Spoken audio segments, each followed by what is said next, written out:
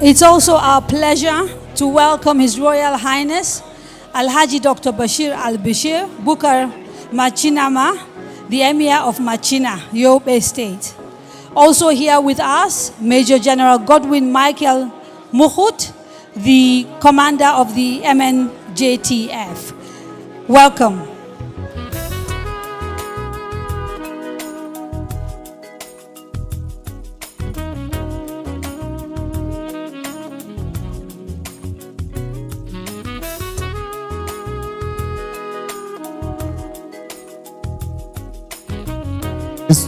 Thank you so much, distinguished ladies and gentlemen. I want to crave your indulgence. We will be recognizing distinguished dignitaries in no particular order as we get the names. So please bear with us. We would like to recognize everyone who is here for this very important 5th edition of the Tchad Governors Forum. I also want to announce that people who are seated should please have their tags hang on their necks. We understand that when some people are seated, they give some people their tags to go and bring other people who have not been cleared to be here. Please, when you are seated, have your tags. Thank you so much. Haja, get set. Please move.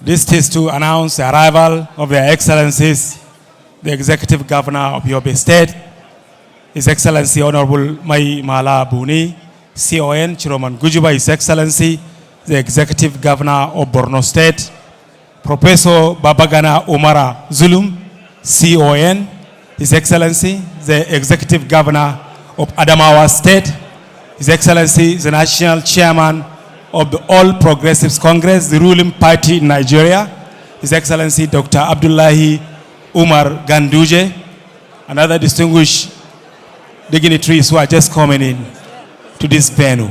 You are all welcome. Perfect. Yes. Because so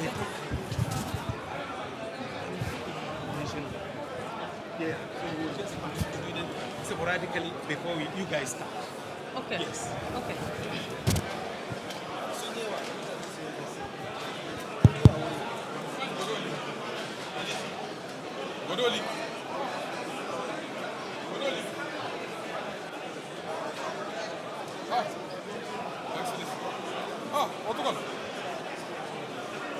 Yana maka magana baka ji ba.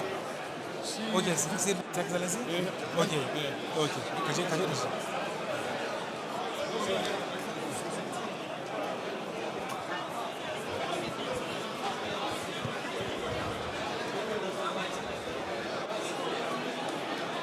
Distinguished ladies and gentlemen, as we are about to start this event, I would also like to recognize the Speaker of the Yobe State House of Assembly, Honorable Chiroma Buba Mashio, and all members of the Yobe State House of Assembly who are here. I would also like to recognize the presence of the Speaker and members of the Borno State House of Assembly, as well as the legislative delegation from Adamawa State. You are welcome. It's okay. Thank you, sir.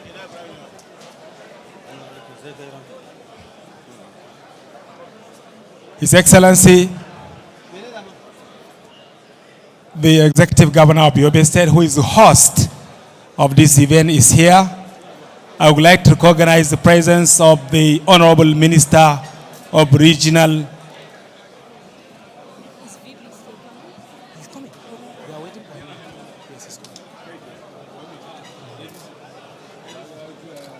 Gentlemen, when you finish, please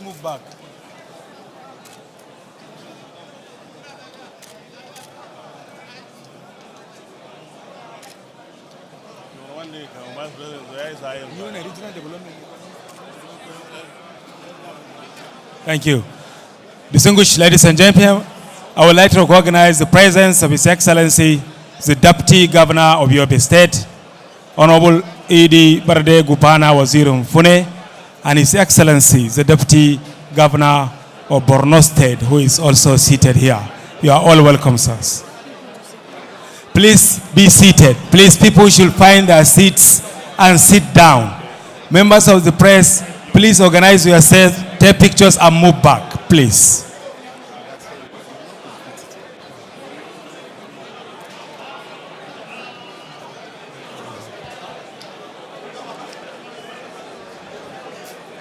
Members of the press, please take your photos and move back, please.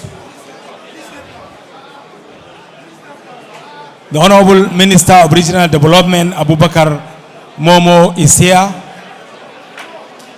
You are welcome. We also have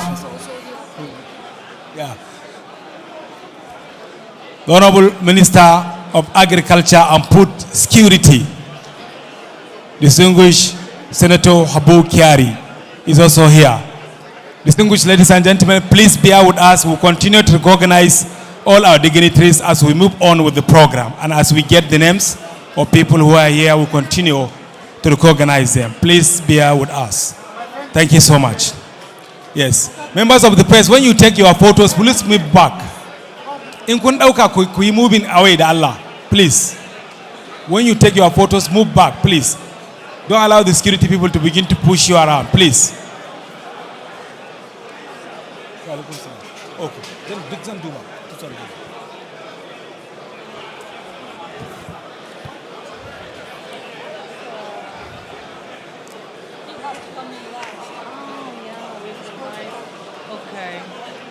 Got it. His Eminence, the Sheikh of Borno, is here, as is the chairman of the Yobe State Council of Chiefs and the Emir of Fika. We have all our emirs from Yobe State attending this very important event. His Highness the Emir of Damatru, Alhaji Shehu Hashimi II, Ibn Umar Al-Kenemi.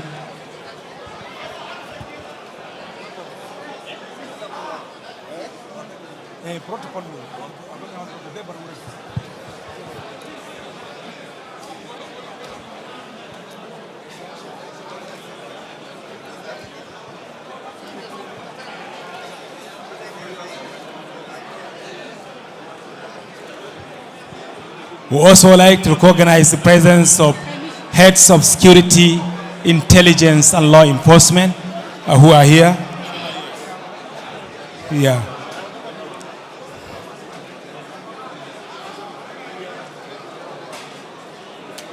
We would like once again to recognize the delegations from the African Union, from the United Nations system, from the Tchad Basin Commission, as well as delegations from Germany and the United Kingdom.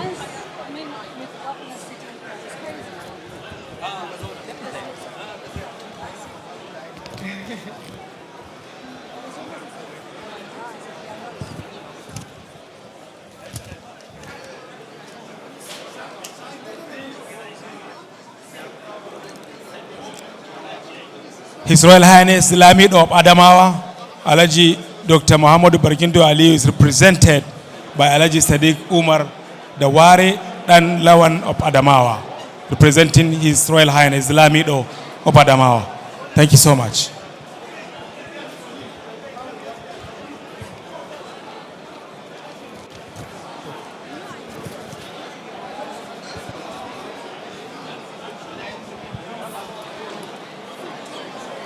The Honorable Minister of Livestock Development, Idi Mukhtar Maiha, is here. You are welcome, sir.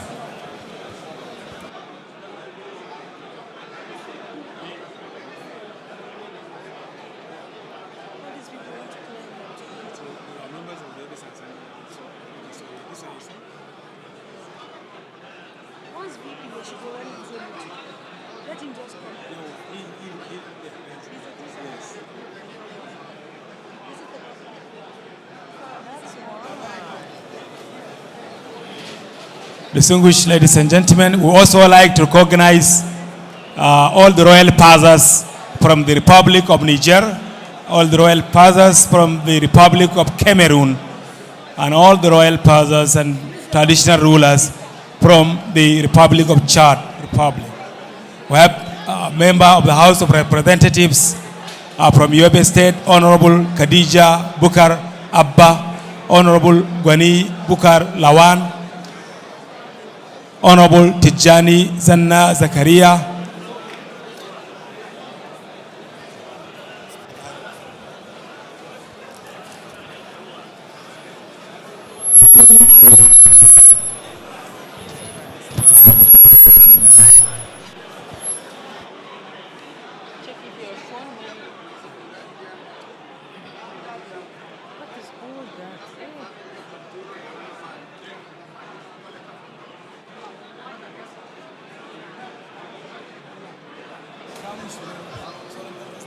Sir, this microphone must not face the speaker. Yes, sure. That's why it's making noise. No, that's why I moved away. Thank you.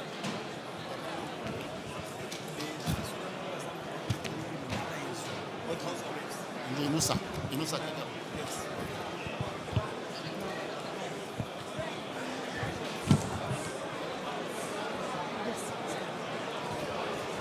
Thank you so much.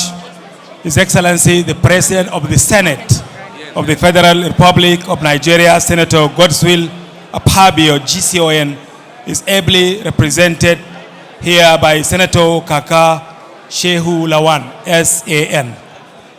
Senator Kaka Shehu Lawan, SAN, representing the Senate President of the Federal Republic of Nigeria, Senator Godswill Akpabio. Honorable Speaker of the Gouverneurs House of Assembly, Right Honorable Abdul Karim Lawan is here, as are principal officers and all the honorable members of the Gouverneurs House of Assembly. I have earlier recognized the presence of the Honorable Speaker of the Yobe House of Assembly, Honorable Chiroma Bubo Mashio, as well as all the honorable members of the Yobe House of Assembly. All members of the Yobe State Executive Council are here, as well as all the honorable members of the Borno State Executive Council. All of them are here and they are all welcome.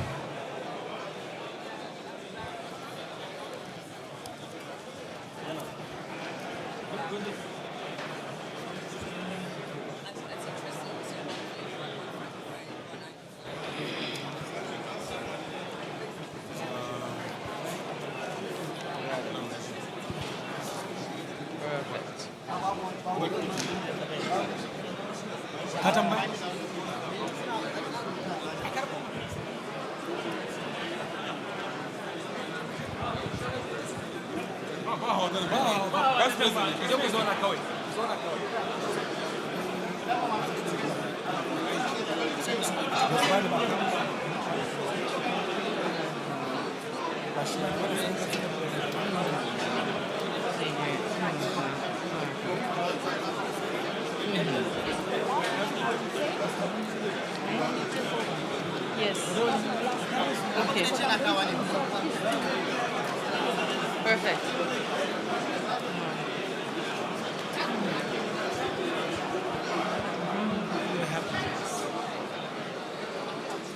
Gentlemen, please be seated. Please be seated. His Excellency the Governor is here for the next 3 days. Please be seated. Please. His Excellency the Governor of Yobe State, the chief host of this occasion, is here for the next 3 days. Please be seated. Please. Please don't come forward. Please. Don't come forward. Please be seated. Ladies and gentlemen, please, people who are standing and milling around, moving around, please find a seat and sit down. Thank you.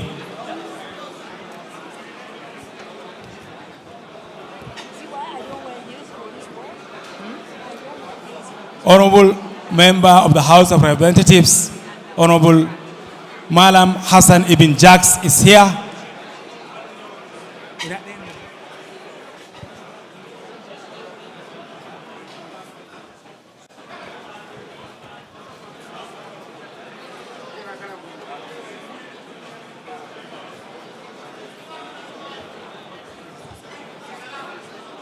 Honorable Member of the House of Representatives from Yobe State, Honorable Engineer Mohammed Buba Jajere is also here. All the members of the House of Representatives from Yobe State are here. Honorable Pasuma Talba, also a member of the House of Representatives from Yobe State, is here.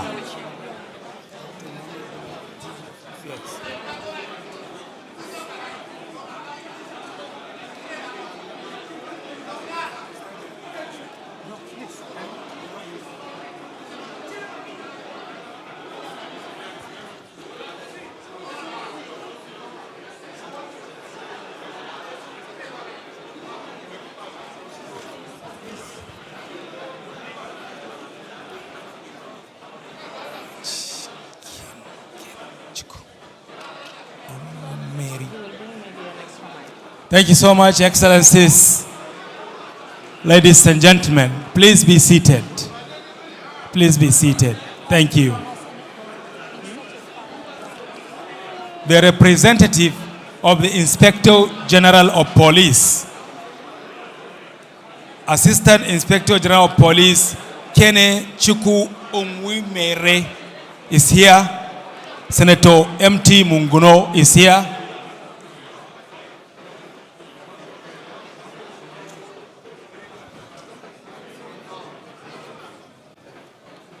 And Senator Indume is also here. You are all welcome.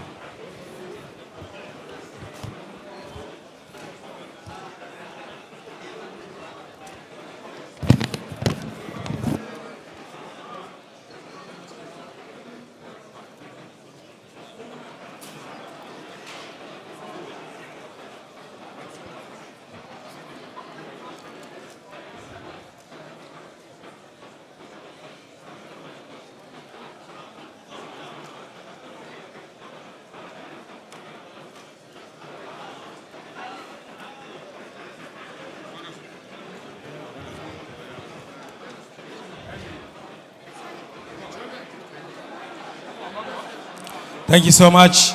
Excellencies, ladies and gentlemen, I would like to recognize Honorable Tijani Tumsa, who is here. Honorable Lawan Shitima, I have done this before. Senator Mohammed Bomoy is also here. Senator Ndume is here.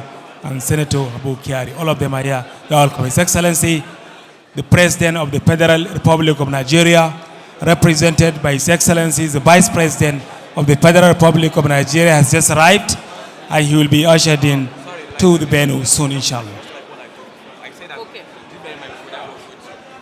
Please keep the mic. Yes. Okay.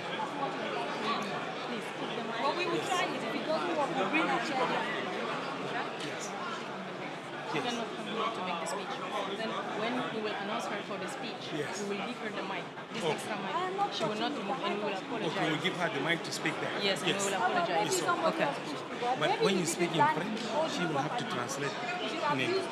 We don't need the translation. No, it's supposed to be carrying tape in the room.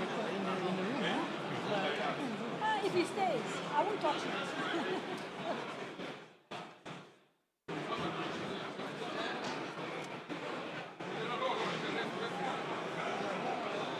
Yeah, they went out to get it.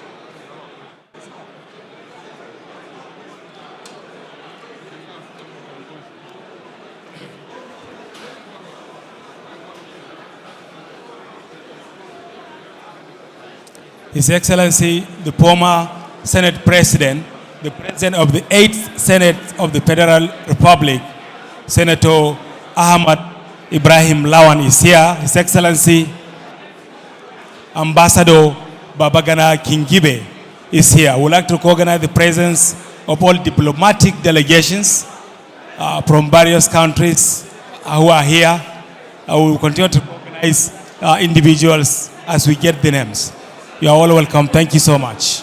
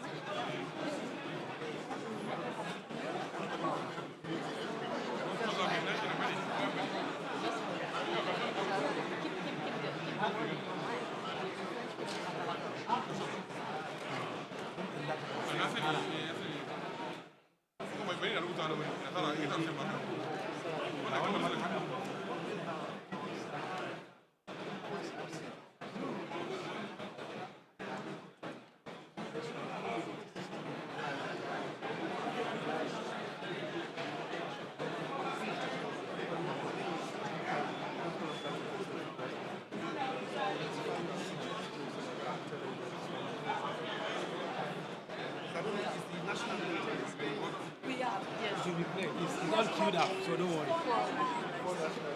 Yes. Yes. They will have to be played.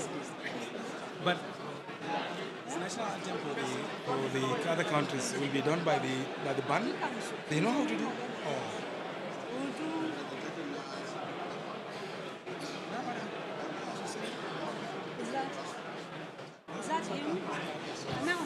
Merci de vous tenir debout pour accueillir le vice-président de la République fédérale du Nigeria.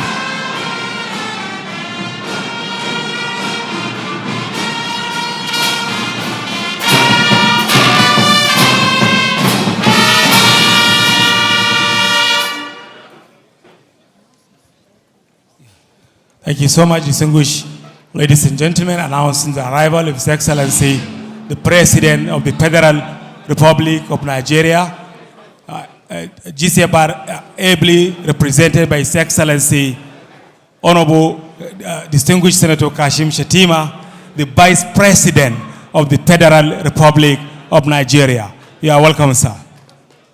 Please give His Excellency a big round of applause. Thank you. You are welcome, sir.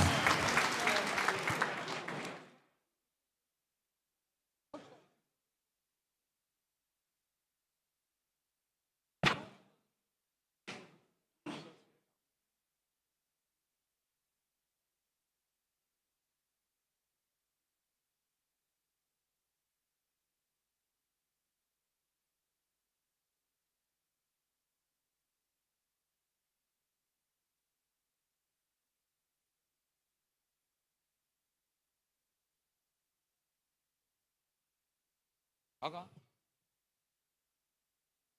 Okay. You will greet them first.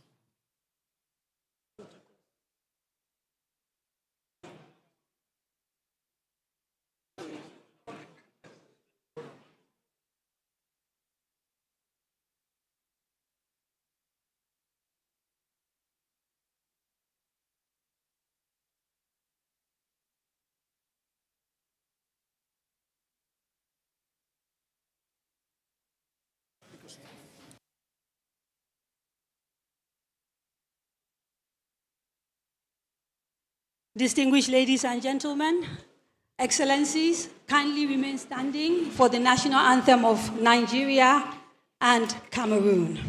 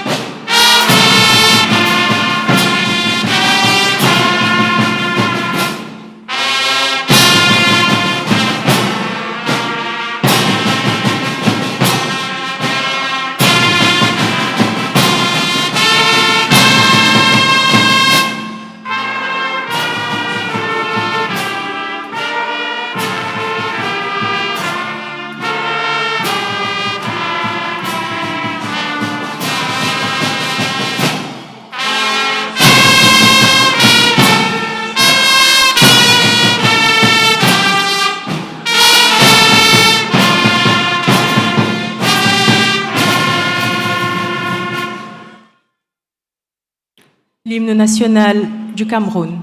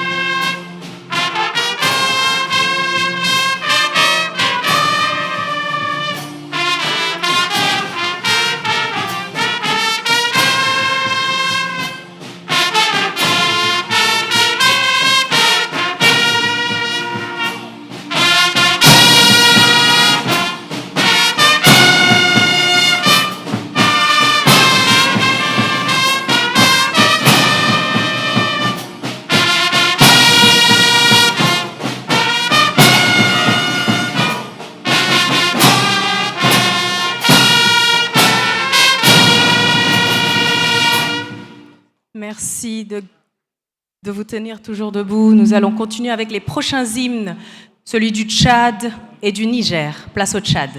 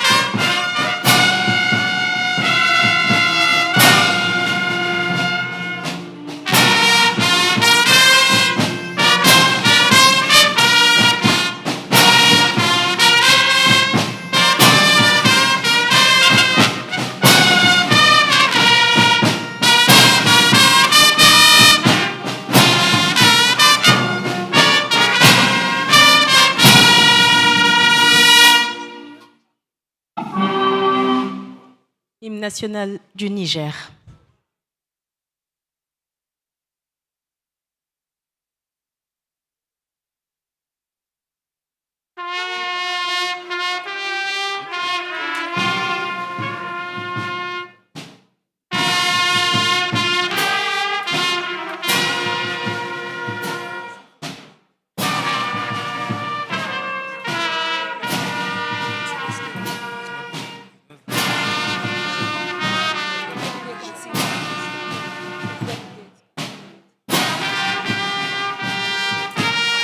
Merci de vous arrêter. Sorry. It's not the item of Niger. Thank you. The band, please. This is not the right national anthem for the Republic of Niger. We apologize for the mistake. If we have people from Niger here, would they We be have willing people to from Niger. sing They the can national sing the anthem, national anthem. please? Give you the speaker.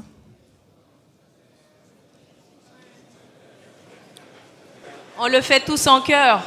If there is, I know that in this room, je sais que dans cette salle, il y a des gens du Niger. Alors si vous pouvez, on vous aidera pour chanter avec vous l'hymne national du Niger. Yes. Here we go. Stop. Stop. Okay. Please stop. Please stop. I think, unfortunately, that error has been made. Can I ask everybody to please sit down? Apologies. We will make sure that by the end of today, we're able to actually play the right national anthem. We apologize most profusely to our brothers and sisters from Niger for this major error. we will close this meeting with the Nigerian national anthem. I promise you that. Please accept our apologies. Distinguished ladies and gentlemen, good morning and welcome to the 5th Lake Chad Governors Forum. It is my pleasure to welcome the President of the Federal Republic of Nigeria, His Excellency Bola Ahmed Tinubu, GCFR, who is ably represented here by His Excellency, the Vice President of the Federal Republic of Nigeria, Distinguished Senator Honorable Kashim Shettima, GCFR. Sir, welcome to the forum. Also here with us today, our host, His Excellency, the Governor of Yobe State, Honorable Maimala Buni, COMN, Chiromang Gujuba. Sir, welcome. Also here with us, yes, a round of applause, please.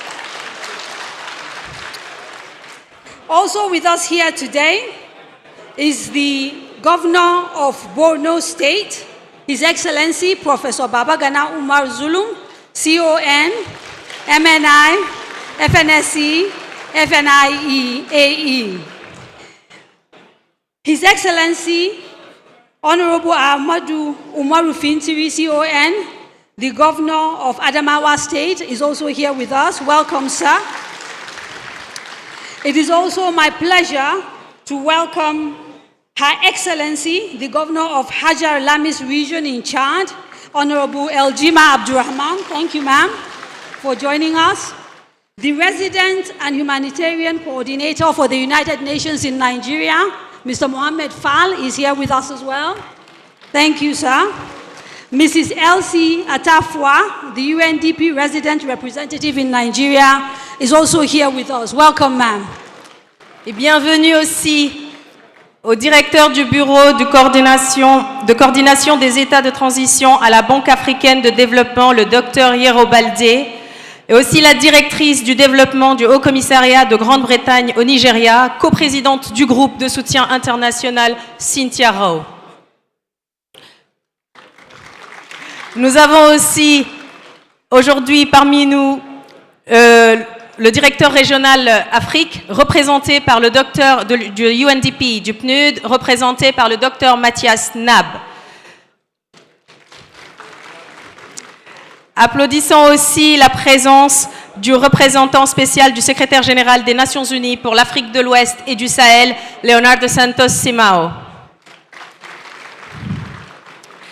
Nous avons aussi parmi nous le commissaire aux affaires politiques, à la paix et à la sécurité de la Commission de l'Union africaine, son Excellence ambassadeur Adeo Bankole.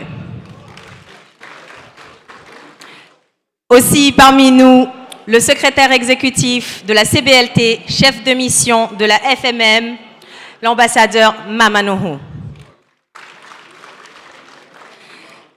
Et je souligne la présence du chef d'état-major de la République fédérale du Nigeria, CJ Musa OFR. Bienvenue. Bienvenue à cette 5e édition de la Commission du Bassin du lac Tchad.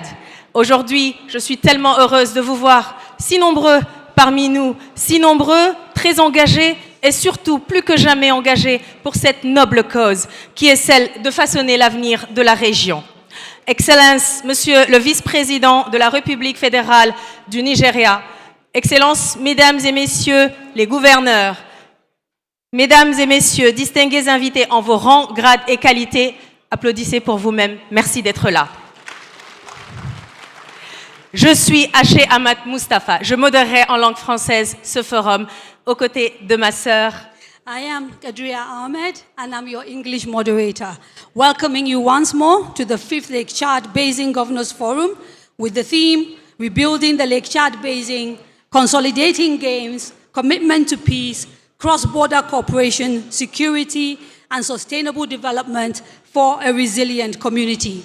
This gathering is being hosted by the Yobe State Governor, His Excellency, Honorable Maimala Buni, and it's in collaboration with the Lake Chad Basin Commission, the Africa Union Commission, and the United Nations Development Program. Without wasting any more time, allow me to get the program started by calling on His Excellency to do his welcome remarks. The Executive Governor of Yobe State. A round of applause for him, please.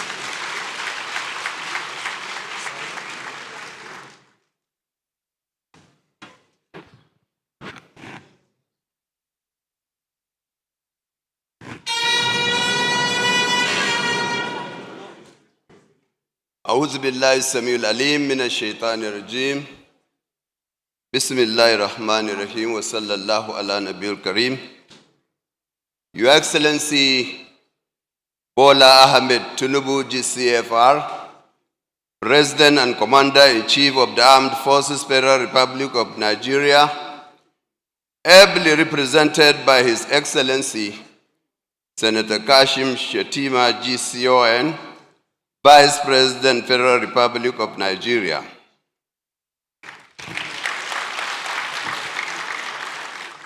The Senate President, ably represented by Senator Kaka Shehu, the National Chairman of Africa's largest political party, Dr. Umar Abdullahi Gonduje, MFR, Your Excellency, Ambassador Babagana Kingibe GCON, Your Excellency, Professor Babagana Umara Zulum, the Executive Governor of Borno State, CON, Your Excellency, Alhaji Ahmed Umaru Fintri, the Executive Governor of Adamawa State, CON, Your Excellency, Inzima Abdurrahman, Governor of Hajar Lamis region of Chad, Your Excellency Abati Idi Jen, Governor of North Region, Cameroon, Your Excellency Mijinyawa Bakari, Governor of Far North Region, Cameroon, General Mahmoud Ibrahim Bago Dongba, the Governor of Difa region of Niger, General Saleh Hagarat Jani, Governor of Lag region, Chad, the President of the 9th Senate, Senator Ahmed Ibrahim Lan GCON, the Sardona Mbade, Your Excellencies, the Deputy Governors of Yobe and Borno States, Your Excellency, Ambassador Mamanduhu, Executive Secretary, Tchad Basin Commission,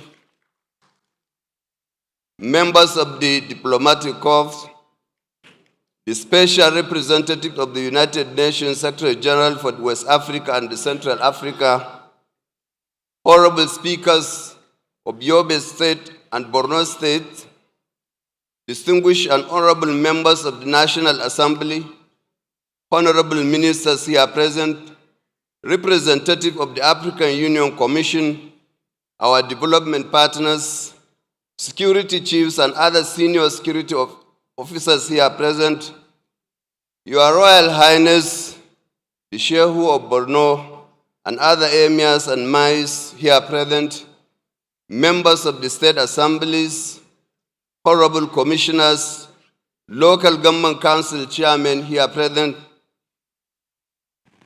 other distinguished delegates, sons and daughters of the Tchad Basin member states, members of the local organizing committee, distinguished invited guests, gentlemen of the press, extremely distinguished ladies and gentlemen, Assalamu alaikum.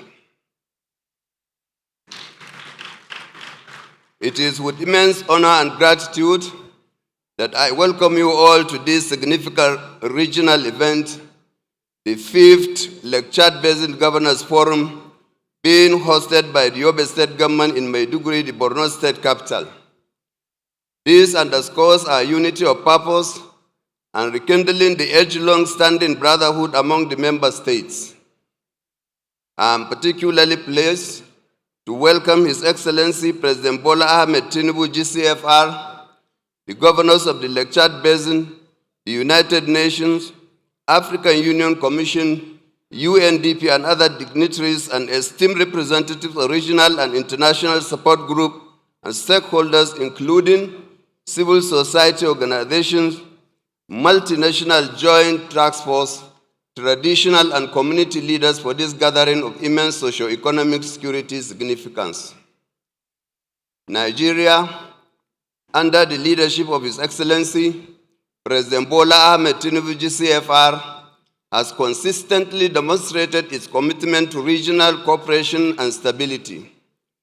As the largest stakeholder, hosting 74% of the affected population, our leadership reflects a profound sense of responsibility to address the shared challenges that transcend borders. This forum exemplifies Nigeria's role in fostering unity, collaboration, and strategic solutions across the basin. The theme of the fifth forum is rebuilding the Lake Chad Basin, consolidating gains, commitment to peace, cross-border cooperation, security, and sustainable development for a resilient community. As the theme suggests, this will again provide another opportunity for states and provinces around the Lake Chad Basin region across Nigeria, Niger, Chad, and Cameroon republics to discuss and reflect on the journey so far since the regional strategy for stabilization, recovery, and resilience became operational 5 years ago.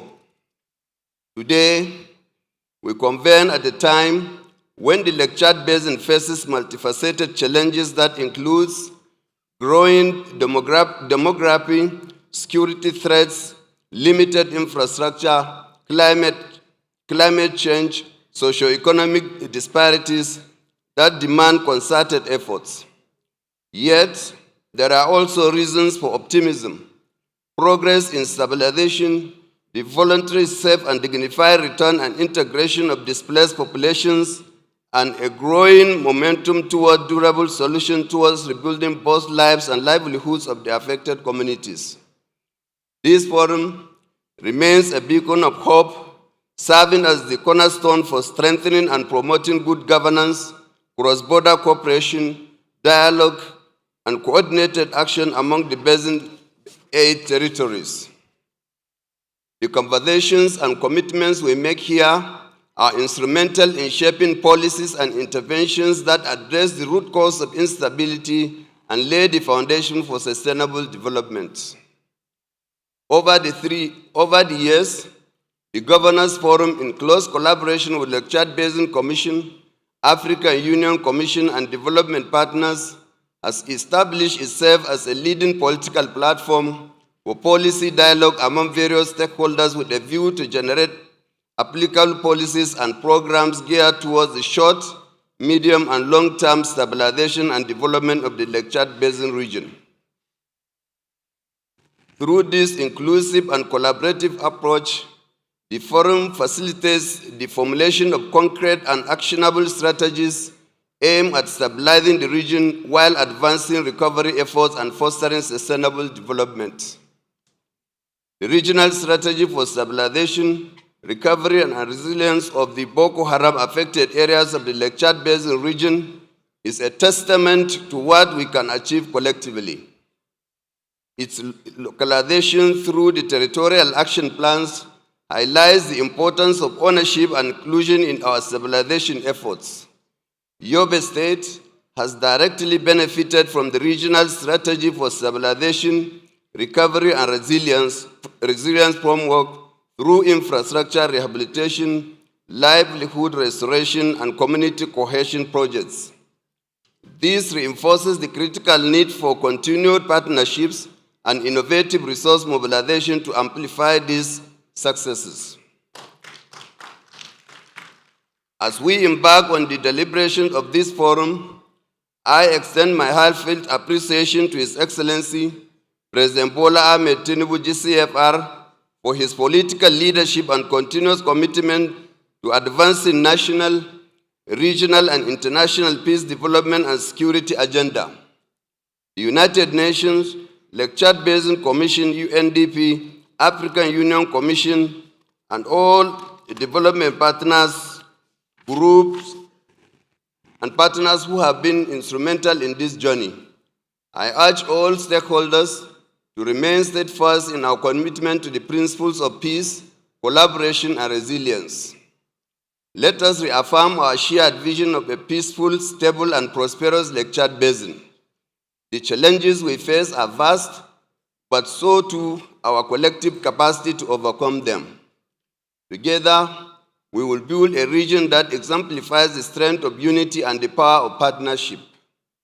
Yobe State Government, as fifth forum host, is pleased to provide the platform for delegates and participants to strengthen networks and collaboration towards ensuring stabilization, recovery, and resilience across the Lake Chad Basin region in the months and years ahead. Therefore, on behalf of the people and government of Yobe State, once again I welcome delegates and participants and wish us all fruitful deliberations. Thank you.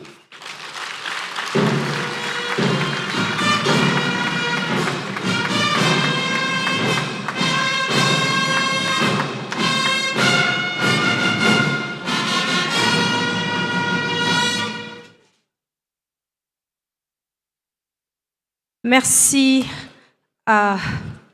au gouverneur exécutif de l'État de Yobe pour son mot de bienvenue.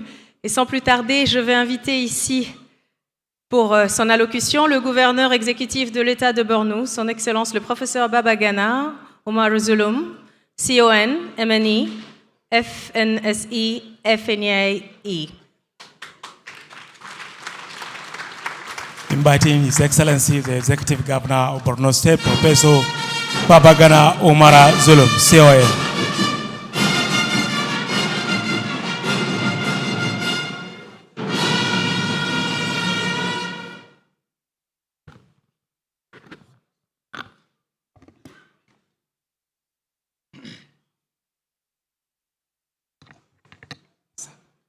أعوذ بالله من الشيطان الرجيم بسم الله الرحمن الرحيم. His Excellency, the President of the Federal Republic of Nigeria, President Bola Ahmed Tinubu, ably represented by the Vice President of the Federal Republic of Nigeria, Senator Kashim Shettima, GCON,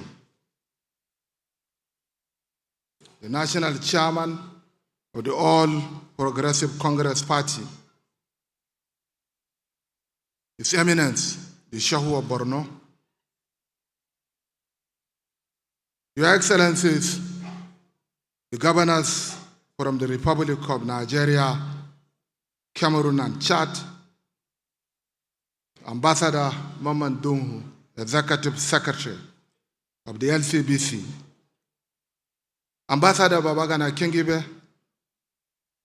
former Senate President of the Federal Republic of Nigeria, distinguished Senator Ahmed Lawan, members of the National Assembly, former governors, former deputy governors, ministers of the Federal Republic of Nigeria, UN resident coordinator in Nigeria, Mr. Mohamed Fall, UNDP country representatives, ambassadors and representatives of international organizations, Speaker, Borno and Yobe State House of Assembly, members of the Houses of Assemblies from these three states, members of the Borno State Executive Council, members of the Adama and Yobe State Executive Council, heads of security agencies, distinguished ladies and gentlemen, good morning.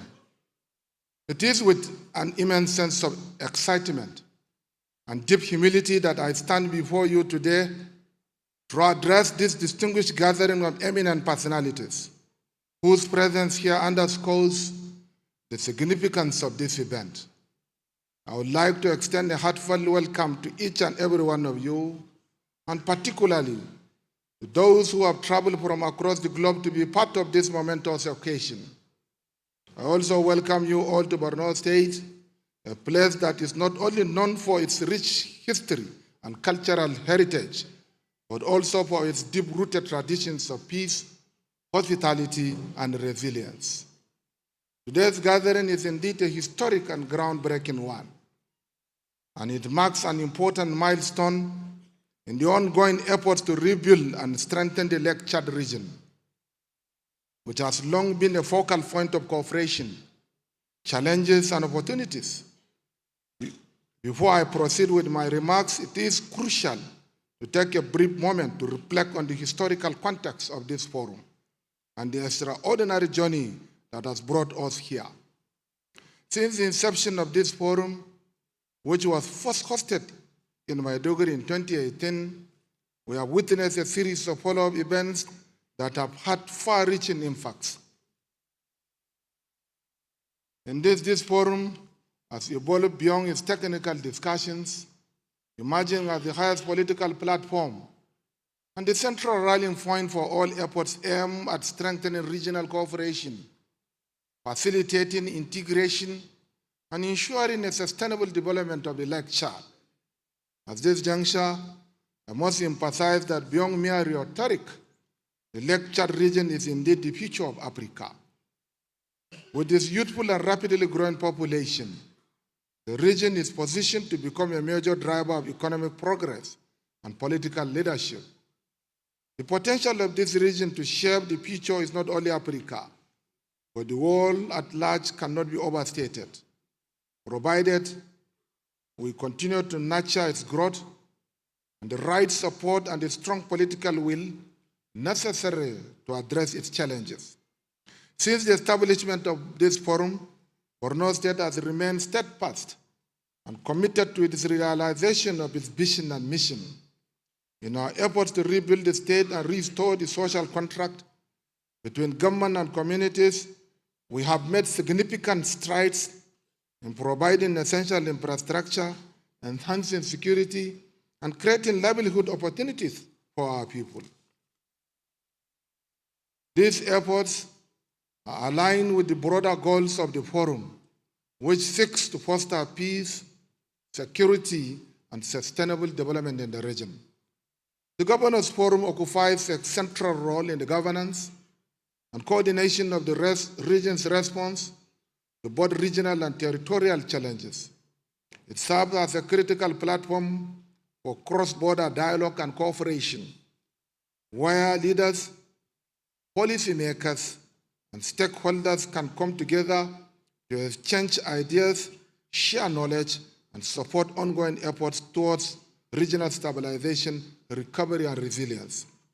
This year's theme, Rebuilding the Lake Chad, consolidating gains, commitment to peace, cross-border cooperation, security, and sustainable development for a resilient community, is both timely and relevant given the rapidly changing dynamics within the region.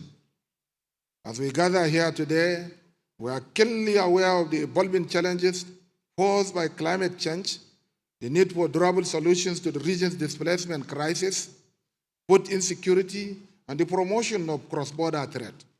These issues form the backbone of the thematic discussions scheduled throughout the forum, and they underscore our collective commitment to a brighter future for the Lake Chad region. Over the years, Borno State has prioritized agricultural transformation as a key pillar of our recovery strategy. With a focus on irrigation systems, resilience crop production, and support for smallholder farmers, we have made significant strides in ensuring food security for our people. These efforts are directly aligned with the thematic focus of this year's panel discussions, particularly those related to food security, where I, along with the Minister of Agriculture of Nigeria, have the honor of participating as panelists. Another critical area of focus is the development of emergency preparedness plans to respond to extreme climate shocks. The devastating floods that have affected areas such as Maiduguri serve as stark reminders of the urgent need for proactive measures to mitigate the impact of climate-related disasters. As a region, we must prioritize flood prevention, efficient water resources management, and swift response mechanisms to reduce the damage caused by such events. Borno State, along with other territories affected by the crisis, have made considerable investments in designing and implementing strategies aimed at providing durable solutions. Our own strategy, spanning the years 2025 to 2077, is backed by a total budget of $2.7 billion, with Borno State committing 15% of its annual budget to the cause. This strategy targets the needs of approximately 5.5 million people, including 2 million displaced, 500,000 refugees, and 3 million other displaced individuals. Our durable solutions strategy is anchored on government-led, people-centered approach, and it is designed to align with existing national and regional policies. In terms of progress, we have recorded significant achievements in peace building and social cohesion, particularly through dialogue, youth engagement, and re-establishment of cross-border trade corridors. We are also proud with the partnership efforts with the United Nations Development Programme, UNHCR, World Food Programme, UNICEF, FAO, international organizations and national organizations, IOM among others, which have helped provided infrastructure and livelihood support to refugee returnees. These initiatives represent a vital part of our Building Back Better framework, which seeks to restore and enhance the resilience of the affected communities. At this point, I would like to express my profound gratitude to the national governments, regional institutions, multinational and bilateral partners, research institute, and the international support community. A special thank goes to the governments of Germany, Norway, UK, Netherlands, Sweden, and to the media for their unwavering support in the implementation of our strategy.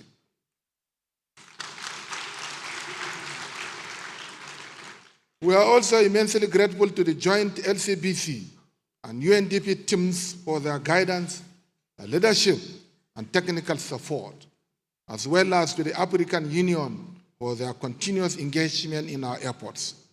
This collaboration is essential as we move forward with the adoption and the implementation of the reviewed strategy.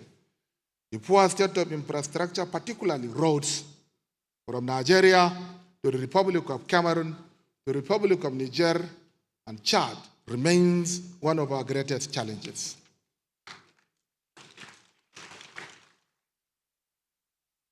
Therefore, on behalf of my colleagues, I make personal appeal to the donor community and all our partners to support our efforts both technically and financially. Together, we can ensure the success of our collective vision for a more prosperous, secure, and resilient Lake Chad region. I would like to take this opportunity to express my profound appreciation on behalf of the government and good people of Borno State to His Excellency, Mr. President Senator Bola Ahmed Tinubu. Under his leadership, we have seen a remarkable commitment to peace, security, and sustainable development. To His Excellency, the Vice President, I would like to extend a heartfelt thank you for personally gracing this occasion. Your leadership continues to inspire us as we work relentlessly to fulfill our mandates and uplift the lives of those we serve. We are truly thankful for your steadfast commitment.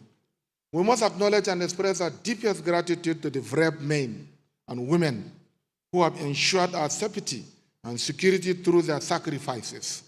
The relative peace and stability that Borno State and other states enjoys today would not have been possible without the courage, dedication, and resilience of our gallant soldiers. Police officers, security agencies, local vigilantes, and the Civilian Joint Task Force. Furthermore, I cannot conclude without recognizing the vital contributions of our international partners. A special thank goes to the donors of the Regional Stabilization Facility,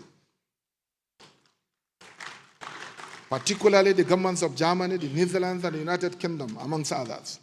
Their invaluable support through funding and resources has significantly bolstered our effort, enabling us to provide shelter, food, and non-food items to the people of the region.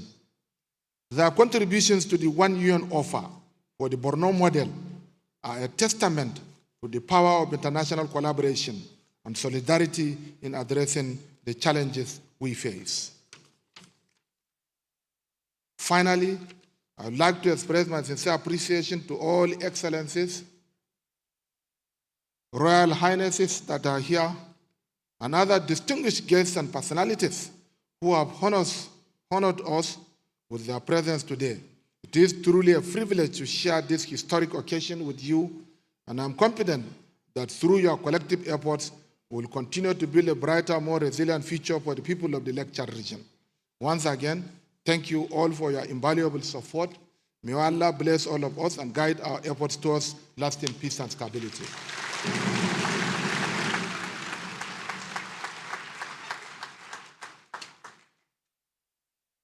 His Excellency, the Governor of Borno State, reiterating his steadfast commitment to the Lake Chad Governors Forum and its objective. Another round of applause for him, please. Please allow me to also introduce Anka Fieldhersen, who is the co-chair of the International Support Group and Director for Civilian Crisis Prevention and Stabilization for the German Federal Foreign Office. Welcome, ma'am. Thank you. Another round of applause for her, please. Two quick announcements before we move on. This is a bilingual conference. What that means is that on your chairs, there are little translators, and you can actually plug them in to listen. If you're not a French speaker, when people are speaking in French, the channels are as follows. I think channel 1 is English and channel 2 is French, so that your life is made easier and you're able to follow all of the proceedings. Okay, finally, allow me to also say that we have a third supporting MC in the person of the Honorable Commissioner of Information for Yobe State, Mr. Abdullahi Bego. He's the gentleman standing right there, because I know a few people would have been wondering who he is. Without wasting any more time, please allow me to invite Honorable Amadou Umaru Fintiri, CON, for his remarks. He's the Executive Governor of Adamawa State. Pour les traductions en français, vous avez des appareils à côté de vous. Le channel 1, la chaîne 1, c'est pour l'anglais, et la chaîne 2, c'est pour le français. Thank you. Thank you.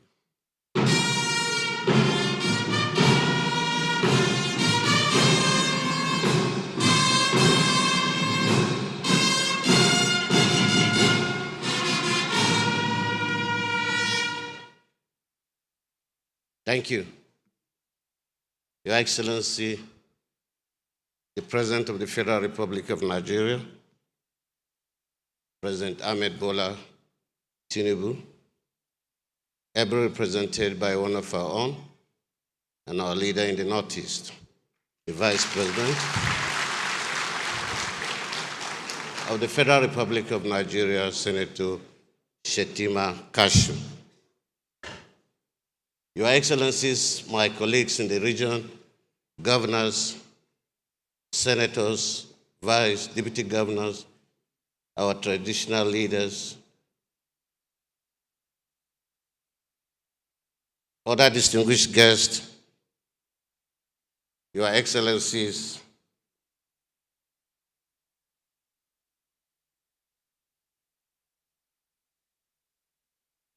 sorry.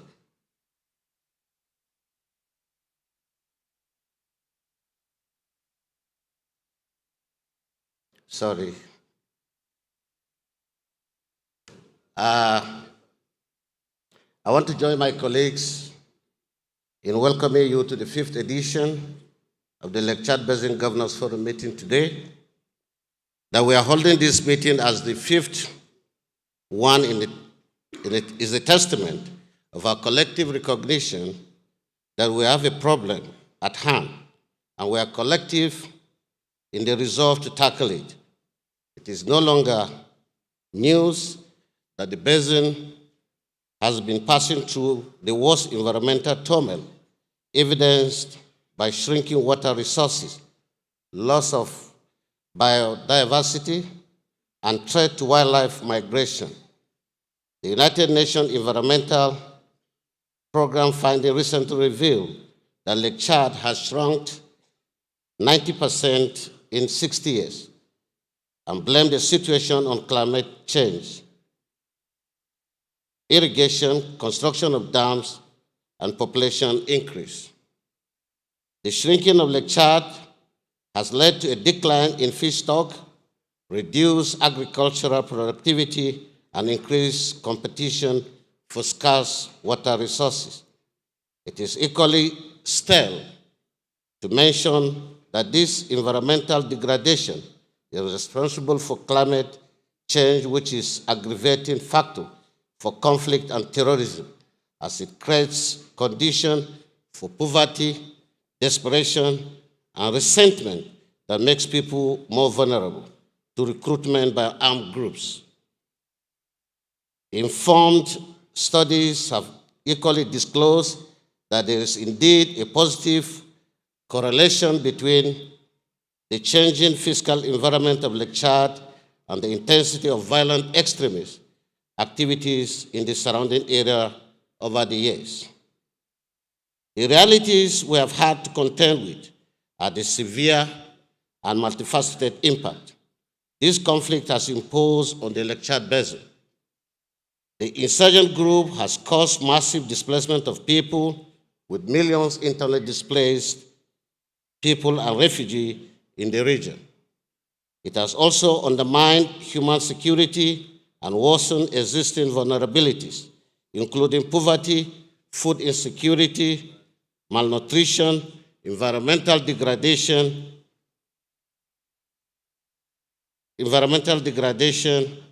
and gender-based violence.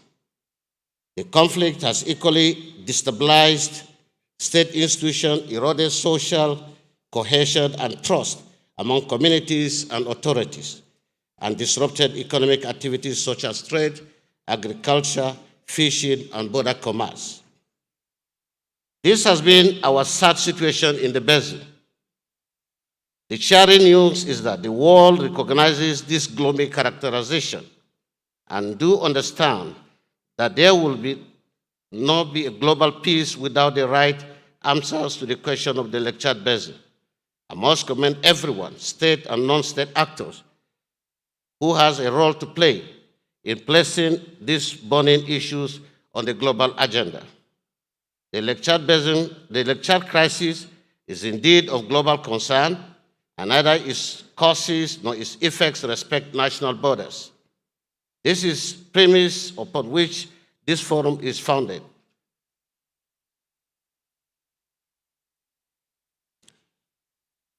This understanding why we are all meeting for the,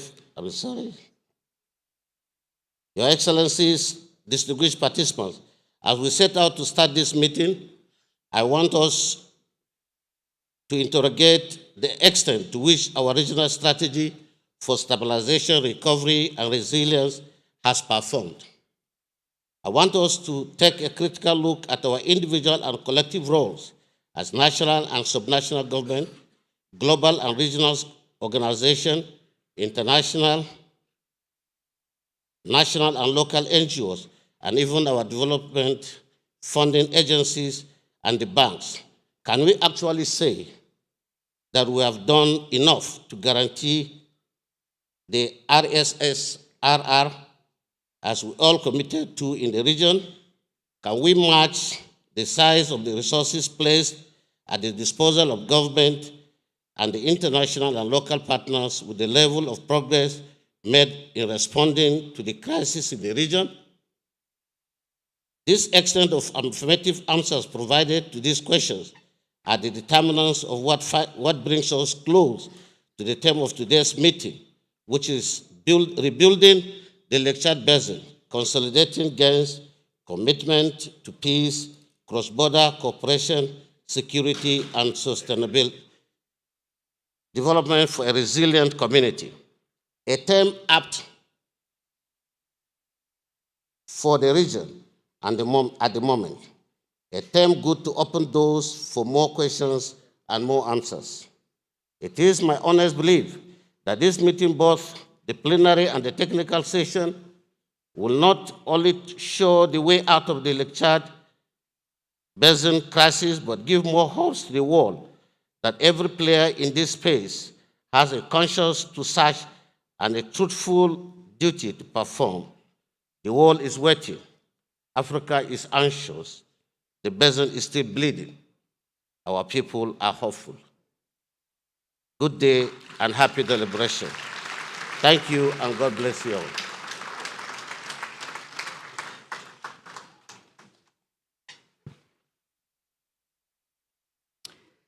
Merci à Son Excellence le gouverneur exécutif de l'État d'Adamawa pour son allocution. Permettez-moi de signaler la présence du chef d'état-major de la République fédérale du Nigeria, le général C.J. Moussa, OFR, dans la salle, s'il vous plaît.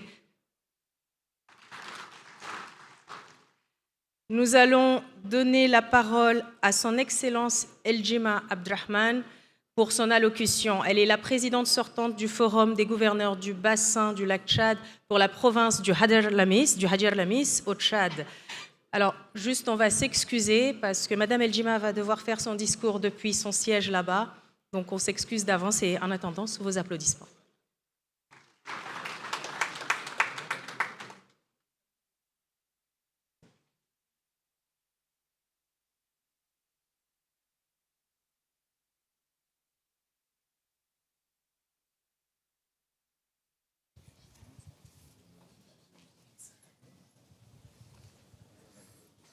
Merci. Excellence, Monsieur le représentant du président de la République fédérale du Nigeria, chef de l'État et chef suprême des armées. Excellence, l'honorable Tajunde Abbas, président de la Chambre des représentants du Nigeria. Excellence, l'ambassadeur Maman Nou, secrétaire exécutif de la Commission du Bassin du lac Tchad, chef de mission de la force multinationale mixte. Excellence, Monsieur l'ambassadeur Bakole Adeoye, commissaire aux affaires politiques, à la paix et à la sécurité de la Commission de l'Union africaine. Monsieur Leonardo Santos Simeo, représentant spécial du secrétaire général des Nations Unies pour l'Afrique de l'Ouest et le Sahel. Madame Anoua Azekowa, sous-secrétaire générale des Nations Unies, administratrice adjointe du PNUD et directrice régionale pour l'Afrique. Monsieur le docteur Yero Baldé, directeur du Bureau de coordination des États en transition à la Banque africaine de développement. Madame Cynthia Roé, coprésidente du groupe de soutien international pour la stabilisation, directrice du développement, Bureau des affaires étrangères du Commonwealth et du développement au Nigeria, au commissariat de Grande-Bretagne au Nigeria, Madame Anka Feldezen, coprésident du groupe de soutien international, directrice en charge de la prévention des crises et de la stabilisation, ministère fédéral des Affaires étrangères de la République fédérale d'Allemagne, Son Excellence, mais je vais dire ses excellences parce que nous sommes nombreux gouverneurs, je ne citerai pas à un moment tout le monde. Je vais citer le gouverneur de l'État de Yobe, le gouverneur de l'État de Borno, le gouverneur de l'État d'Adamawa, le gouverneur de l'extrême nord au Cameroun, le gouverneur de Difa au Tchad, pardon, au Niger, excusez-moi, et le gouverneur du lac Tchad en République du Tchad. Mesdames et messieurs, les membres du corps diplomatique et les représentants des organisations internationales accréditées au Nigeria, messieurs les chefs traditionnels et principaux dirigeants influents du bassin du lac Tchad, mesdames et messieurs les représentants des États membres de la CBLT, Mesdames et Messieurs les représentants des organisations des femmes et des jeunes, distingués invités,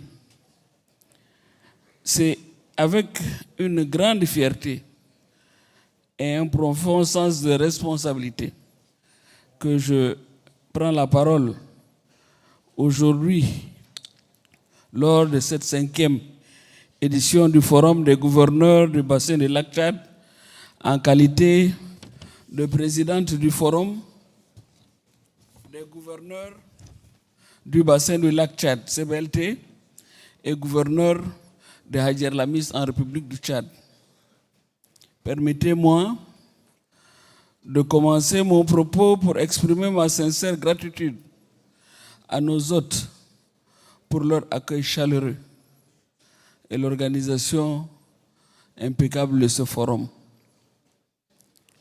Depuis plus d'une décennie, la région du lac Tchad fait partie des zones d'Afrique où sévit une insécurité orchestrée par des violences sans répit, ayant entraîné une perturbation du tissu social et la destruction des moyens de subsistance traditionnels, des déplacements internes des populations dans leur propre pays ou dans les pays voisins.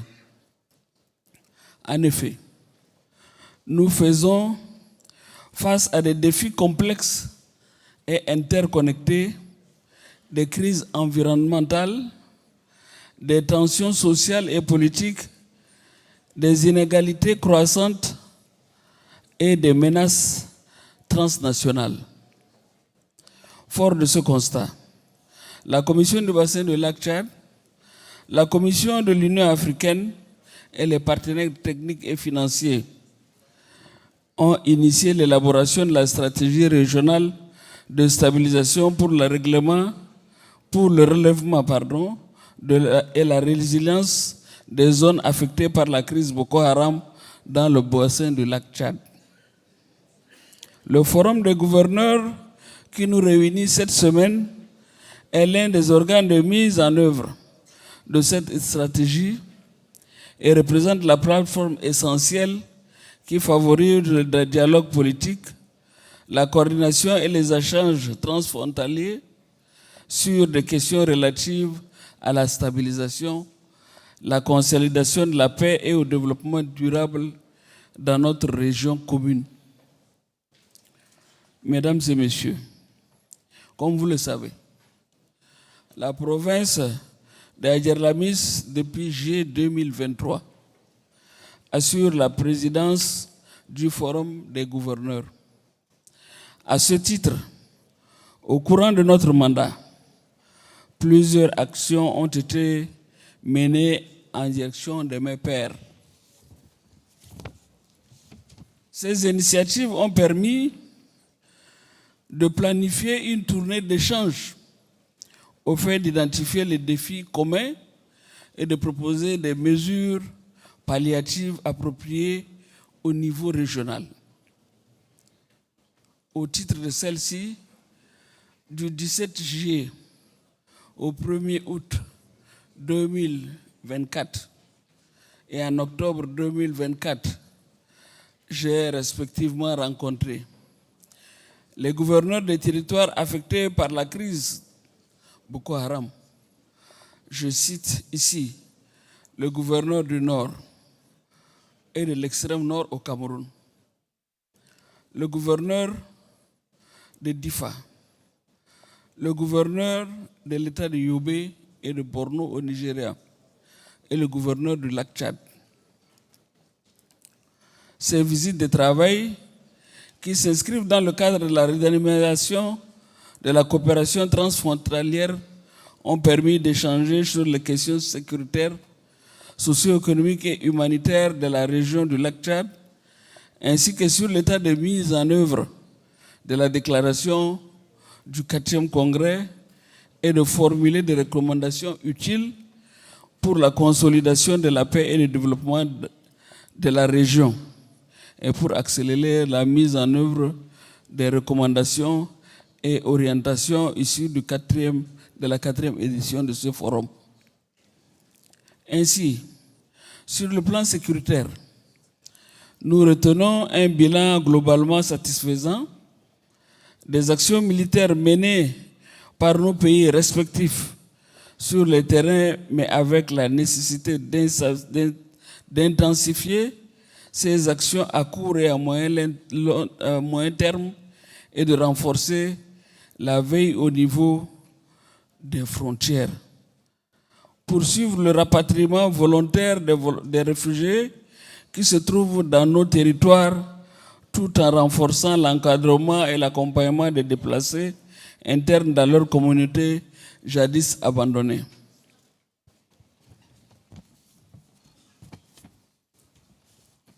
Nous soulignons également la nécessité pour les États membres de la CBLT de renforcer le contrat social avec les populations d'une part et de mettre en place un mécanisme efficace d'appropriation et de pérennisation des nombreux acquis liés à la mise en œuvre de la stratégie régionale de stabilisation.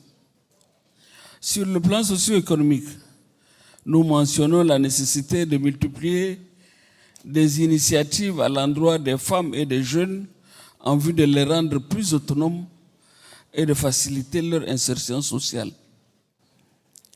C'est l'occasion pour moi d'encourager les initiatives intergouvernementales d'encadrement et d'accompagnement socio-professionnel des jeunes en vue de mettre ceux-ci à l'abri des sirènes d'endoctrinement et d'enrôlement des enfants soldats par les groupes terroristes.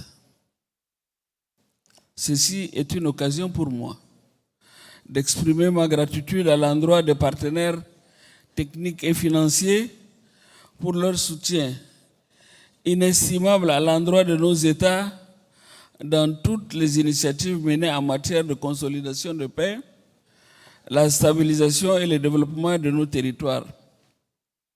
Néanmoins, au regard du contexte, je lance un vibrant appel à tous les partenaires à renforcer davantage leur accompagnement pour un bassin du lac Tchad prospère, stable et développé. Mesdames et messieurs, avant de finir mon propos, je voudrais exhorter les participants à ce forum de se pencher sérieusement sur les questions relatives au financement des plans d'action territoriaux, outils essentiels pour la mise en œuvre efficace de la stratégie.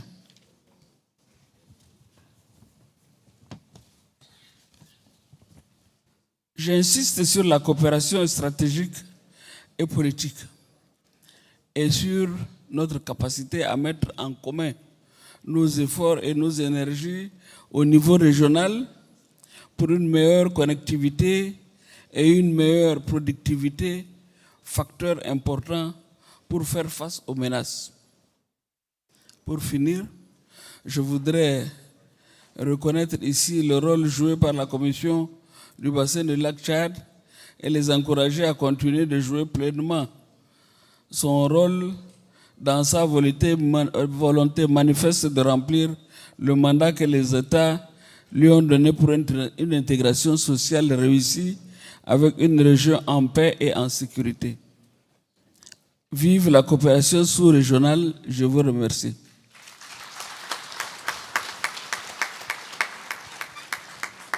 Her Excellency, they're talking about the importance of getting enough funding from donors so that the Governors Forum can continue to carry out the important activities that are necessary in order to secure the Lake Chad region and make it prosperous and safe. Another round of applause for her, please. Thank you. We are running a little behind, so I'd like to call on other speakers to please stand on existing protocols so that we can save as much time as possible and get through this program as quickly as possible. Allow me now to invite the co-chair of the International Support Group and Director for Civilian Crisis Prevention and Stabilization at the German Federal Foreign Office, Anka Fedlhusen, for her remarks. Thank you, ma'am. A round of applause for her, please, as she comes up. Thank you.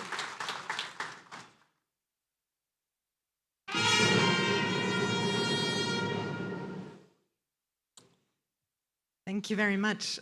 Your Excellencies, Vice President, the Honorable Governors of the Lake Chad region, Ambassador Nuhu, distinguished partners, dear ladies and gentlemen, and hopefully I haven't forgotten any of our distinguished guests here today. Thank you for welcoming us so warmly here in Maiduguri, where I arrived this morning. I really consider it an honor to offer opening remarks in this lineup of extraordinary dignitaries. I would like to extend my gratefulness to you, Your Excellency, the Honorable Governor Mai Malabuni, LCBC Executive Secretary, Ambassador Nuhu, and the Government of Nigeria for hosting us. Thank you very much. This Governors Forum is particularly important and comes at a really crucial time. With the work of the adapted LBCB, AU's regional strategy, and the launch of the new support and cooperation mechanisms, this year's forum is also a celebration of entering a new phase in our Lake Chad engagement.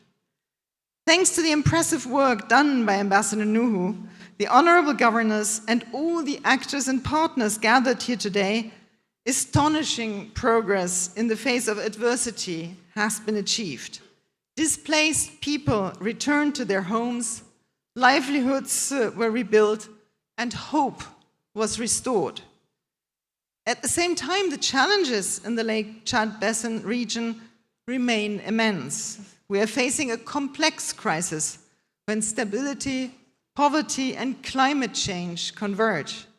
This Governors Forum represents the unique opportunity to ensure that the new beginning in terms of adapted strategy and new support mechanism are geared towards addressing these remaining challenges.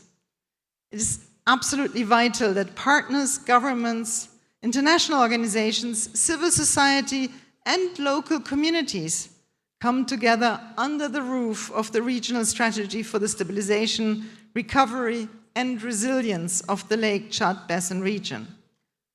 To succeed, we need to foster even greater coordination and collaboration across all levels. We need to take collective ownership of the strategy. I therefore call upon you all to support the Special Multi-Partner Delivery Fund and the Nexus Funding Facility that we are going to launch today. The International Support Group has been a proud and unwavering supporter in the Lake Chad region and continues to stand with the people in the region to build a stable and prosperous future for the Lake Chad. Thank you very much.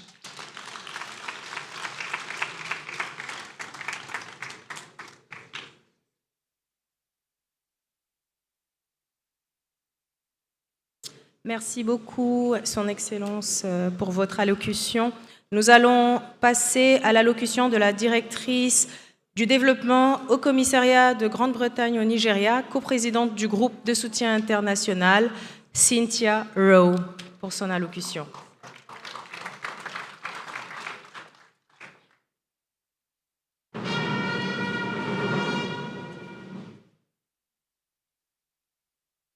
His Excellency President Bola Ahmed Tinubu, ably represented by the Vice President Shettima Kashim, our host governor, Mai Malabuni of Yobe, and our location host governor, Babagana Umar Zulum, and the honourable governors in the Lake Chad region, Madam Chair, and Ambassador Nuhu, Royal Highnesses, distinguished partners, please allow me to stand on protocols observed.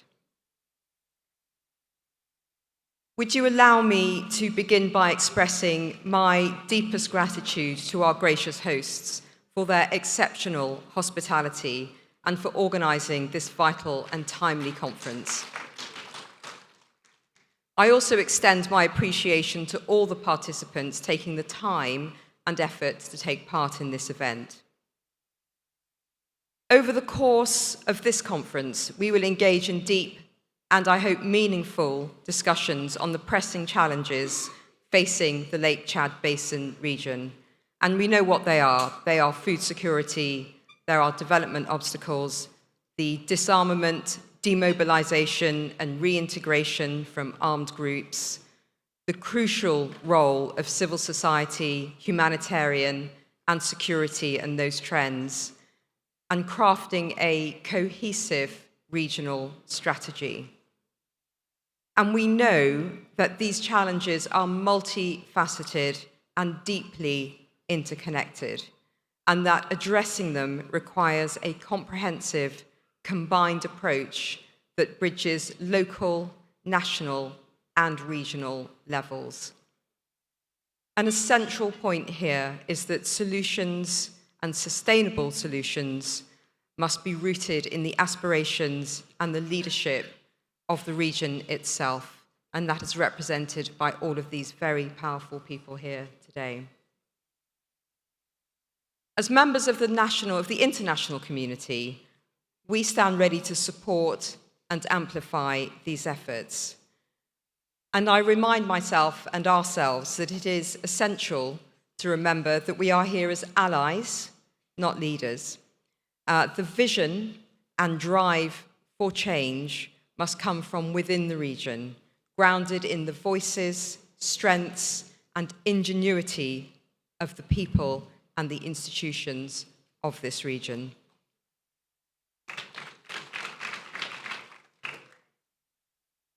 I believe this forum will foster partnerships, foster dialogue, and determination. And if we manage to do that, that will allow the Lake Chad Basin region to overcome these many challenges and unlock its full potential.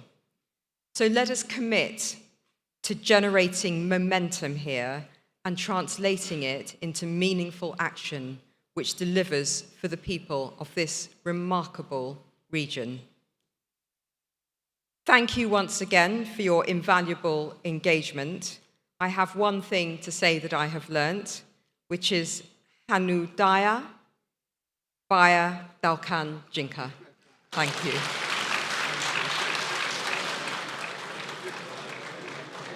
That was an excellent attempt. I think she needs another round of applause. Right, Cynthia Rowe there talking about the importance of the people and the governments of the Lake Chad region having agency over what happens to the region, but committing to partnership and collaborations in a way that will drive change. Thank you so much for that again. Can I please invite the Director of Transition States Coordination Office of the AFDB, Dr. Yero Balde, for his remarks. Round of applause for him, please.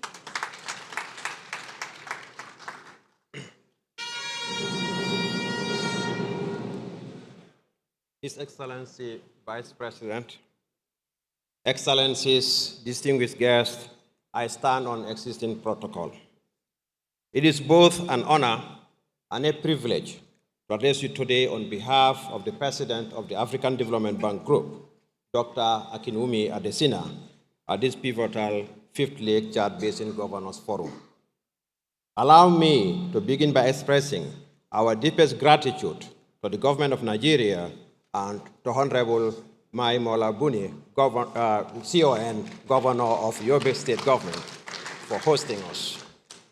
I would also like to thank the Lake Chad Basin Commission, African Union Commission, UNDP, and all actors who have brought us together for this important gathering. This year's theme, Rebuilding the Lake Chad Basin, Consolidating Gains, Commitment to Peace, Cross-Border Cooperation, Security, and Sustainable Development for a Resilient Community, resonates deeply with the African Development Bank's 10-year strategy and its approach to addressing fragility and building resilience, and of course, its long-standing partnership with the Lake Chad Basin. Distinguished guests, the Lake Chad Basin, once a thriving hub of life and opportunity, has faced profound challenges over the past few decades. Climate change, population growth, and intensified human activities have caused the lake to shrink drastically, worsening poverty, youth unemployment, conflict, and displacement, and threatening the livelihoods of around 50 people who depend on it. Yet, amidst these adversities, the resilience and determination of the basin's communities offer a powerful testament to hope and renewal. At the upfront, allow me to highlight the African Development Bank's steadfast commitment to this hope and renewal. By way of background, the ongoing portfolio of the bank in Nigeria, Niger, Cameroon, and Chad stands around $5 billion, of which about $2 billion are invested in multinational projects across water, transport, environment, and social sectors to support the development goals of the Lake Chad Basin. To further deepen this engagement, the bank is proud to have signed a memorandum of understanding with the Lake Chad Basin Commission in February 2024.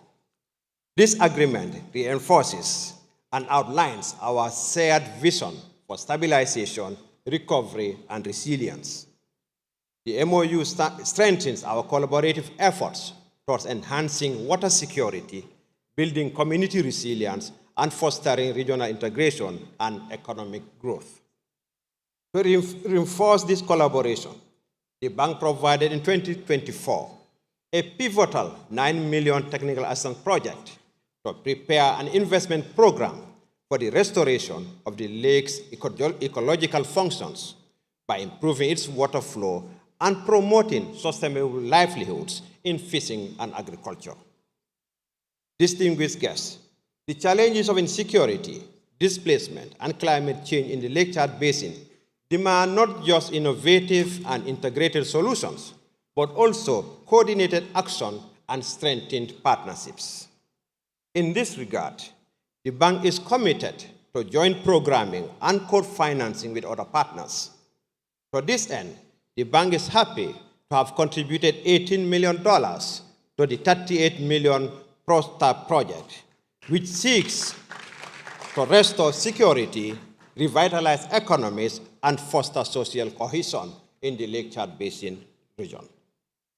Additionally, as a key donor to the Regional Stabilization Facility and an active participant in the joint task force of it, the bank played an active role in 2024 by providing critical technical expertise to shape the revised regional strategy for stabilization, recovery, and resilience.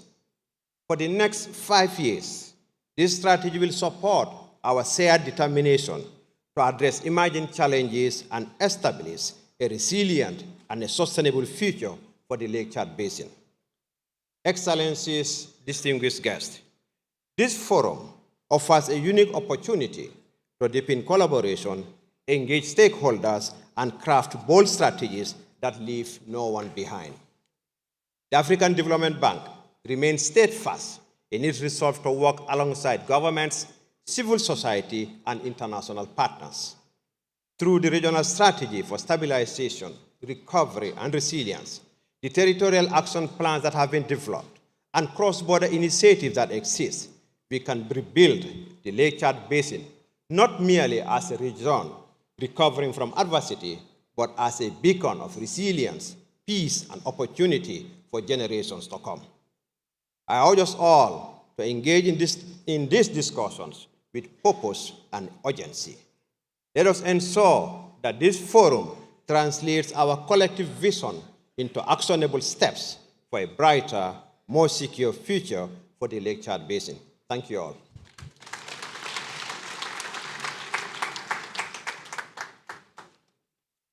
Encore sous vos applaudissements, le directeur du Bureau de coordination des États des transitions à la Banque africaine de développement, le Dr Hierro Baldé. Nous allons continuer notre programme et nous allons inviter sur ce podium le représentant du directeur régional Afrique du PNUD, Dr Mathias Nab, pour son allocution.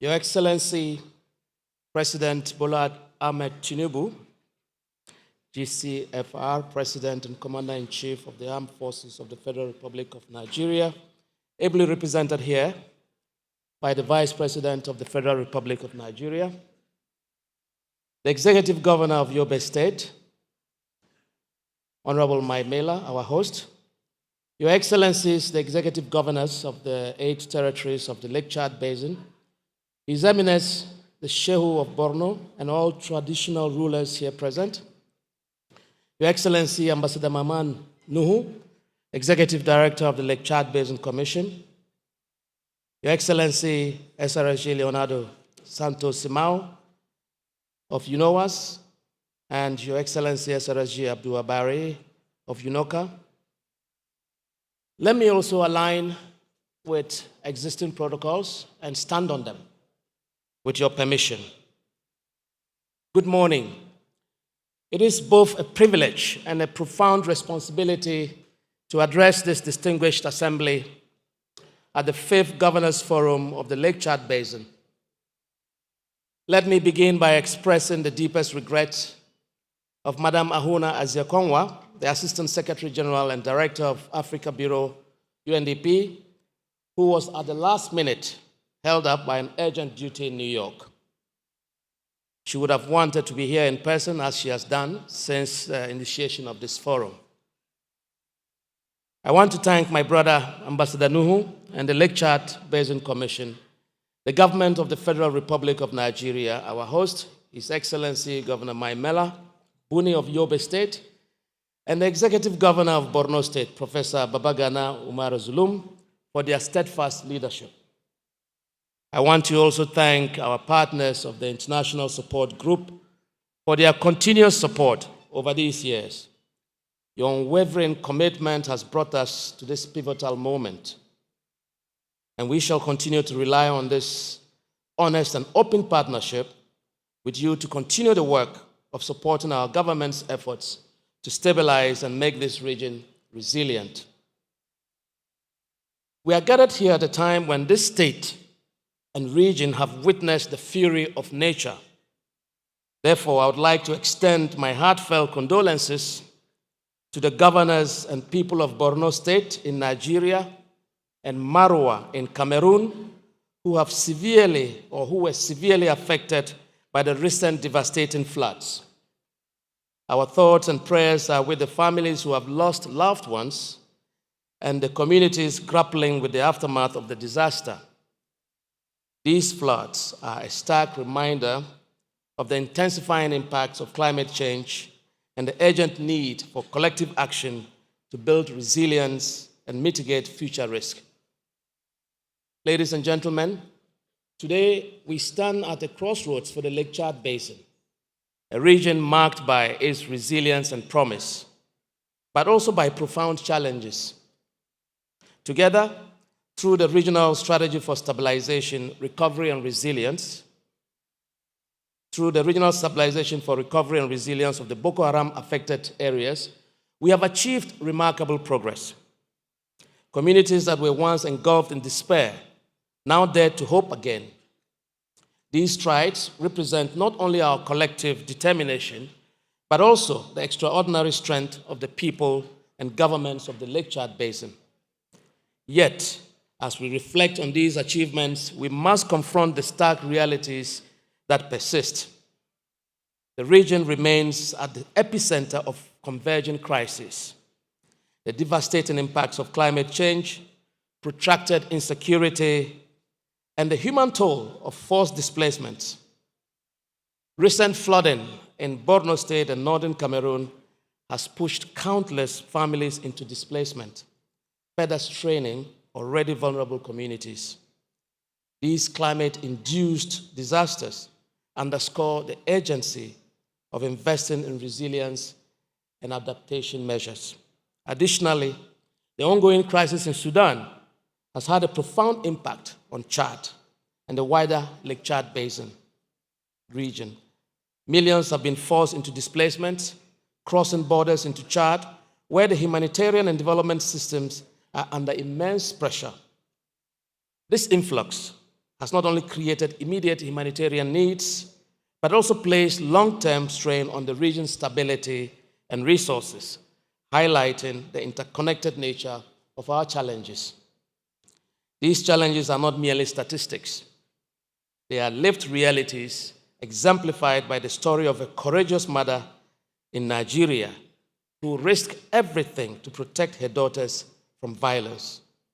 Her resilience, like that of so many others, must drive us to act with urgency and purpose. This forum, a beacon of regional cooperation, offers us an invaluable opportunity to reshape the future. It calls for a paradigm shift in our engagement. We must prioritize inclusion, accountability, and solidarity, tackling root causes rather than symptoms. Governance must be strengthened, youth and women empowered, and climate adaptation accelerated. By investing in people and communities, we lay the foundation for enduring peace and stability. The launch of the new phase of the Regional Stabilization Facility and the Lake Chad Basin Regional Strategy for Stabilization, Recovery, and Resilience are milestones worth celebrating. These initiatives embody our collective resolve to continue to deliver meaningful change. They also underscore the need for partnerships that are agile, inclusive, and aligned with the aspirations of the region's people. UNDP remains steadfast in its commitment to these efforts, channeling resources through mechanisms like the Nexus Funding Facility to enhance resilience, expand economic opportunities, and rebuild trust between citizens and institutions.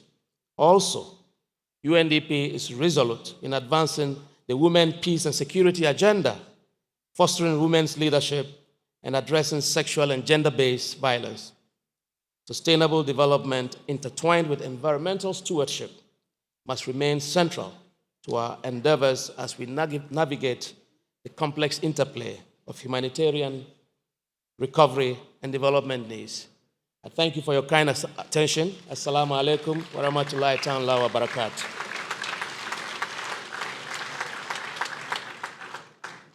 Thank you very much, Dr. Matthias Naab, representing the Regional Director, UNDP Africa. Before we move on, I'd like to just pause for a minute to acknowledge the presence of the Governor of Difa Region of Niger Republic, His Excellency, Brigadier General Muhammadu Ibrahim Bagadoma. He's in the building. Thank you so much, sir, for joining us. A round of applause for him.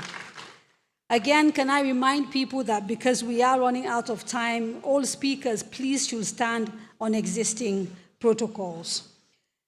Let me call on the Commissioner, Political Affairs, Peace, let me call on the Special Representative of the UN Secretary General for West Africa and the Sahel, Mr. Leonardo Santos Simao, for his remarks. Thank you, sir. A round of applause for him, please, as he comes up.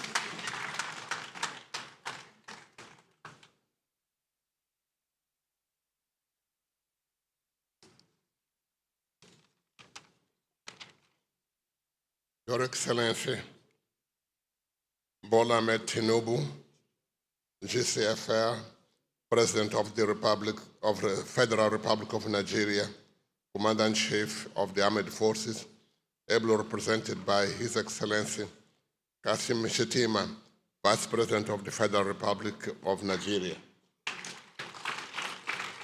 Your Excellency Maimal Buni, Executive Governor of Yobe State and host of the forum, Excellencies, the governors from Cameroon, Chad, Niger, and Nigeria, representative of the African Union, Ambassador Maman Nuhu, Executive Secretary of the Lake Chad Basin Commission, representatives of the Multinational Joint Task Force, members of the diplomatic community, the SRG for Central Africa, Ambassador Abdul Abari, and dear friends and colleagues of the UN family, all protocols observed. Allow me at the outset to express my gratitude to the Lake Chad Basin Commission for associating the United Nations to this valuable and important forum, while commending the Lake Chad Basin Commission for its stewardship for the implementation of the stabilization strategy. I wish to acknowledge the efforts invested by the governors and member states over the years to foster inclusiveness and collaboration across borders in quest for sustainable peace and development in Lake Chad area.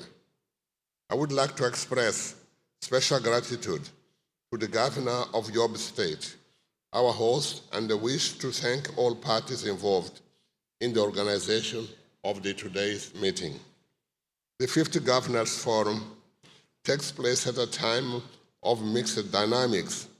While efforts to combat violent extremism and terrorism have begun yielding positive results, new challenges have emerged, demanding sustained and focused attention from all stakeholders.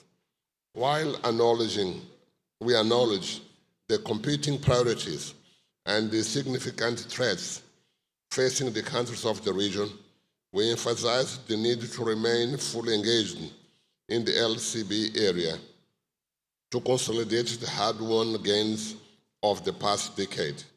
It is essential to sustain the positive outcomes of the stabilization strategy and the work of the multinational joint task force, enabling the area to develop and serve as a model for other parts of the region. Today, it stands as the only effective and promising sub-regional mechanism in combating the scourge of terrorism we are facing. We cannot afford to relapse. My colleague, the Special Representative of the Secretary General for Central Africa, Mr. Abdul Abari, and I visited Chad last November, where we witnessed firsthand the challenges on the ground and assessed the scale of the work still ahead of us, but also the willingness to advance despite all odds. Yesterday in Bama, a town rising from the ashes with invaluable support from different partners, we were made aware of the challenges still faced, notwithstanding the tremendous efforts by the government to revive this area. As the LCBC and governments concerned prepare to launch the implementation of the Justice Strategy for Stabilization, Recovery and Resilience, I call upon member states of the sub-region to fully take ownership of the process. In this regard, I wish to welcome the proposal to adjust the territorial actions plans as a key mechanism for advancing the regional strategy at the national and local levels. I assure you that the UN resident coordinators and country teams will continue to play their role as key partners in the effort to advance an holistic approach in the challenges facing the region. I also encourage all parties to sustain their support for the region in a coherent, coordinated, and sustainable manner, ensuring that the implementation of the regional stabilization strategy remains people-centered at all levels.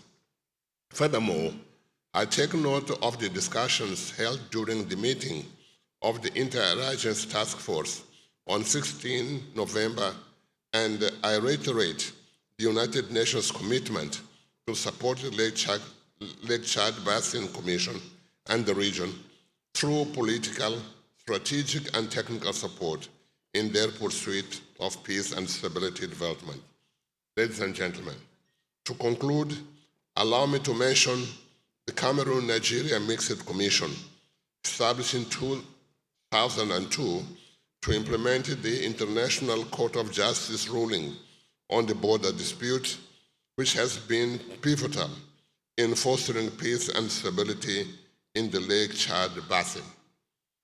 I commend both countries for their commitment to finalize the process for regional peace and call upon partners to support efforts aimed at assisting the affected populations, promoting a sustainable development, peace building, and social cohesion in the impacted regions. I thank you very much for your kind attention.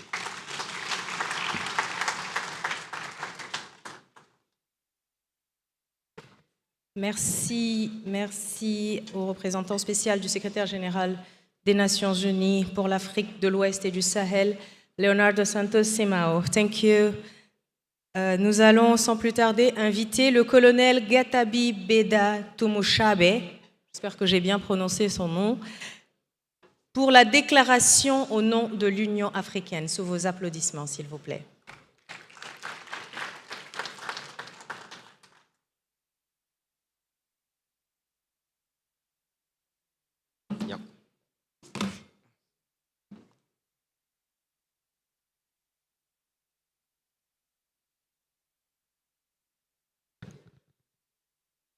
Your Excellency, the Vice President of the Federal Republic of Nigeria, Senator Kashim Shettima, Excellencies, distinguished guests, ladies and gentlemen, with your permission, sir, I would like to stand on the existing protocol. I'm Kanobeda Tumshabe, here to read the statement of the African Union Commission. Today marks exactly 10 years since the African Union Peace and Security Council at its 484 meeting held on 29th of January 2015 authorized the multinational joint task force to deal with the threat of Boko Haram in the Lake Chad Basin region. We therefore offer these remarks with a deep sense of reflection. The MNJTF was tasked with ensuring a secure and stable environment in areas affected by the insurgency, mitigating violent attacks against civilians, and facilitating stabilization programs across the region. Building on the MNJTF's notable achievements, the African Union Peace and Security Council in December 2018 endorsed the regional strategy for stabilization, recovery, and resilience of Boko Haram affected areas in the Lake Chad Basin region.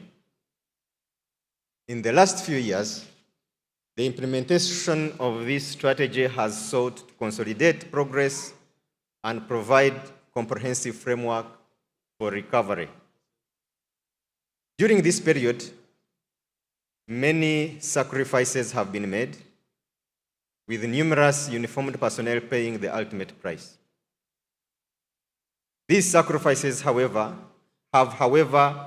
led to gradual but meaningful progress in both security and development across the region. Stabilization efforts have positively impacted affected areas by facilitating the return of internally displaced peoples and refugees to their homes, enabling humanitarian and development organizations to operate safely, and contributing to the large-scale surrender of Boko Haram combatants and their families. With the recent reports from the region highlighting progress in the affected areas, the African Union Commission, like other stakeholders, appreciates the gradual transition from stabilization to recovery. To sustain the trend, it is critical to recalibrate priorities to address emerging challenges and opportunities in the region.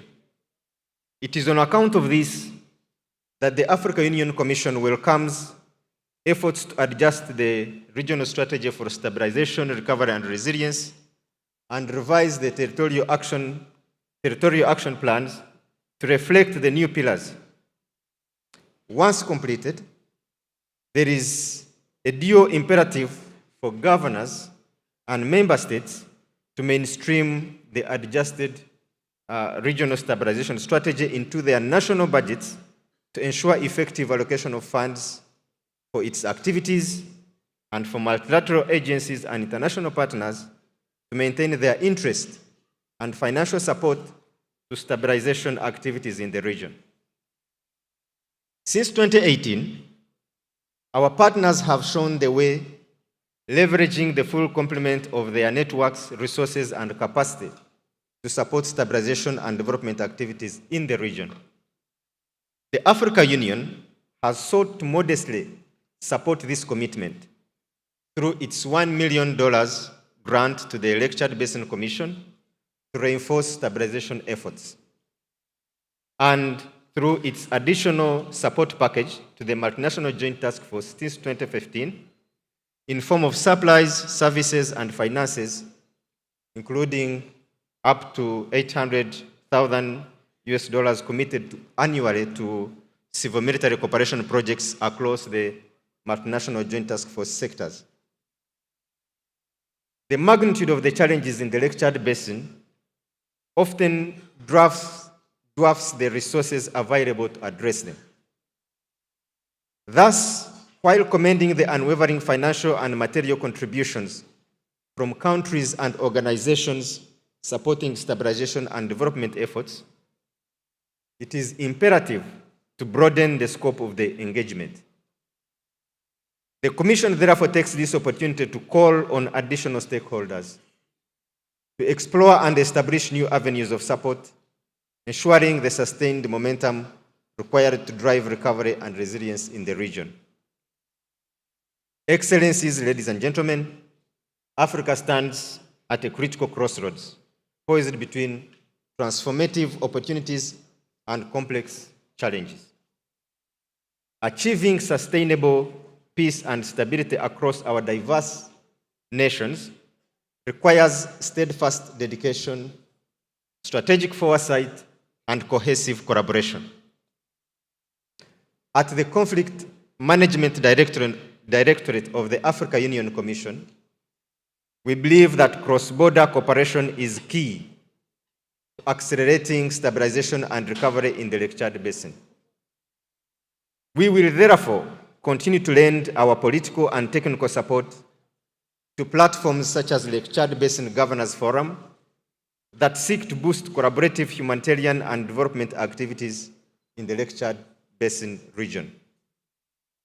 We therefore reaffirm our commitment to ensuring that what we started in 2018 through our support for the development of the Lake Chad Basin Stabilization Strategy achieves the expected impact.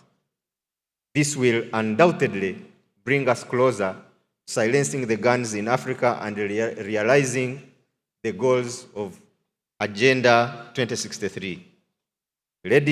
Excellencies, ladies and gentlemen, I thank you for your kind attention.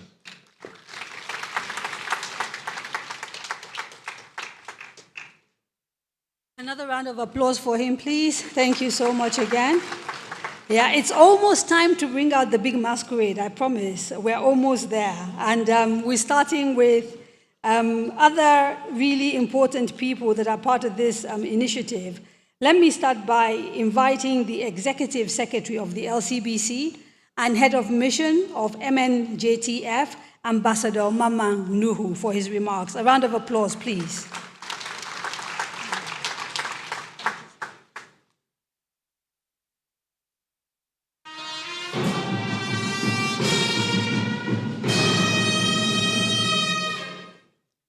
His Excellency, the President of the Federal Republic of Nigeria, ably represented by His Excellency, the Vice President of the Federal Republic of Nigeria, our host, the Executive Governor of Yobe State. Let me stand on the already well-established protocol. It is both a privilege and a solemn responsibility to make these remarks at the opening of the 5th Lake Chad Basin Governors Forum. This gathering under the theme, Rebuilding the Lake Chad Basin, Consolidating Gains, Commitment to Peace, Cross-Border Cooperation, Security and Sustainable Development for a Resilient Community, reflects the profound challenges we face as well as the shared determination to overcome them. As we convene here, we are reminded of the profound suffering endured by millions in this region as a result of the Boko Haram insurgency, and yet we are also heartened by the resilience of our communities, the strides we have made, and the vision we collectively hold for a peaceful, secure, and prosperous Lake Chad Basin. Your Excellencies, the Lake Chad Basin, a region once celebrated as a cradle of prosperity and human advancement, has been deeply scarred by years of violence, displacement, and environmental degradation. These scars are visible in the faces of our people, millions of whom have been forced from their homes, separated from their families, and deprived of their basic rights and security, education, and livelihoods. Yet, even in the face of these challenges, We have witnessed the strength of our communities, the resolve of our leaders, and the unyielding spirit of collaboration among the governments and people of the 8 affected territories. The Lake Chad Basin Governors Forum, since its inception, has played a pivotal role in advancing this collaboration. It has provided a space for dialogue, fostered a spirit of cooperation across borders, and driven forward the implementation of the Regional Stabilization Strategy, a strategy that provides a roadmap for addressing the root causes of instability and rebuilding a region that has suffered far too long. We have seen tangible progress in critical areas. Communities have begun to rebuild their lives through livelihoods restoration programs. The return of displaced persons to their homes is being facilitated in ways that prioritize safety, dignity, and sustainability. And security forces have enhanced coordination to reduce threats and create safer spaces for development initiatives to flourish. These achievements, though commendable, remind us that much work remains to be done. Your Excellencies, this forum is not just a platform for discussion. It is a catalyst for action. It is a space where leaders converge to share ideas, address challenges, and chart a course for meaningful and measurable progress. At its core, the Governors Forum is a testament to the belief that the challenges we are facing transcend borders and require collective solutions. Boko Haram insurgency has demonstrated that instability in one corner of our region reverberates across the entire basin. As such, our responses must be coordinated, regional, and inclusive. This year's theme reminds us of the interconnectedness of peace, security, development, and resilience. It is a call to consolidate the gains we have made, to commit ourselves anew to cross-border cooperation, and to place sustainable development at the heart of our efforts to rebuild the Lake Chad Basin. While the commitment of governments is central to achieving these goals, the importance of multi-stakeholder engagement cannot be overstated. Our success depends on the active participation of civil society, the private sector, humanitarian and development partners, and most importantly, the communities themselves. I commend the efforts of international organizations and donor partners who have stood by us in our times of need. Your support has been instrumental in alleviating suffering, restoring hope, and building capacity for sustainable development. I also wish to emphasize the critical role of our communities. The people of the Lake Chad Basin are not mere recipients of aid. They are agents of change and stewards of their own destiny. Our task is to empower them, to listen to their needs and aspirations, and to ensure that they are at the center of all our efforts. Your Excellencies, as we embark on our discussions and deliberations of this forum, let us be guided by a sense of urgency and responsibility. The stakes are high, and the lives of millions depend on our ability to translate dialogue into action and ambition into outcomes. We must build on the successes of the regional stabilization strategy by scaling up investments in priority areas and ensuring that resources are allocated where they are needed most. We must strengthen the mechanisms for monitoring and evaluating our progress to ensure accountability and transparency, and we must deepen cross-border cooperation to address shared challenges, including reintegration of ex-combatants, the management of natural resources, and the mitigation of climate-related risks. Above all, we must remember that the ultimate goal of our efforts is to create a resilient Lake Chad Basin, a region where people can live in peace, access opportunities, and build better futures for themselves and their children. Your Excellencies, distinguished guests, the journey ahead will not be easy, but it is a journey worth taking. The Lake Chad Basin has endured immense suffering, but it is also a region of immense potential, a region whose people have demonstrated remarkable strength, creativity, and perseverance.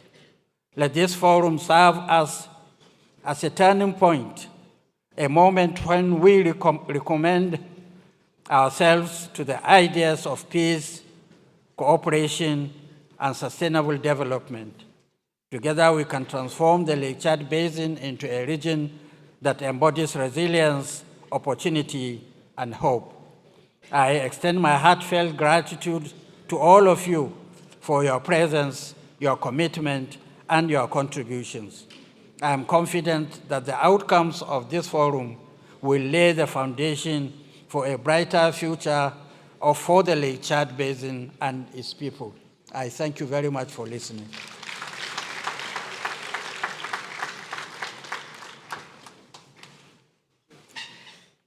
Merci, Son Excellence, secrétaire exécutif de la CBLT, chef de la mission de la FMM, Mamanouhou.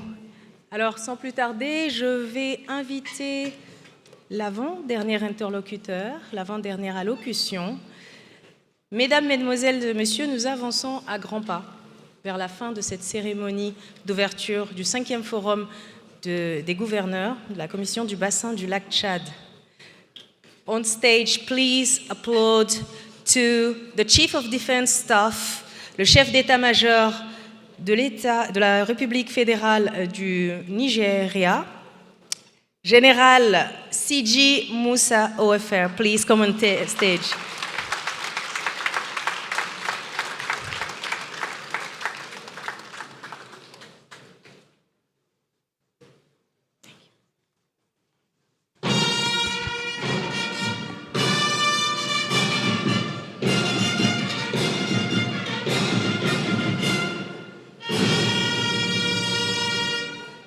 Your Excellency, the President Commander-in-Chief of the Armed Forces of the Federal Republic of Nigeria, ably represented by our Vice President, our own, who has stood by us all the way through. Other Excellencies are here, the eminence, Royal Fathers. Please permit me to stand with the already established protocols. It's always heartwarming for me when I come to Maiduguri, because Maiduguri is my home. Maiduguri has given us the ability to showcase our professionalism in the course of our duties, and we remain ever grateful to the people of Maiduguri. His Excellency, the Governor of Borno State, Excellencies, other governors of the Northeast, including the Lake Chad region, want to say a very big thank you. My presence here is just to appreciate you all for all the support you have given to members of the armed forces and other security agencies. We want to assure you that we're here together with you all the way. Success for us is the ability of the IDPs to go back to their communities, refugees to go back to their countries, and for the Lake Chad region to flourish all the way. We know how it used to be before. It is our desire that we go back to that. We all have continued to sacrifice together, and it is important that we remain the course. Like it was said, it is not time for speeches, but time for action. We want to see the Lake Chad fully back. We want to also appeal and thank you for the support to the Multinational Joint Task Force. It is a success story. But we want to continue to do more. And we can only do more if we get more support. The kinetic and non-kinetic actions must go together. And that is the only way we're going to get results. Mr. Vice President, sir, we want to say a very big thank you, Your Excellencies. I want to also repeat that the armed forces of Nigeria and other security agencies are here all the way to ensure that the Lake Chad region is fully back to its course. I'm very happy and glad to hear that the governor of Diffa is here. I want to assure him and all members that we are one family. There is no dispute between us that cannot be solved. So it is our appeal to them to ensure that they come back fully into the fold so that as brothers and sisters, we can continue to forge forward for the good of Africa. Challenges will always come, but we shall prevail. The good people of the Northeast have shown resilience, that despite years of challenges, of hardship, of difficulties, they have remained strong and determined. And together, we shall succeed. Thank you very much.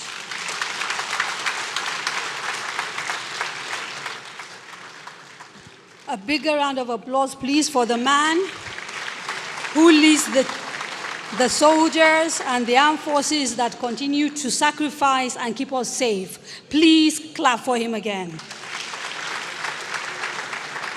As we get ready to invite His Excellency, can I ask the media to come and set up? Media, I understand you want to set up your cameras in readiness for His Excellency's speech. Okay. As Executive Governor of Borno State, His Excellency Distinguished Kashim Shettima, GCFR, hosted the first ever Lake Chad Governors Forum right here in Borno in 2018. It is therefore with gratitude for the leadership he continues to provide for rebuilding the Lake Chad region, now as Vice President, Federal Republic of Nigeria, that we welcome him to this 5th edition of the Lake Chad Governors Forum as representative of His Excellency, the President of the Federal Republic of Nigeria, Asiwaju Bola Ahmed Tinubu. Excellency, we are ready for you. Welcome.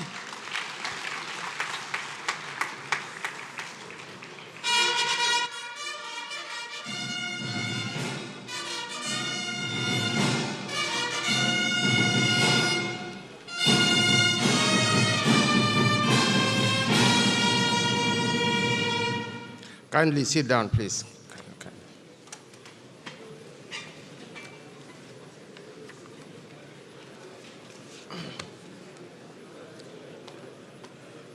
Your Excellency, the Governor of Yobe State and the host of the PIB Lake Chad Basin Governors Forum, Honorable Mai Malabuni, CON,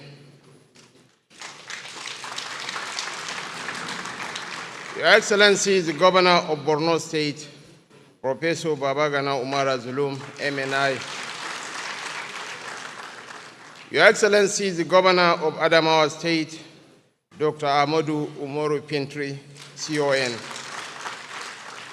Her Excellency, the Governor of Hajar Lamis Province, Republic of Chad, and Chairman of Lake Chad Basin Governors Forum, Madam Iljima Abdul Rahman, Your Excellency, the Governor of Far North Region of the Republic of Cameroon, Alhaji Mujinyawa Bakari, Your Excellency, the Governor of Lak Province, Republic of Chad, General Saleh Hagar Tijani, Your Excellency, the Governor of Diffa Region, Republic of Niger, Brigadier General Muhammadu Ibrahim Bagadoma, Your Excellencies, the Deputy Governors of Borno and Yobe States, the Elder Statesman Ambassador Babagana Kingibe, and I crave your indulgence, Your Excellencies, ladies and gentlemen, to use Senator Ahmed Ibrahim Lawan, GCON, as my point of reference to recognize and appreciate all members of the National Assembly present here. The National Chairman of the APC, Dr. Abdullahi Umar Ganduje, the Secretary of the Lake Chad Basin Commission, Ambassador Mamman Nuhu, my colleagues in the Federal Executive Council, Your Excellencies, I crave your indulgence to recognize and appreciate all our royal fathers present here through His Eminence the Sheikh of Borno, Al-Haji Dr. Abubakar Ibn Umar Garbay Al-Amin Al-Kanimi, and the Emir of Pika, His Royal Highness Al-Haji Abali Muhammad Ibn Idrisa. Heads of government agencies and parastatals, and I would like to use Mr. Muhammad Paul, UN Assistant Secretary General, and the humanitarian coordinator in Nigeria as my point of reference to recognize heads of international agencies, civil society organizations, and non-governmental organizations present here. I would like to use the Ambassador of the Republic of Egypt to Nigeria, Ambassador Mohammed Pout, as my point of reference to recognize and appreciate all our esteemed diplomats present here. The Chief of Defense Staff, General Christopher Gabin Musa, was once the theater commander here in Maiduguri. It's from here that God elevated him to the higher pedestal. And I would like to use him as my point of reference to recognize and appreciate all security heads of paramilitary organizations that are present here. To our esteemed legislators and members of the Executive Council from Borno, Yobe, and Adamawa State, my points of references are the secretaries to the governments of Borno and Yobe states, and the speakers of the Houses of Assembly of Borno and Yobe states. Members of the diplomatic corps, once again, members of the press, honored guests, distinguished ladies and gentlemen. The Lake Chad region is not at ease, and neither should we be.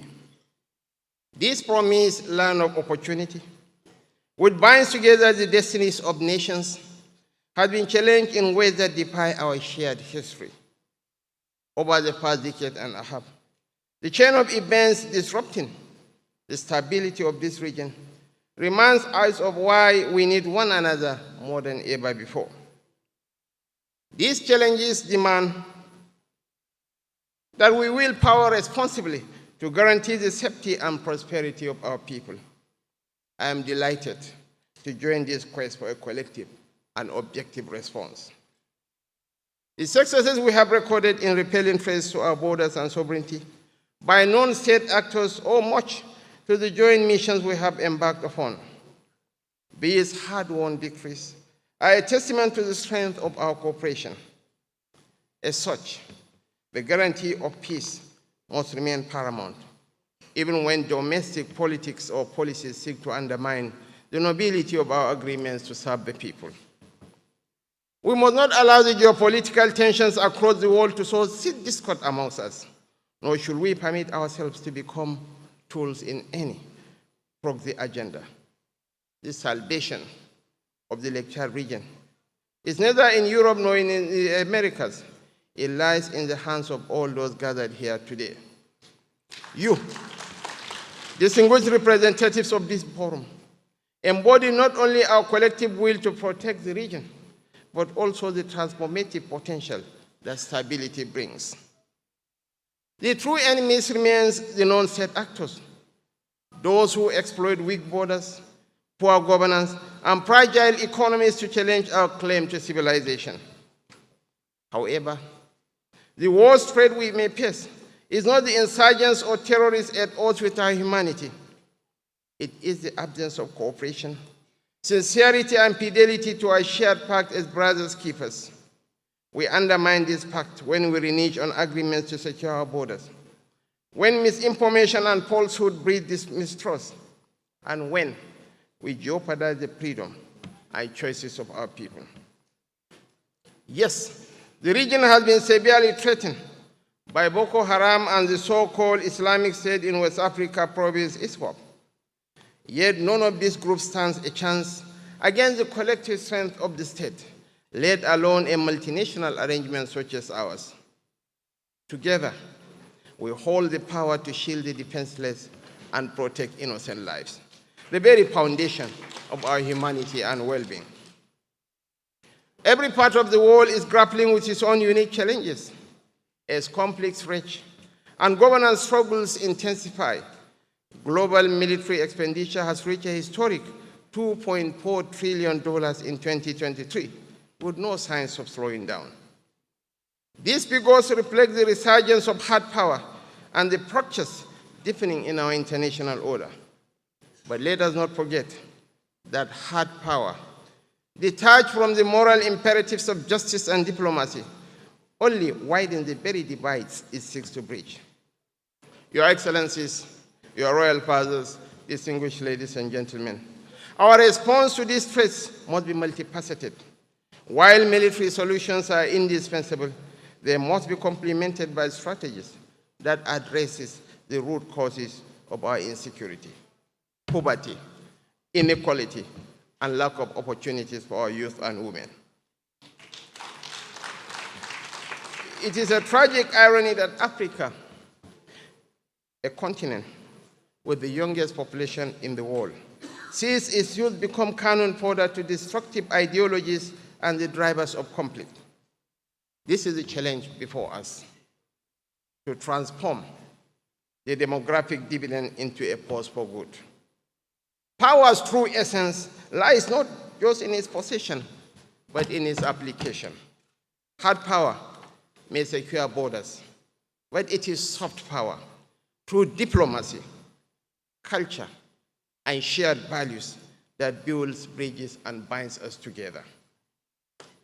This is the vision that the Lake Chad Governors Forum seeks to pursue, whether through our collective commitment to the African Continental Free Trade Area or our contributions to advancing the United Nations Sustainable Development Goals.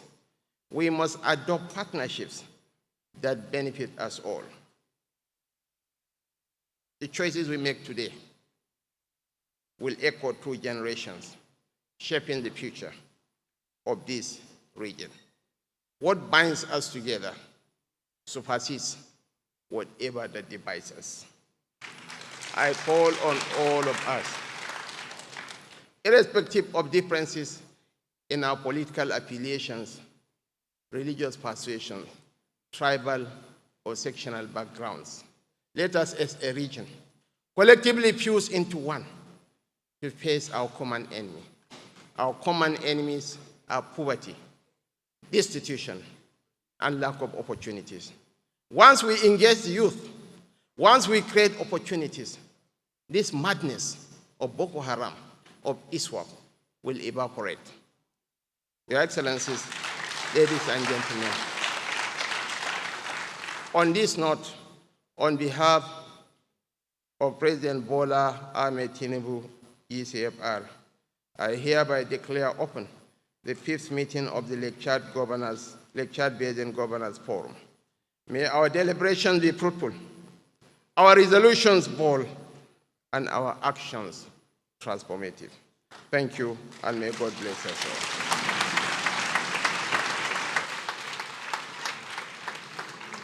all. Another round of applause, please, for His Excellency, who thinks about the things that bind us are bigger than the things that divide us, and collectively we can work on making our life better. Okay.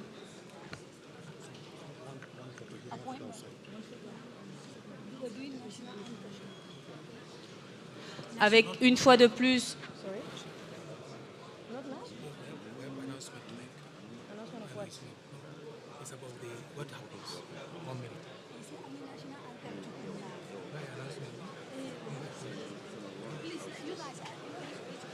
This doesn't help. Okay.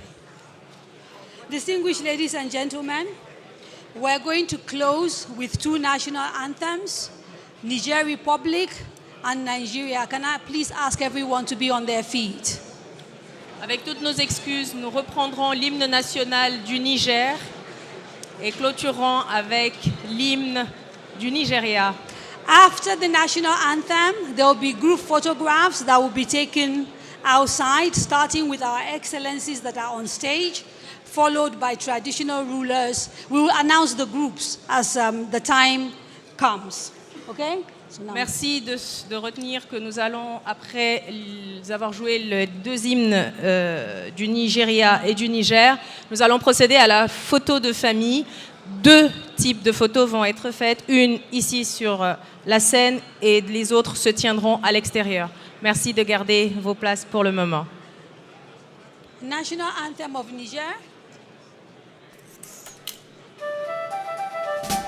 Les rives du Niger, aux confins du Ténéré, frères et sœurs, nous sommes enfants d'une même patrie, le Niger, nourri de la sève des mêmes idéaux, pour un Niger de paix, libre, fort et uni, pour un Niger prospère, le pays de nos rêves, pour l'honneur de la patrie.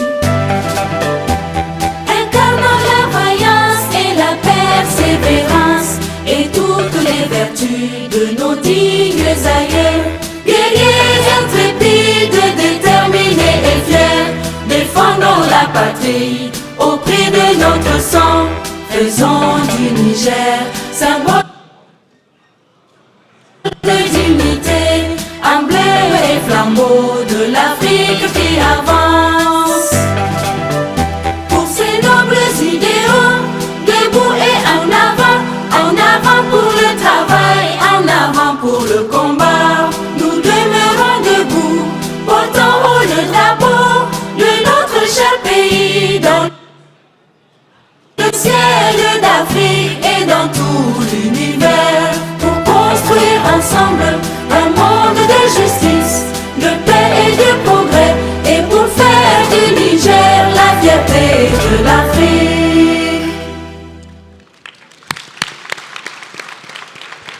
Pour clôturer, l'hymne national du Nigeria.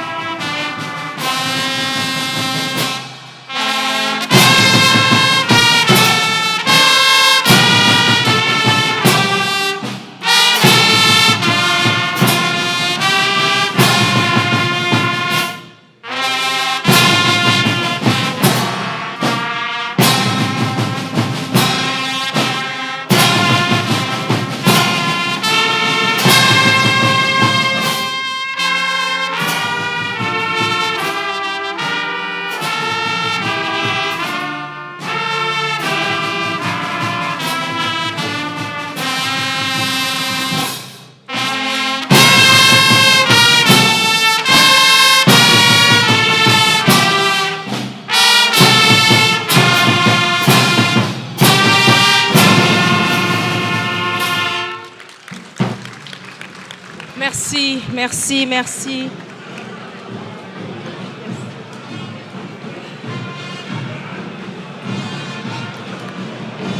Nous informons qu'une conférence de presse aura lieu dans cette salle avec les personnalités suivantes: le secrétaire exécutif de la CBLT, le gouverneur de l'État de Yobe, le représentant du directeur régional africain du PNUD, le représentant de l'Union africaine et les représentants des bailleurs des fonds. Merci.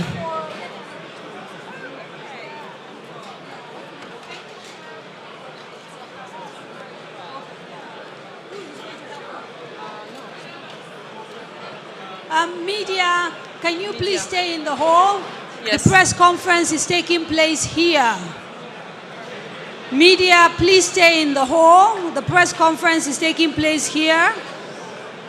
So if you just stay behind, when people have left, we'll start the press conference.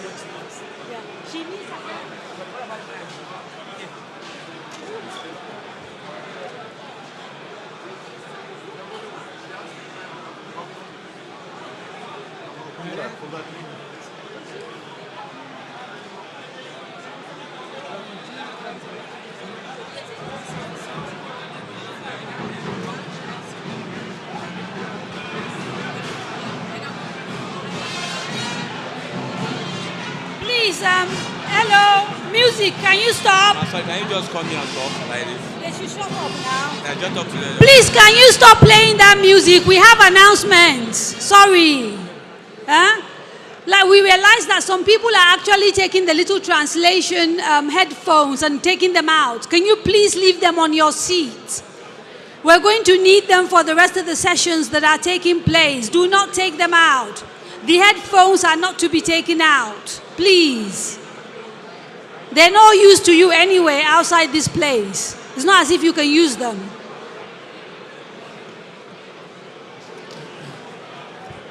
Jama'a assalamu alaikum.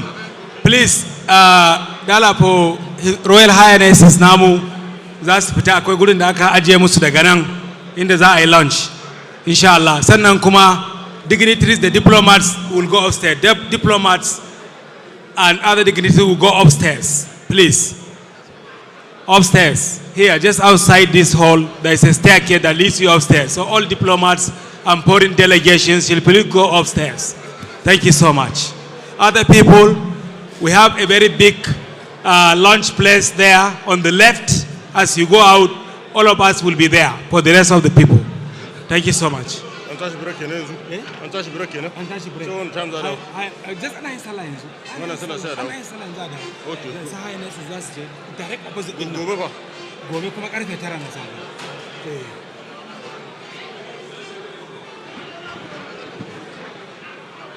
Thank you so much. This is to announce for our foreign delegations to please go upstairs for their lunch. Thank you.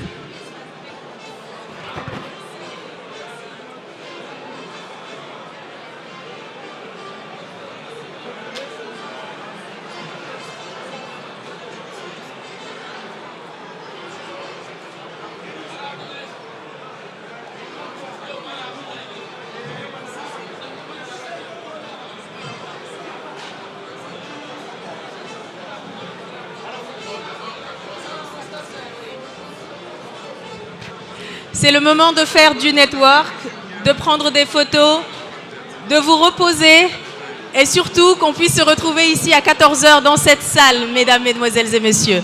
Profitez et bon forum. Your Excellencies, distinguished ambassadors, Your Excellencies, governors, executive governors, it's a pleasure to be here this afternoon to moderate the first session of our technical sessions. And with your permission, I will just go along.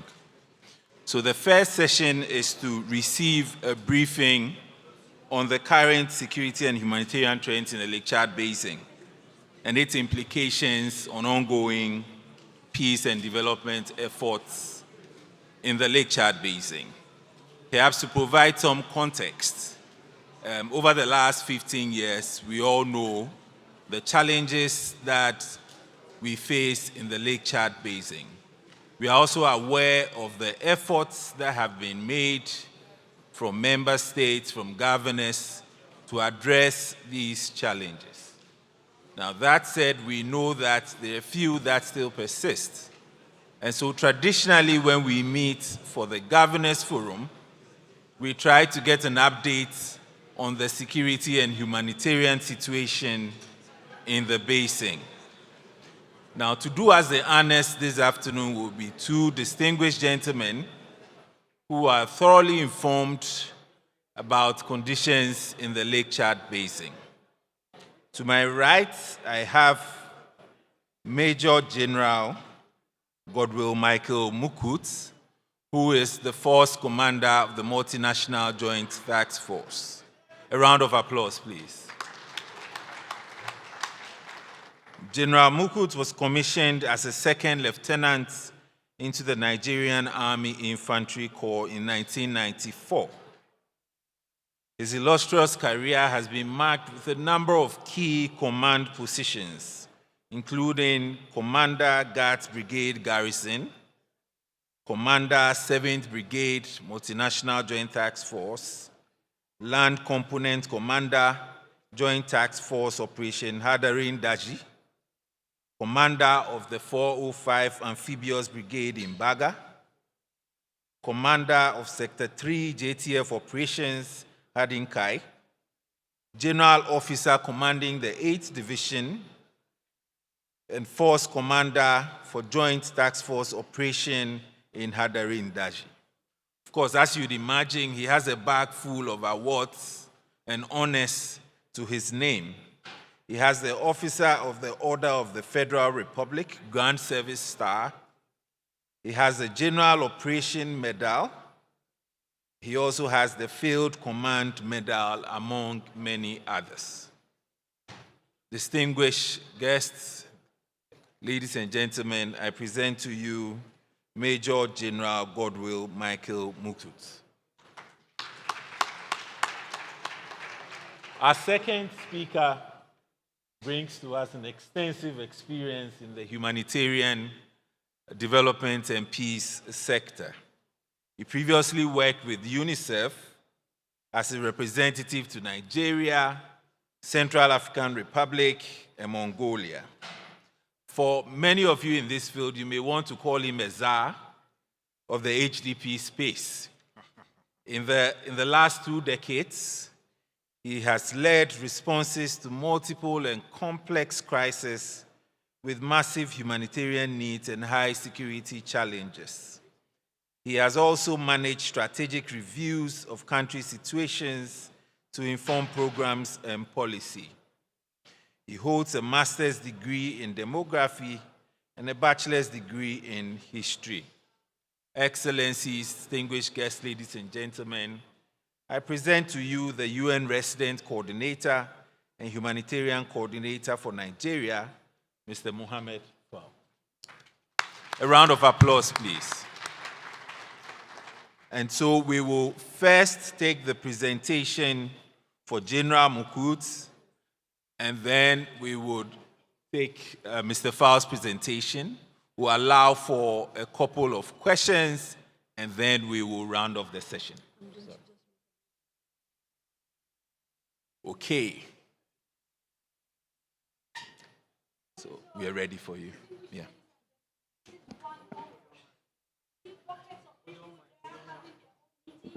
Another set at the back and another set over there. If you need to speak to each other, nobody's stopping you, but please, can you leave? It's really not fair.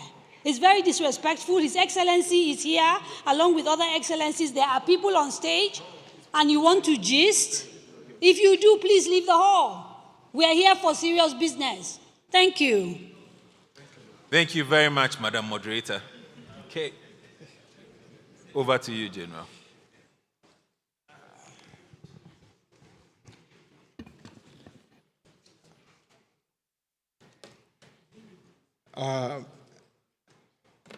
The convener of this meeting, in the person of His Excellency, the Executive Governor of Yobe State of Nigeria, other governors of the Lake Chad Basin region here present,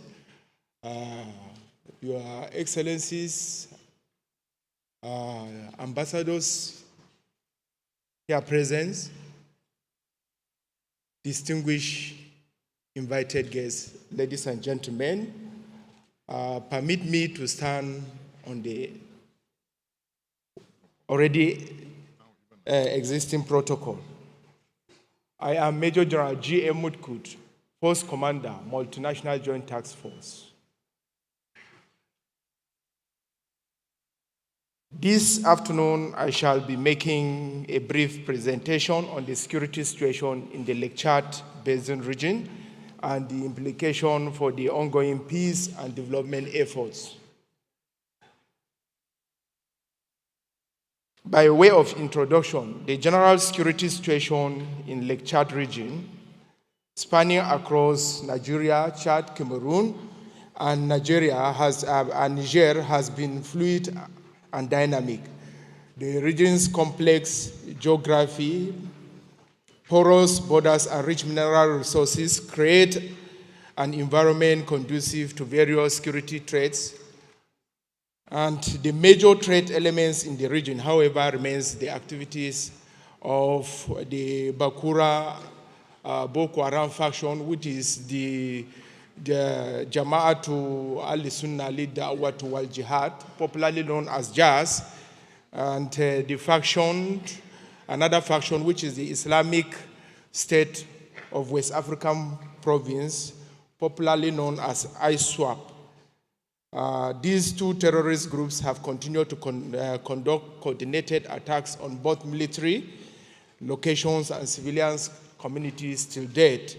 Also, the occupation of some islands in the Lake Chad by the terrorists and the absence of civil authority in the liberated areas remain a source of concern. The Multinational Joint Task Force conducts counterterrorism and counterinsurgency operations in the far north region of Cameroon, the western part of Chad, the northeastern part of Nigeria, and the eastern part of Republic of Niger, all within the Lake Chad region, to diminish the potency of this terrorist group. And so far, it has been a success story. As part of the continuous efforts by the MNJTF to contain and defeat the terrorists within the Lake Chad region, several major operations have been conducted in the past, during which forces were projected into the fringes of the Lake Chad Islands with positive outcomes.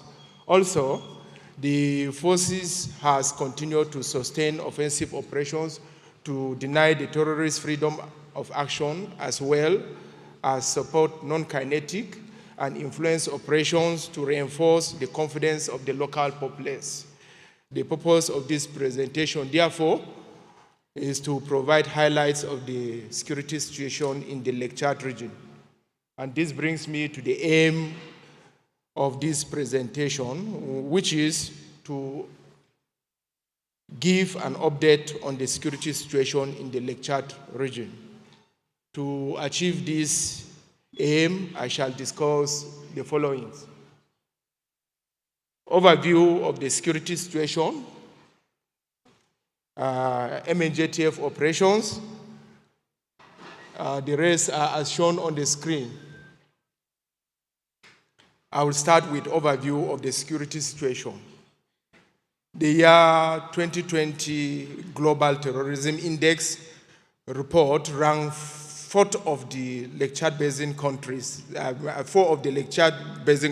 that is namely Chad, Cameroon, Nigeria, and Niger, among the 10 least secure countries in sub-Saharan Africa. This was due to the security threats in the region, and which manifested in the form of direct attacks on troops and civilian communities by terrorists. Abduction, sexual exploitation, and enslavement is being carried out in all these countries. A recent estimate by the United Nations Office for the Coordination of Humanitarian Affairs, popularly known as OCHA, indicated that 2.9 million people within the Lake Chad Islands region had been displaced from their homes and are living in adverse conditions in refugee and internally displaced persons camps in other countries. Other pattern manifestation of terrorist activities within Lake Chad Basin includes targeted attacks on military convoys, including those of civilians and humanitarian organizations.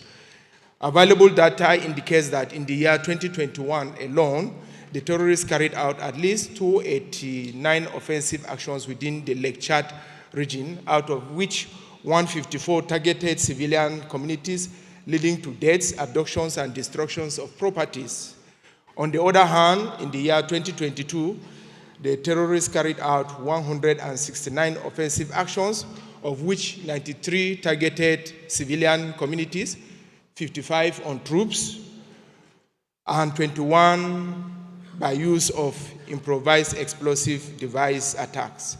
Similarly, in the year 2023, about 202 offensive actions were carried out of which 91 were targeted on civilian communities, 36 on the military, and 75 by use of improvised explosive device. While last year, that's 2024, the terrorists carried out 157 offensive actions, out of which 54 were targeted on civilians, 34 on troops, and 70 by use of improvised explosive device. It is pertinent to state that most of these attacks were repelled by troops of multinational joint task force and other national militaries and security forces.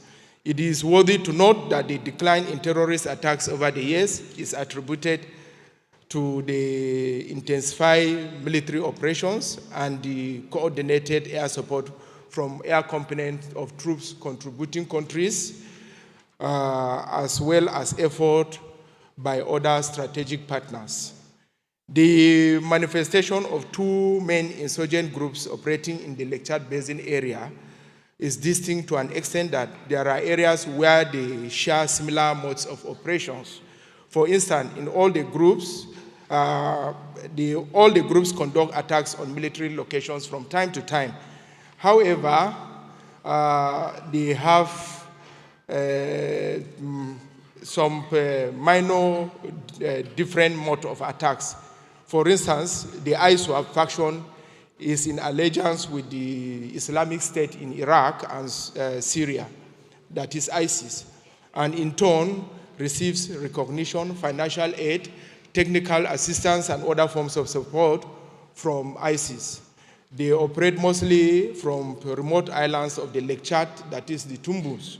The group carries out attacks with the aim of harassing weak military locations and is notorious for combining improvised explosive device attacks with ambushes against military convoys, as well as kidnapping for ransom. On the other hand, the JAS, that is the Shekau faction, operates mainly in the Difa region of Niger Republic and parts of Cameroon and Nigeria. They carry out kidnappings, attacks, and other criminal activities, as well as abduction from villages and hamlets in these areas. They generally take advantage of the dispersed and sparsely populated nature of these communities to perpetrate these nefarious attacks. The resilience demonstrated by the various groups, despite the counterinsurgency efforts in the Lake Chad Basin region, could be attributed to their ability to effectively exploit the ungoverned spaces both within the region and across the Sahel. The groups continue to use all smuggling and trading routes across the Sahel to import arms and mercenaries to assist with their activities. Additionally, the lack of government presence within some of these areas in the Lake Chad Basin has given the terrorists the opportunity to create a quasi-economic system through which they control agricultural activities, including fishing and cattle rearing, which is a major source of their financing. This, in addition to the heavy tax regimes they impose on fishermen, farmers, and herders, as well as proceeds from ransom of abduction of civilians, especially humanitarian workers and very rich individuals. Recent feedback obtained from surrendered terrorists and community leaders within the Lake Chad Basin indicates that due to pervasive poverty and unemployment occasioned by dwindling resources of the lake. Youths in the adjoining communities of the region are now migrating to the terrorist enclaves to engage in agricultural activities for their survival. Similarly, in the inability of the security forces to saturate all the sparse and dispersed communities within the Lake Chad Basin area continues to be exploited by the terrorists to intimidate the populace through targeted abductions and murders to deter them from collaborating or cooperating with the military forces.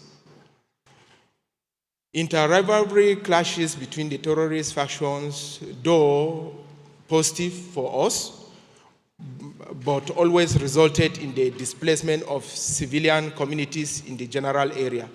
The outcome of these inter-rivalry conflicts usually results in casualties, both in men and material, on the part of the terrorists, and help to deplete the number of their men available to conduct any meaningful operations.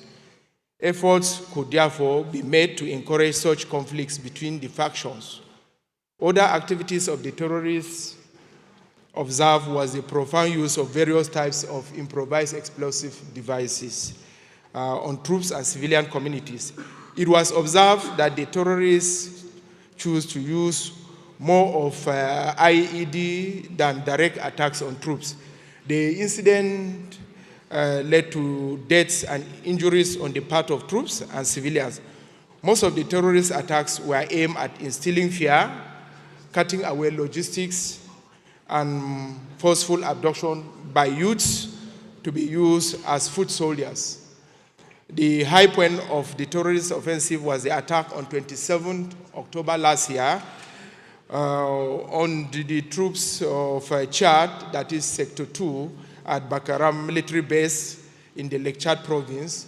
About 40 soldiers paid the ultimate price, while about 36 others were injured. Consequently, an operation codenamed Operation Haskanita was launched by the Chadian government. The multinational joint task force has continued to support the operation with actionable intelligence and movement of troops. Next is the multinational joint task force operations. To counter the activities of these terrorist groups and support ongoing peace and development efforts, major operations and several minor sector-level operations were conducted last year. I begin with Operation Lake Sanity. Operation Lake Sanity 2 was a major combined line maritime and air operations conducted between 23rd April to 23rd July last year in the Lake Chad Island and surrounding localities. It was conducted in conjunction with the national forces of Cameroon, Chad, and Nigeria to clear the Boko Haram terrorists and ISWAP in the Lake Chad Islands. The Lake Chad Island area of operation was organized into 6 task forces around multinational joint task force of sectors 1, 2, and 3 area of responsibilities. All the task forces operations were supported by the air task forces comprising air platforms from Cameroon, Chad, and Nigeria Air Forces. The operation was a success as it afforded the opportunity to clear a number of the Boko Haram terrorists and ISWAP strongholds, block the Lake Chad water channels against terrorist supplies, and keep the main supply routes cleared. This blockade gave a blow on the terrorist activities, given that the multinational joint task force had that advantage of decimating the terrorists. Also, areas such as Doronaira, Jabulam, Bukar Maram, Abaganaram, Muzuri, Isari, and Tumbuma among the other big tumbus on the Lake Chad were equally cleared. Then sector-level operations. The sector levels operation under multinational joint task force conducted several minor operations like patrols, detection and detonation of roadside IED on the main supply routes, raid missions, ambushes, interception of escapees, and arrest of terrorist logistic couriers. The multinational joint task force also maintained collaboration with troops contributing countries and national operations, such as Operations Emergence 4 and Operation Alpha in Cameroon, Operation Hadinkai here in Nigeria, which is headquarters here in Maiduguri, Operation Matari Forest in Niger, and recently launched Operation Haskanita in Chad. However, the operations conducted at the sector level does not afford the multinational joint task force the opportunity to carry out offensive into terrorist stronghold. Therefore, the need for a more robust operation that will seek to advance deep into the Lake Chad Islands to clear terrorist enclaves in order to deny terrorists opportunity to regroup.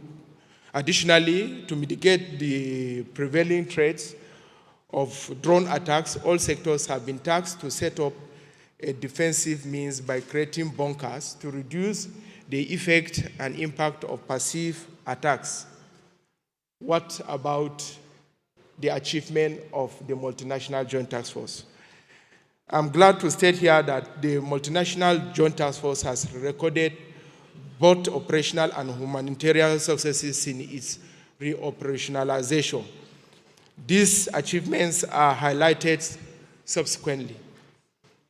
Faced with operational achievement, some important operational achievements are as shown on the screen.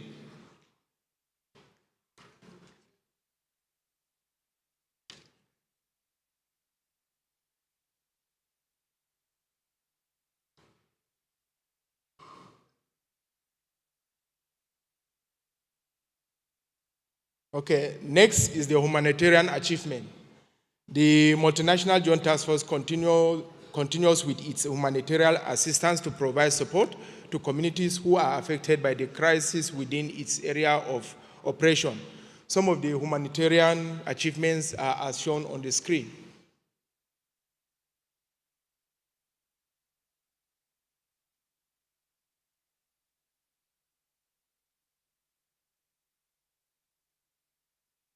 Okay, a look at our challenges.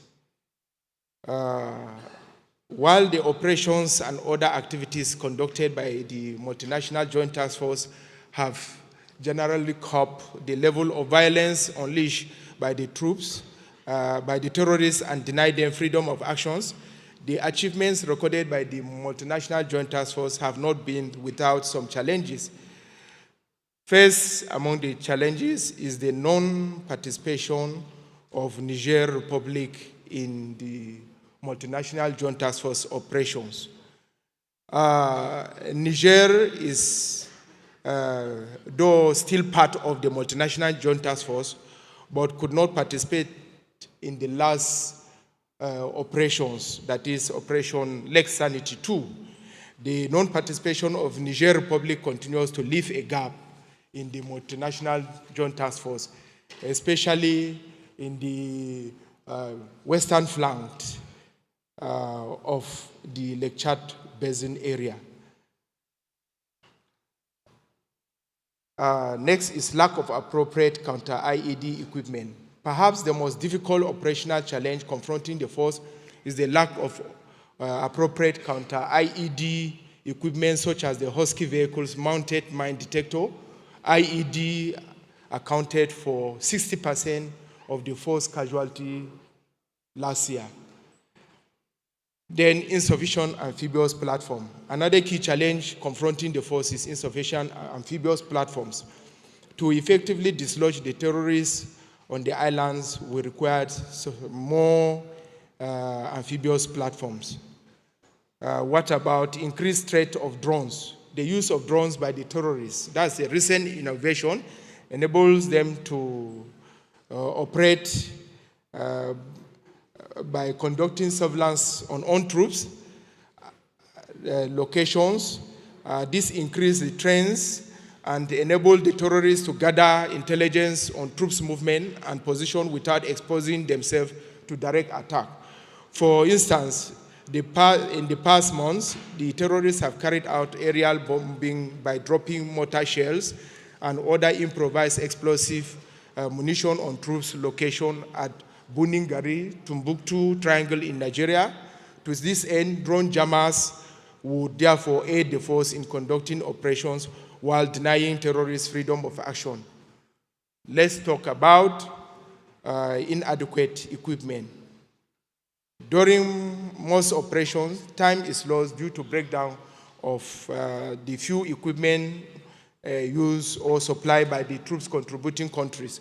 These equipments include armored vehicles, field engineering equipment, four-wheel drives and tankers, four-wheel drive fuel bowsers, vehicle spares and communication equipment, as well as night fighting devices and surveillance equipment.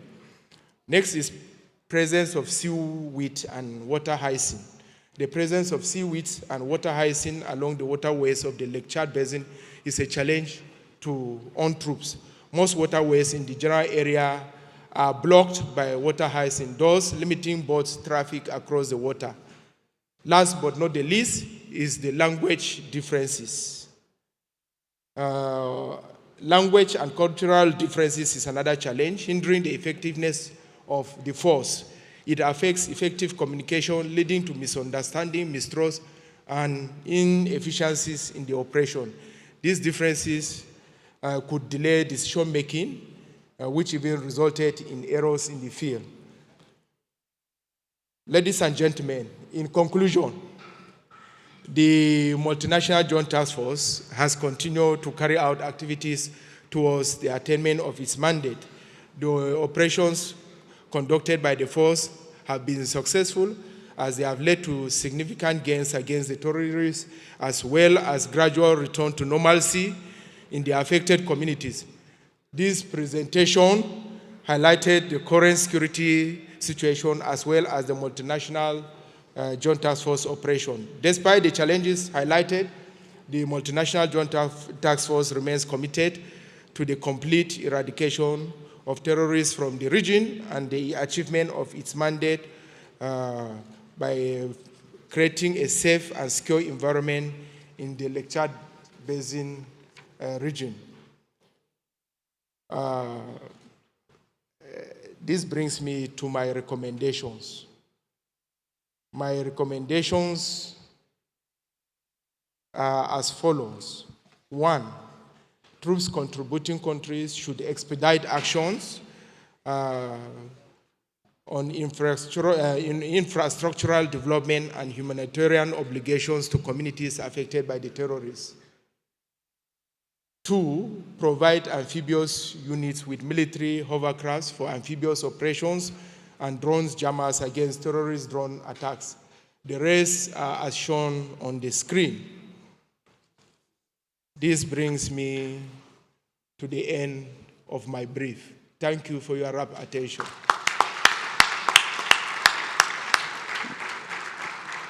Thank you.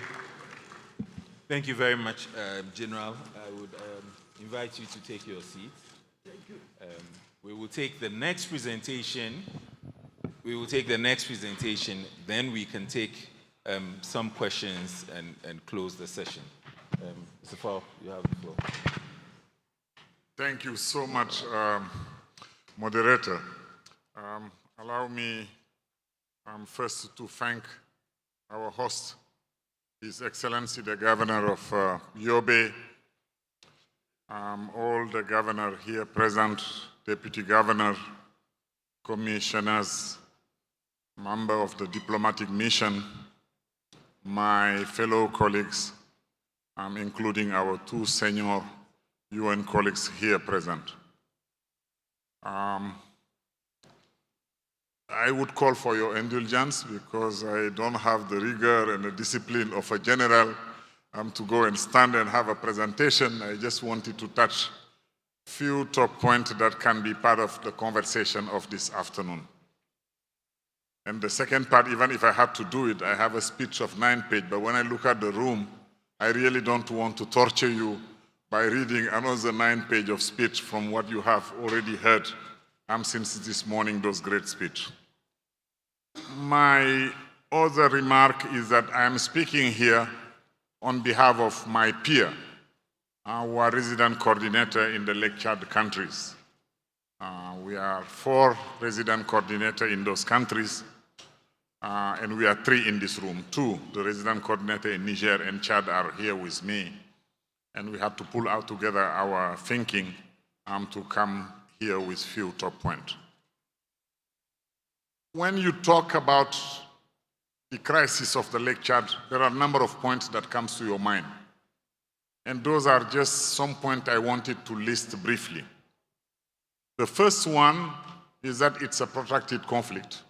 I think starting in 2009 with the first emergence of Boko Haram, and since then, it's being part of maybe those long-lasting conflict that we have seen.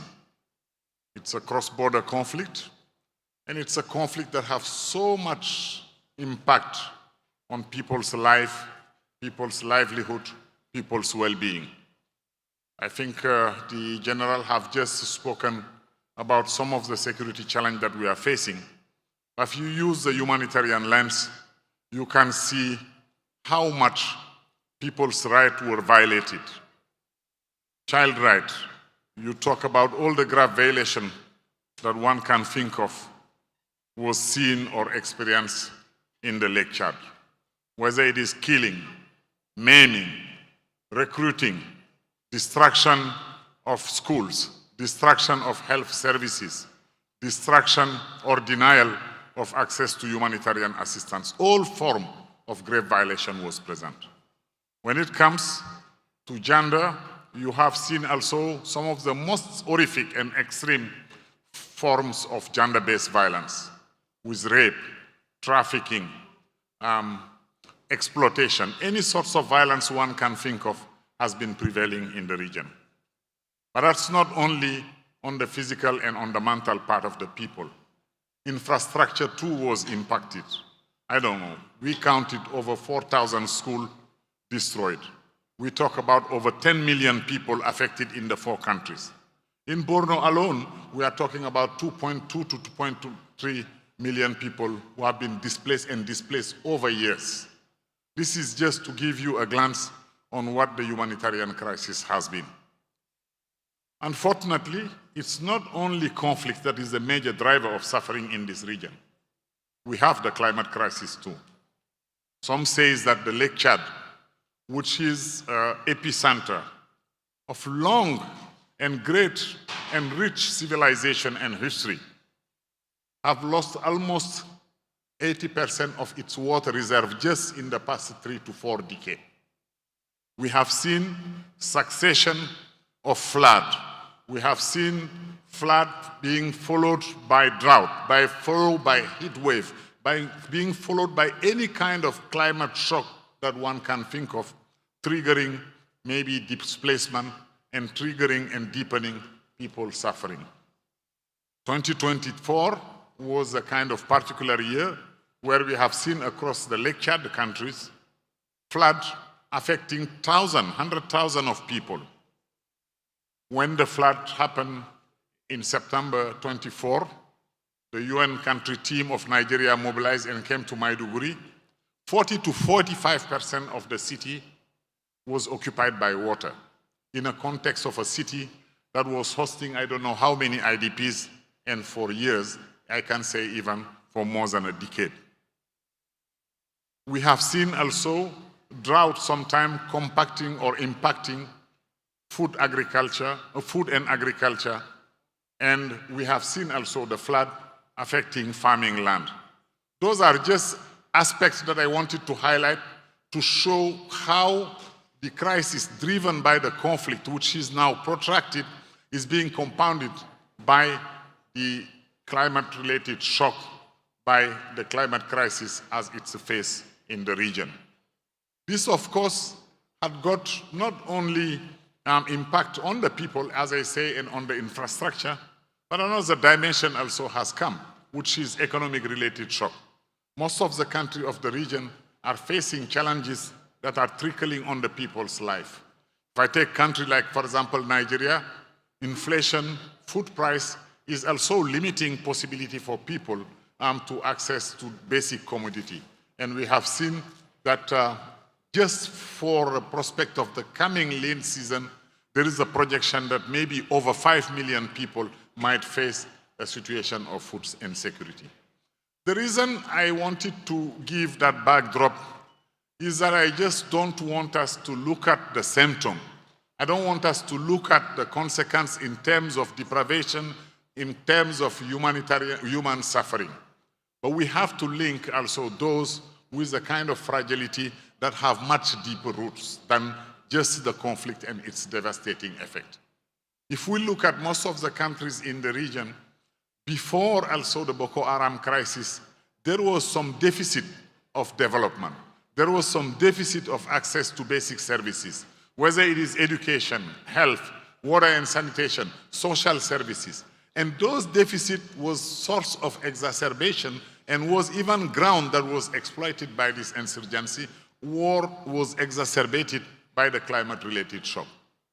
This leads me to one point that I just wanted as a takeaway for my intervention here, which we agreed with my colleagues in the region, is that humanitarian assistance is important. But humanitarian assistance can save life. Humanitarian assistance can enhance protection. Humanitarian assistance can reduce vulnerability, but humanitarian assistance cannot address the root causes that are leading or that have contributed to the crisis that we are going through. Beyond humanitarian, we need to work on development.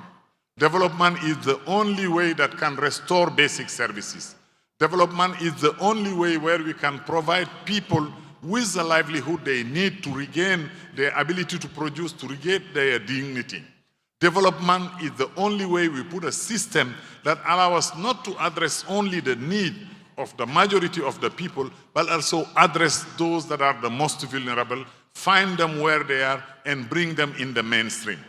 This is why I'm saying that we can continue to pour all the humanitarian resources that we have, as we have been doing in the past 10 years.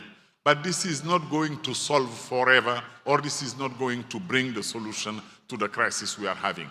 Therefore, the nexus between humanitarian and development is a key message that we wanted to share with you as a resident and humanitarian coordinator of this region. Let me add another piece in the nexus, which is peace. I have been to Burma yesterday. My first visit in Burma was in 2017, when it was just liberated from the insurgency. At that time, even the palace of the Shehu was occupied by the insurgency. Population was kept away, could not return because there was no enough peace and enough stability. There was a number of things. What I have seen yesterday was population not coming back, regaining possibility to be back on their life and to be back on their feet. But at the same time, what I have seen is leadership. The traditional leader, the Shehu, the community mechanism being activated to contribute to the peace dialogue, to contribute to the community mediation, to contribute to the reintegration that those that have come back from what we used to call the hard-to-reach area, or those who have been on displacement years after years. That's why the intervention related to humanitarian peace can't be enough unless it is articulated with development, but development also cannot take place in a context where people are not reconciliated, where there is no mediation to bring back people, where there is no justice for what was perpetrated against people, the form of violence that I have spoken to. When mechanisms should be formal, using the state-promoted mechanism, but the community-based mechanism also, involving traditional leaders, involving families which are both sides, family who have been victims, but family also who contribute to perpetrator. This is this dialogue, this is this peace part that really need to be brought in. Now, if you look at across our countries, there are several attempts that we have seen where UN, with the partner, with the local government, are trying to articulate this triple nexus of humanitarian peace and development. We have seen initiative taken in Niger around 4 flagship initiatives involving young people, having access to food, improving governance as a way of articulating those true peace that I was calling the triple nexus. We have seen here in Nigeria, through a durable solution process, an engagement really moving and pushing for a transition from development from humanitarian to development, and bringing also the peace component through the Borno model and through multiple initiatives that have been taken in this country. And you name it, if I have gone to Chad, to Cameroon, everywhere there are those mechanisms that are being activated. Now, what we need to know is that those mechanisms, they can be multiple, they can be plural, they can be formal, they can be state-led, they can be also community-led. Everyone has to play and have a piece and a part to play in this process if we want it to be really comprehensive. This is why I was just wanted to say that for us, what is important at this juncture and at this turning point in this 5th Governor Conference is that how are we going to really implement the Nexus? And the instruments are there. We have the Regional Stabilization Strategy led by UNDP. It's offering and it's taking many of the pillars of the Lake Chad strategy. We have a number of initiatives that I have mentioned in those countries. How can we pull them together? How can we roll them concretely? How can we stop being siloed in our work? You have the humanitarian there, the development there, the peace actor, but bring everyone together. That's the challenge that I see moving forward from this conversation. And as our UN Secretary General always say, peace is not only the absence of war, but peace is about justice. Peace is about giving opportunity to everyone to recover his or her dignity. Peace is about giving hope to people that we are serving.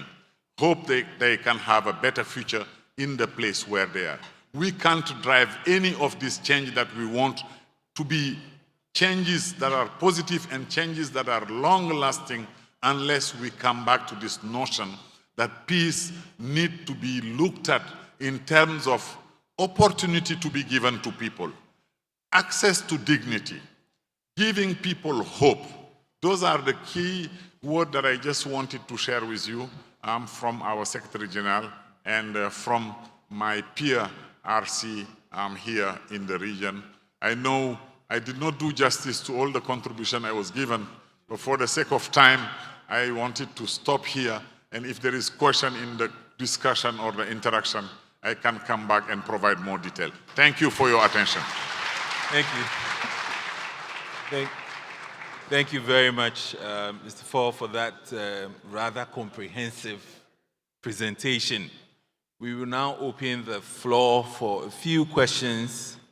If you'd kindly put your hand up, I will try to recognize you. We would only do a round of questions. Yes, is that Dauda, right? Dauda, I recognize you. Anybody else?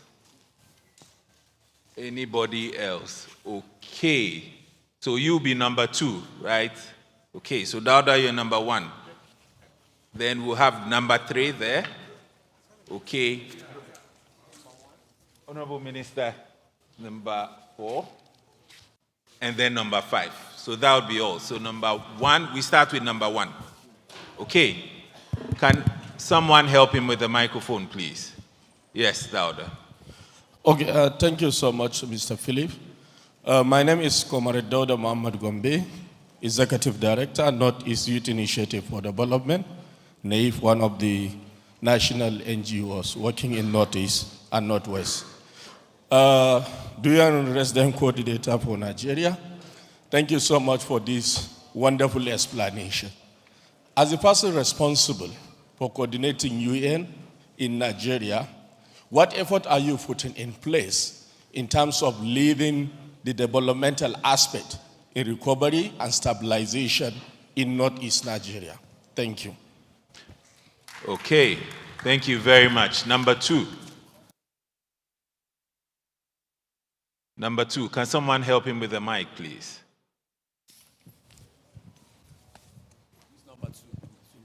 Number 2 is up there, please. When the minister was raising his hand, I was drawing your attention to tell you that the minister was raising his hand. So there's no number 2. From the minister, that's fine. There's no number 2. Thank you. Excuse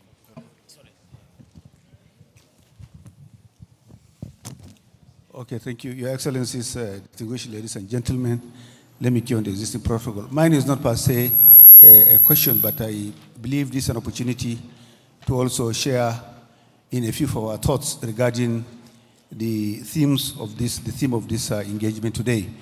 As the MJNTF commander said, you will agree with me that talk shots are always better than gunshots.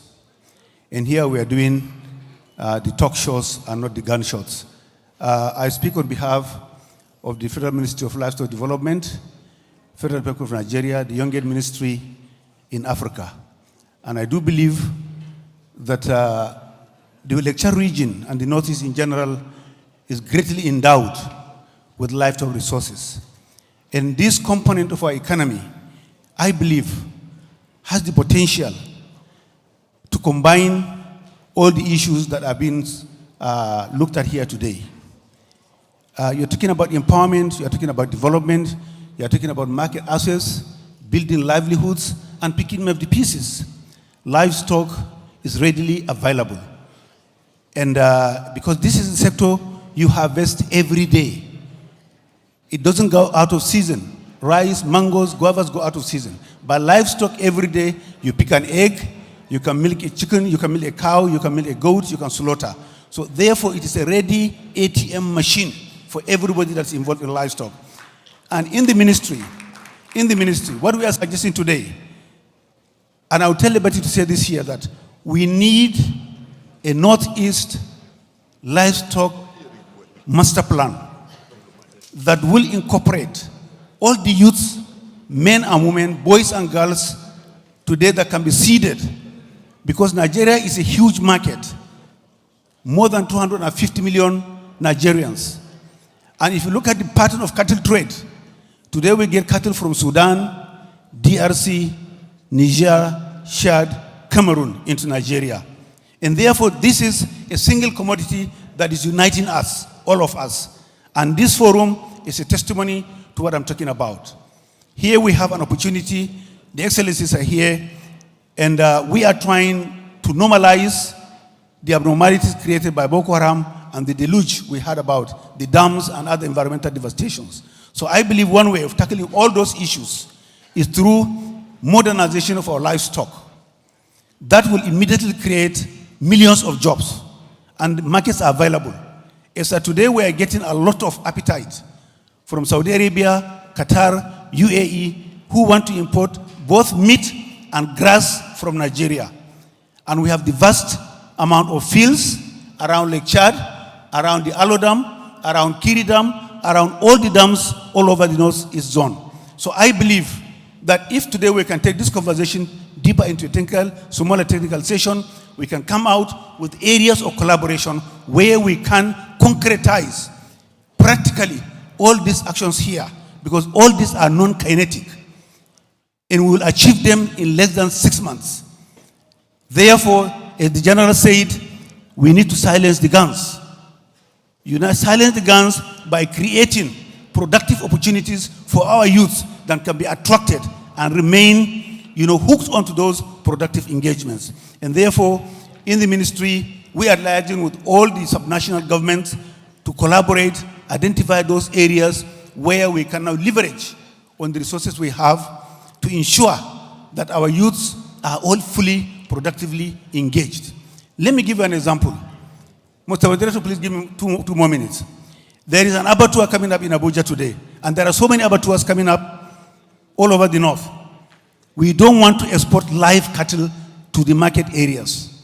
We want to process meat and livestock products and export them in cold chains. The abattoir in Abuja is going to slaughter 1,000 bulls per day, 2,000 sheep and goats per day. Where are we going to get 1,000 bulls times 365 days in a year?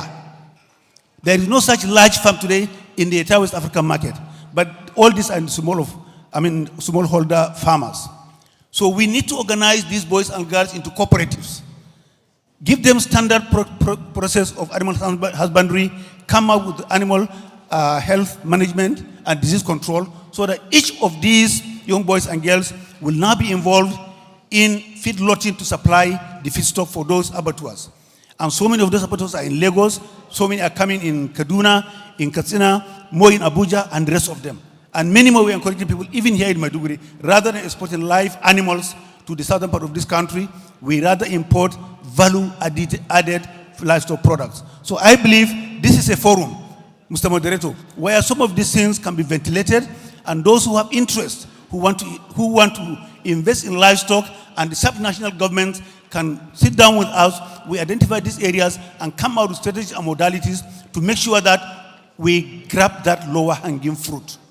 This is an opportunity for that, and we are out for business. Mr. President created this ministry. We will create the enabling environment for anybody who wants to go into, from beekeeping to the tallest animal, that is the camel. In between, we have camels, sheep, goats, cows, pigs, poultry, snail, rabbits, and bees. These are all farmable animals, and from each of these ones, we will create so much amount of money. That sector in Nigeria today is about 33 trillion naira worth. And it is out for us here to grab those opportunities. So no question of sitting down and saying, I don't have a job, I'll worry my governor, I'll worry my people. We have money working Nigerian streets. There is money in Nigerian villages. Once we stabilize the rural countries, believe you me, Lake Chad will go back to where it was before in terms of productivity.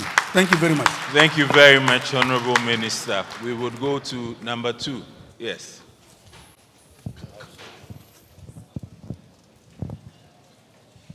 Thank you very much. Kindly make it as succinct as possible. All right.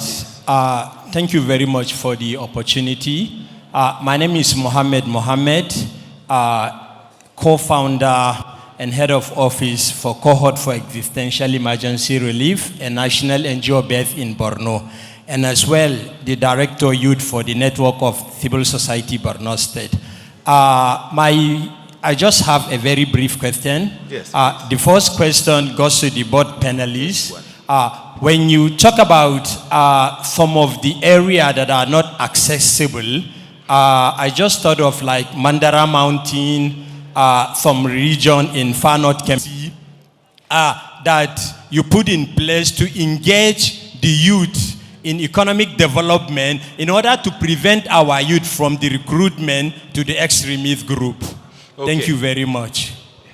Thank you very much. Number 3, and then we take the last one. Number 3. Yes, can someone help him with the mic, please? We're running behind time. Kindly limit your interventions to 1 question, sir.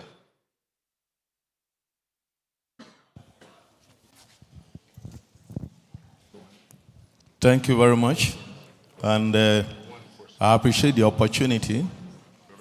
My name is Gambo. I'm the head of security for Plan International Nigeria.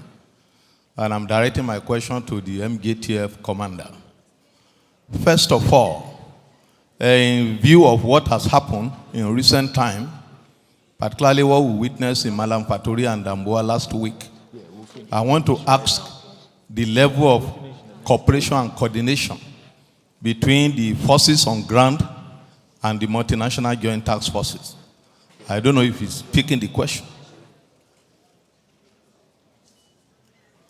What are the cooperation between the MJTF and the command forces in the state, in different countries, bearing in mind of the terrible attack that happened in the Malam Fatori and Damboa last week?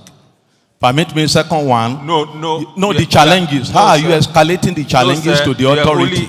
You're only entitled to Sorry, one question. Sir. How are you escalating the challenges to the authority, the use of drone, the lack of equipment, and then the language difficulties among the troops? Very, very important. Okay, Thank you. we'll take the 5th question, the 5th and the last question, please. Number 5. Yes. Kindly make it snappy. 1 question, please. Can someone help him with the microphone, please?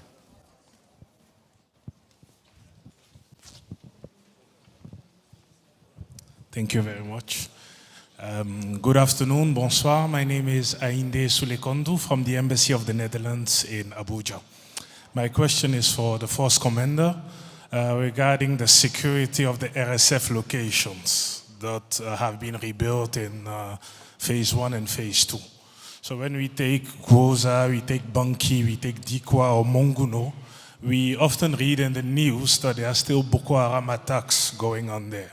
So the question is, how is the security that was re-established by the MNGTF and the other military operations, can be compared, I would say, with the attacks that Boko Haram are still carrying out. So what is your take on that? Thank you very much. I'll come to you, Mr. Fall, if you can start. Thank you so much, Mr. Moderator. I was really lucky to be in the panel with the General because I saw most of the question went to him. Allow me just maybe to react to the first question, which was coming on the issues of the nexus and how are we implementing it and rolling it out in the context of Nigeria. Before that, I want to do justice. As I say, I spoke on behalf of my colleagues RC in the region, and each and every one of them is also having the process in their respective countries. We have the example of what we call the high-level tripartite committee in Niger. We have the humanitarian and development peace task force in Cameroon. Nigeria, of course, is having its compact around the durable solution. And of course, I mentioned and spoke earlier about the regional strategy for stabilization, recovery, and resilience, which is an initiative led by UNDP. In the context of Nigeria, I think I have spoken at length about, how long the humanitarian crisis has been here. And I am quite fortunate to have served here as a UNICEF representative when the humanitarian response started in 2016 and came back as a resident coordinator. When I came back, what I did, the first week I arrived here, I traveled to Borno, and with my brother Zulum, we went to visit Munagaraj. I remember having visited for the first time the camp of Munagaraj in June 2016. And what impression I got is that almost the same situation I left 10 years earlier was almost what I have found. That raised a question about what we do in terms of humanitarian assistance. And every year, we were having a humanitarian response plan. We were raising funds. Now funding is declining, but earlier it was much better. I think the HRP on Nigeria was always between 80 to 85% funding. Then you ask your question, if you are pouring this amount of money in a context and you come back 10 years after you haven't seen any change, is it enough to do that? That's why I was saying that humanitarians have to understand that there is a limit beyond which their instruments, their capacity cannot operate anymore. This is why I was saying that we need a process whereby we use humanitarian instruments to race against time, save life, protect people, reduce their vulnerability, but that's not enough. We can keep doing it for decades and will remain on the same place. The same way when I went to Bama yesterday. This is why here we come up with the initiative of the Secretary General around durable solution, which look at not only the humanitarian, and if you look at the pillar of our compact, it has one pillar which acknowledges the remaining bulk of humanitarian need assistance, but at the same time look at how can we proceed into development. Development requiring that you invest on infrastructure, infrastructure for housing, infrastructure for schools, infrastructure for health, infrastructure for water and sanitation. But those infrastructure are what I'm calling the hardware. But the hardware alone is not enough to make development. You need also to invest on people's skills, give people livelihood, give people access to credit, give people access to and a possibility to trigger or to develop small business, give people to something that break the reliance they have on humanitarian aid and be independent and be able to produce for themselves. And then, of course, you put the component piece, and that's why I talk about certain initiatives that we have here in Borno, Yobe, Adamawa. And we, Nigeria, in among the initiative of the Secretary General of the United Nations, which include 15 countries where the initiative for durable solution of displacement was made, The first country to have launched its state plan was Nigeria. Last May, we launched the state plan for Yobe, Adamawa, and Borno. Last Friday, we launched for Benue. And the particularity here is that not only the process were consultative, were inclusive, were government-led, but also the funding. You heard this morning in his speech, the Governor Zulum of Borno was saying 15% of its state budget is allocated to those state plans. I'm speaking here under the watch of His Excellency, the Governor of Yobe. Yobe commits 14% of its budget to their own state plan. Adamawa, the same. And I think we have seen also when we launched last week.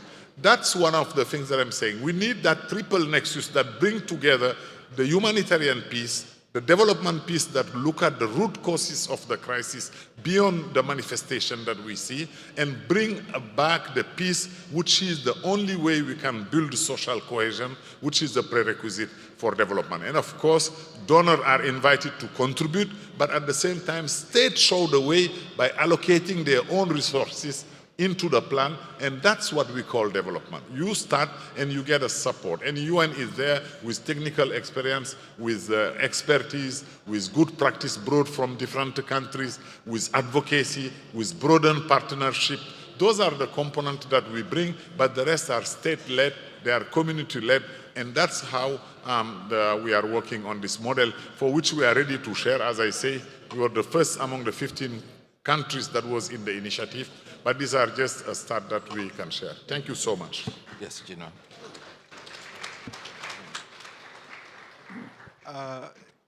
Thank you very much. Yes. Thank you very much.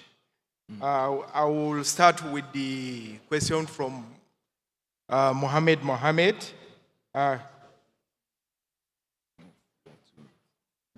From Mohammed, where he asks why is it that Abadam, Guzamala, and some other areas are not being occupied, and what happens to the youths in such areas. Permit me to tell you here that in Guzamala, Abadam, Kangarwa, Metele, all the way to Arege, Malamfaturi, though we don't have troops in those places, but we do carry out patrols to such areas.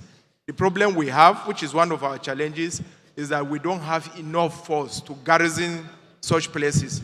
But I believe with time, we are going to have enough that we could physically deploy in those places. To the next question of what are we doing, is there any policy put in place to prevent youths from being recruited by Boko Haram terrorists? Yes. For the multinational joint task force, I remember 2022, there was a body called COGINTA. It's an European Union effort through a body called COGINTA. Now is DCI.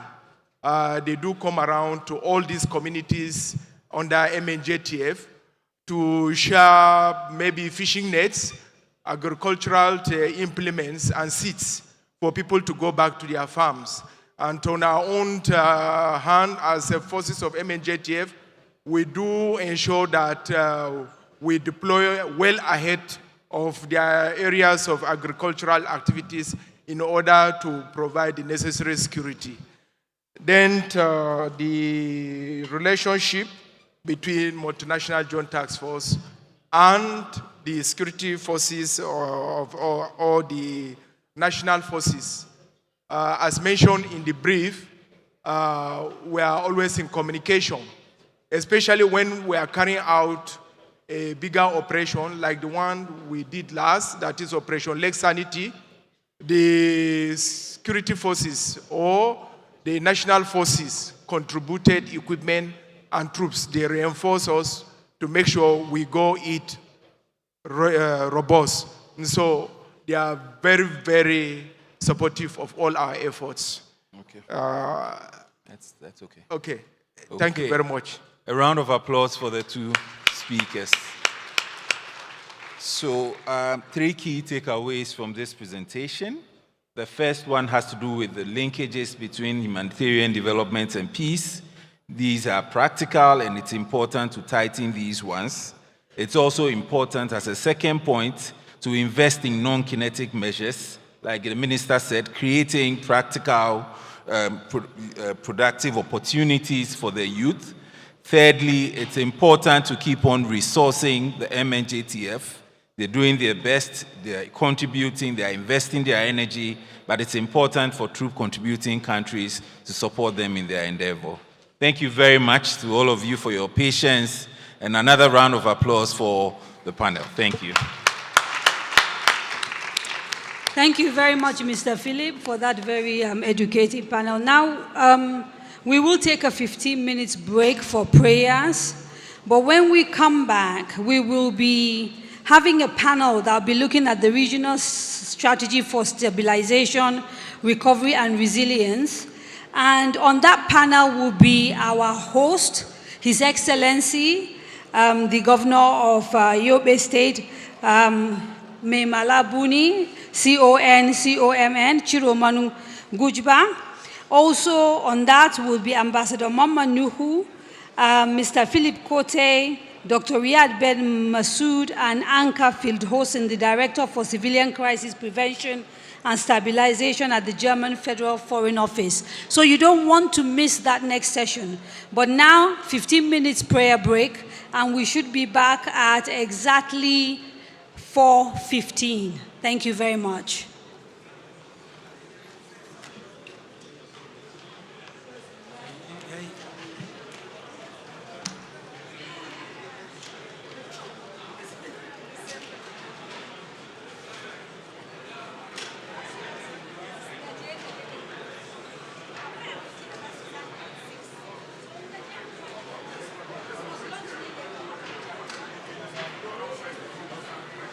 Thank you very much, sir.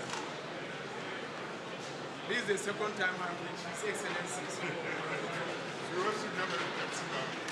Thank you, sir. Thank you so much. Thank you.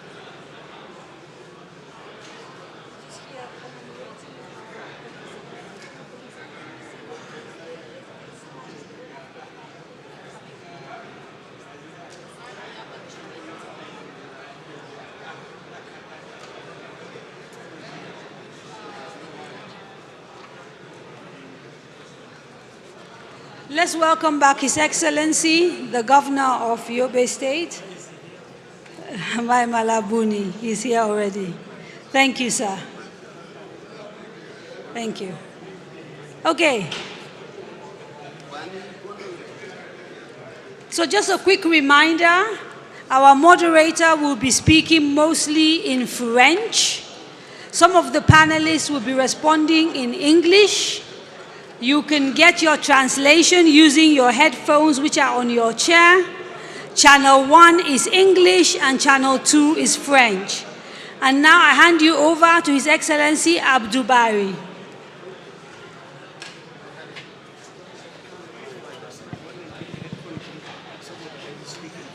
Okay. Also recognizing the presence of His Excellency, the Governor of Borno State, who has just joined us. Welcome, sir, and thank you for being here. Merci beaucoup. Merci. Chers participants, Monsieur le gouverneur de l'État de Yobe, Mesdames et Messieurs les gouverneurs, honorables chefs traditionnels, distingués participants, chers collègues du système des Nations Unies, je voudrais vous dire toute la joie que je ressens de me trouver aujourd'hui ici à Maiduguri, capitale du Borno et capitale pratiquement.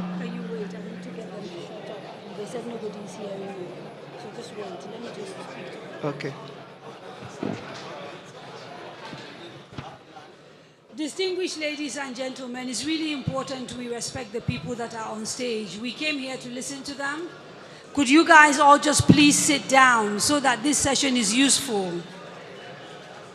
If you must have conversations, then I suggest you step out of the room. Can someone help us close that door, please? The security people over there.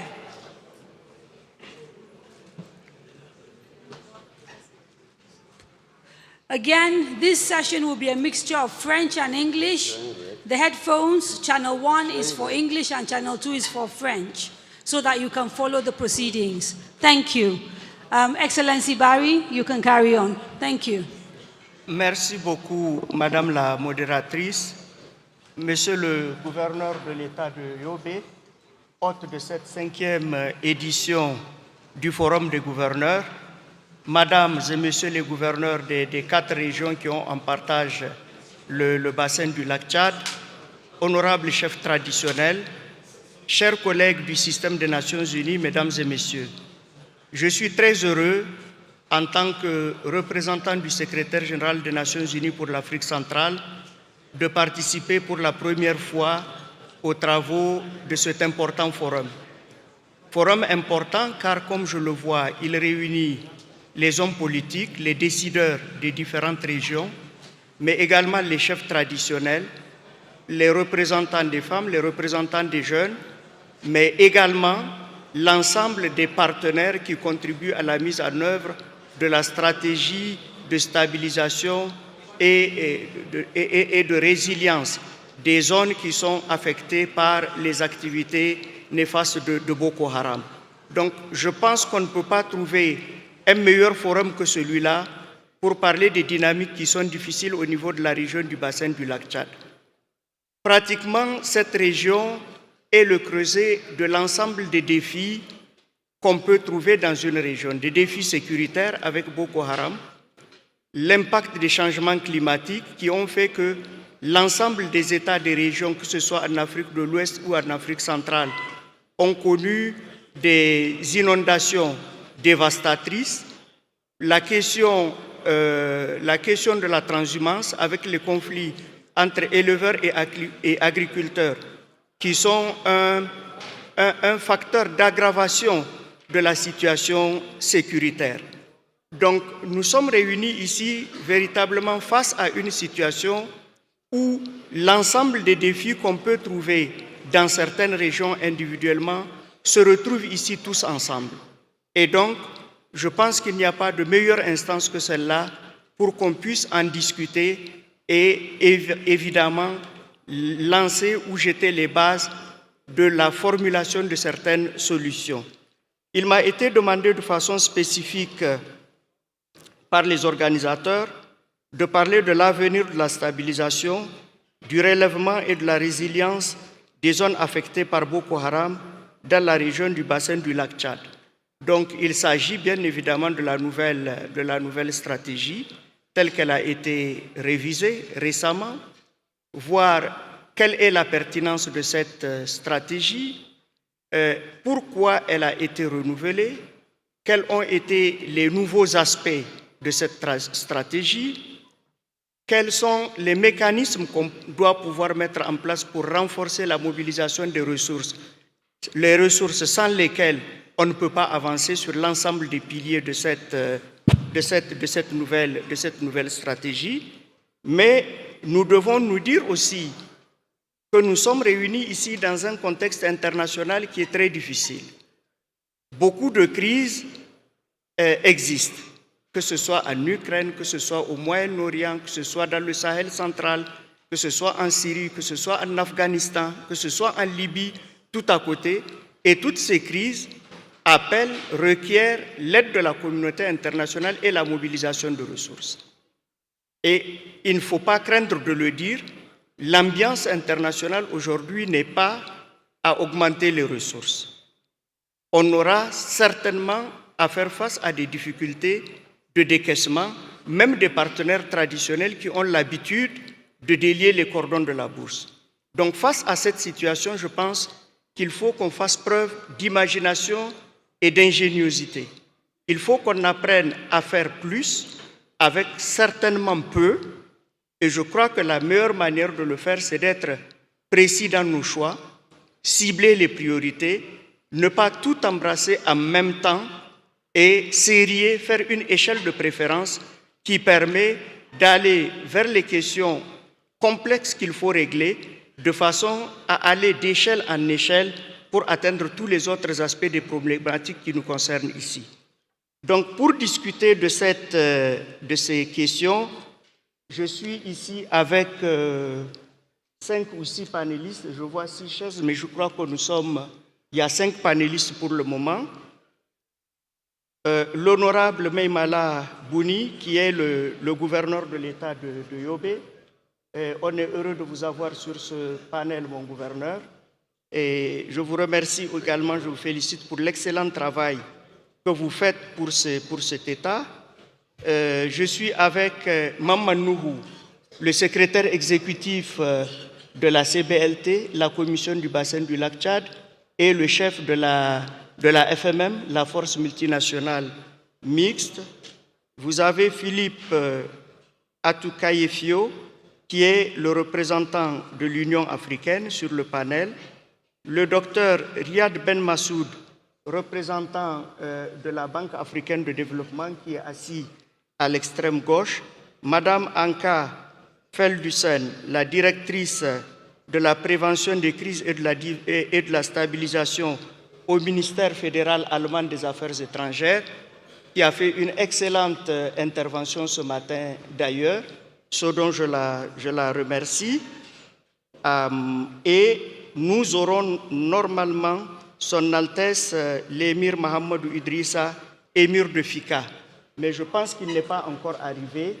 Peut-être que s'il nous rejoint un peu plus tard, il sera sur ce panel et on lui permettra d'intervenir parce que les chefs traditionnels jouent un rôle important, éminemment positif dans toutes les dynamiques qui nous concernent aujourd'hui. Et hier, on a été à Bama, on a rencontré et on a eu des échanges constructifs avec l'émir de Bama. Et je pense que cela nous a permis de voir le rôle des leaders traditionnels qui sont les leaders de proximité, qui vivent au quotidien avec les populations et qui connaissent là où les populations ont besoin d'être aidées. Je pense qu'on ne pourra que rappeler encore l'importance capitale de nos leaders traditionnels, de la chefferie traditionnelle dans la poursuite de la recherche de solutions aux différents défis auxquels nous sommes confrontés. Donc ce que je ferai, je ne voudrais pas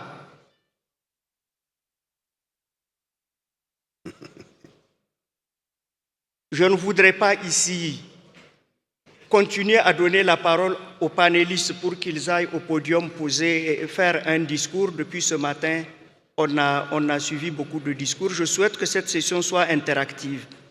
Donc, je voudrais commencer par le secrétaire exécutif de la commission du bassin du lac Tchad. Monsieur Mamanou, je souhaiterais que vous puissiez nous dire quelles sont les leçons qui ont été tirées de la mise en œuvre de la première stratégie.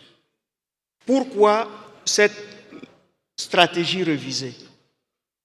Quelles sont les différentes améliorations qui ont été apportées à cette nouvelle stratégie et quels sont vos commentaires ici sur la meilleure manière d'appréhender la structuration de la nouvelle stratégie afin de procéder à la lutte contre Boko Haram, de procéder à la stabilisation de cette région et de permettre aux populations de pouvoir vaquer à leurs occupations, notamment à aller dans le domaine du développement économique.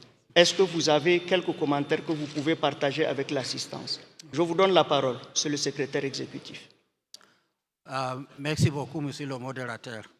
I've been asked to speak on the lessons learned after 5 years of implementation of the first phase of regional stabilization strategy. You will recall that at the end of the 5 years of implementation, the steering committee met and adjudged it fit for purpose, but that it should be revised to take into consideration lessons learned. Any strategy you implement for 5 years, obviously there must be some lessons. And there were some lessons. That is what I'm going to talk about. The first lesson I want to talk about is the importance of local ownership.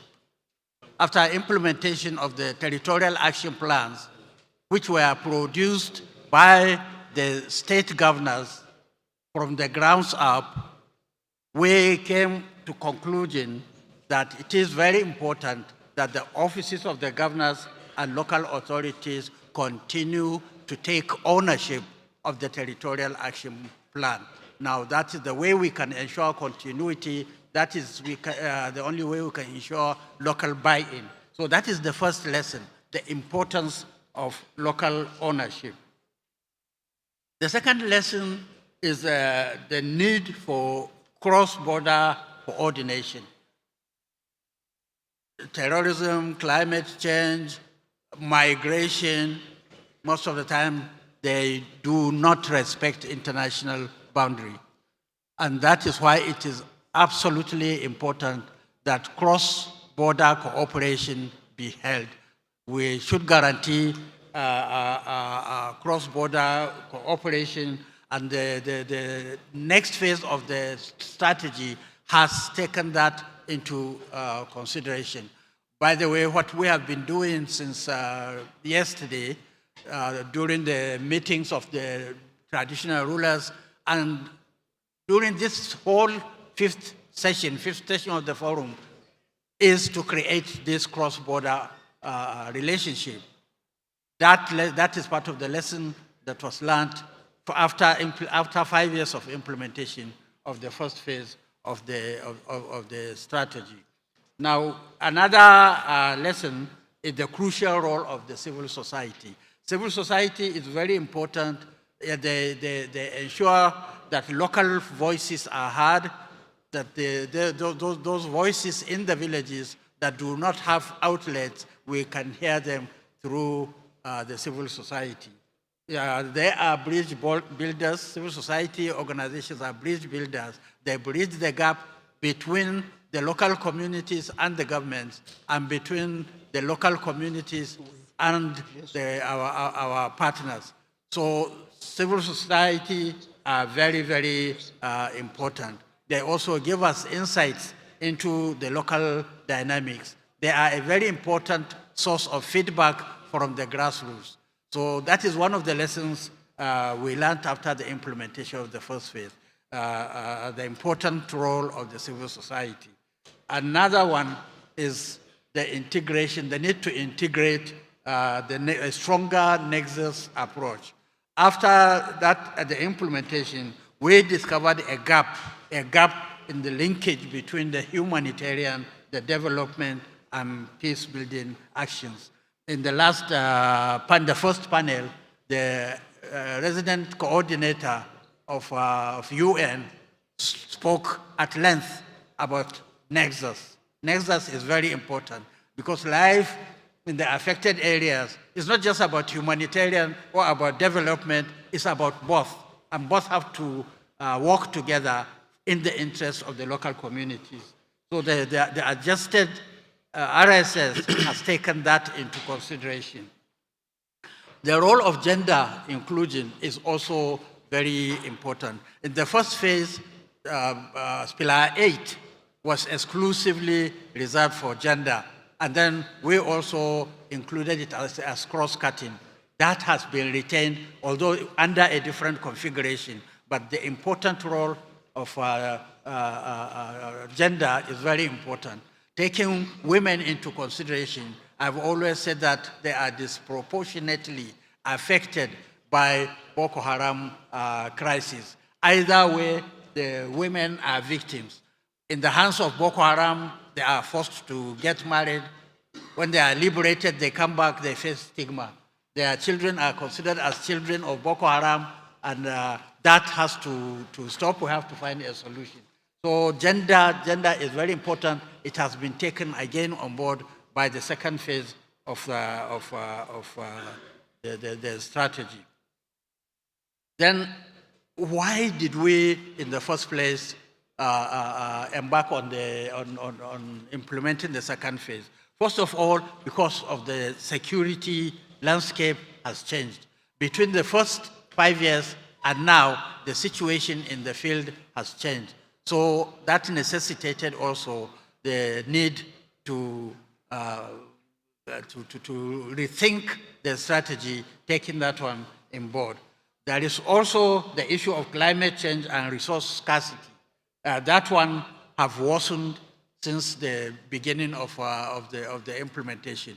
The resources are not available. Yes, there has been a lot of humanitarian support, but it has not been matched with development. That also has to be taken into consideration. There is therefore the persistent socioeconomic challenges. They are still there with us. A lot of efforts have been put in place. We all know the efforts made, especially by the governor of Borno State, of resettling the people, taking them back to their communities, providing means of livelihoods, roads, markets, schools to them. A lot has been done, but a lot also needs to be done in this second phase that we are going into. So regarding the new points that we have taken in terms of the structure of the new strategy, we have noticed the importance and the seriousness of having to strengthen the governors' offices.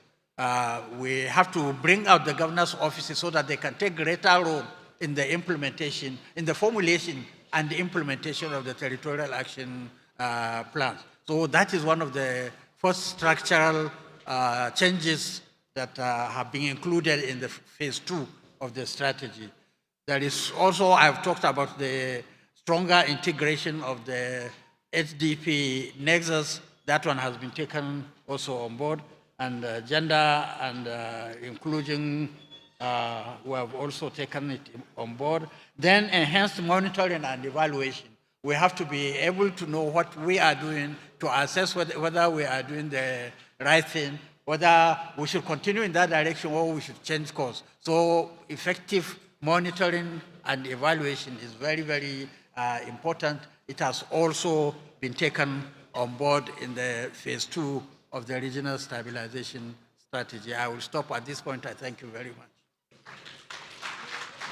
Merci beaucoup, Monsieur le Secrétaire exécutif, d'avoir montré l'importance de prendre en compte le rôle de la société civile le rôle des femmes, le rôle des jeunes, parce qu'effectivement, partout où on est allé avec mon collègue, le représentant du secrétaire général pour l'Afrique de l'Ouest qui s'est adressé à vous ce matin, le visage de cette détresse, c'est un visage féminin, c'est un visage de jeunes.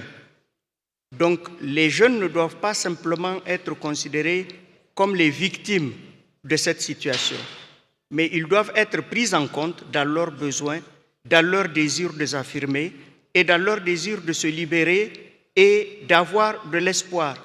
Et hier, lorsqu'on a vu à Bama des jeunes gens, des jeunes filles du Nigeria qui vont au-delà de ce que la communauté des humanitaires conventionnels peut faire, eux peuvent aller plus loin encore. Donc je pense que c'est ce genre d'initiative qu'il faut renforcer.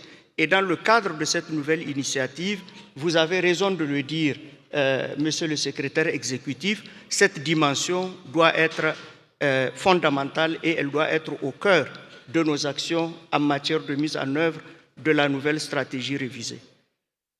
Monsieur le gouverneur, vous avez suivi ce que le secrétaire exécutif de la CBLT a dit.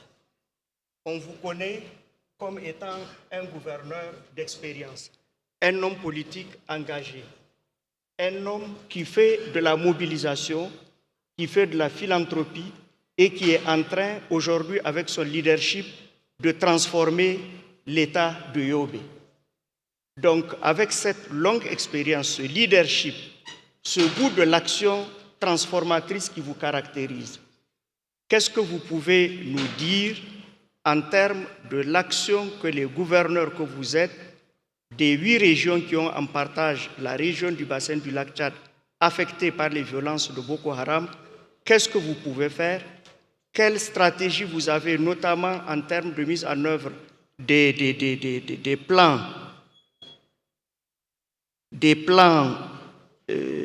d'action territoriaux, les PAT, les plans d'action territoriaux, et le rôle des bureaux, de vos différents collègues ou collaborateurs au niveau de vos bureaux. Je voudrais savoir exactement comment vous vous projetez, comment vous projetez votre leadership en termes d'actions nouvelles, d'actions qui peuvent faire en sorte que la mise en œuvre de cette nouvelle stratégie révisée ait un impact beaucoup plus important qu'elle ne l'a eu dans les 6 premières années de la première phase. Voilà, Monsieur le gouverneur, la question à laquelle je souhaiterais que vous puissiez répondre. Je vous donne la parole, Monsieur le gouverneur. Thank you, moderator. Yes, the states around the Lake Chad Basin, the member states, have actively participated in developing the strategy. This particular new strategy as revised. And by that, we have taken full ownership of the process, and we will drive the process, and we will ensure the implementation by providing bottom-up approach, ensuring that the local communities who are the worst affected, up to this level and the level of leadership, all are together in ensuring that this strategy is implemented so that we take back our people to their respective communities with dignity. And especially, so many speakers have aired and shared their views on the need for community engagement in the areas of livelihood support and other things and other activities that will keep them in their various communities, which is key.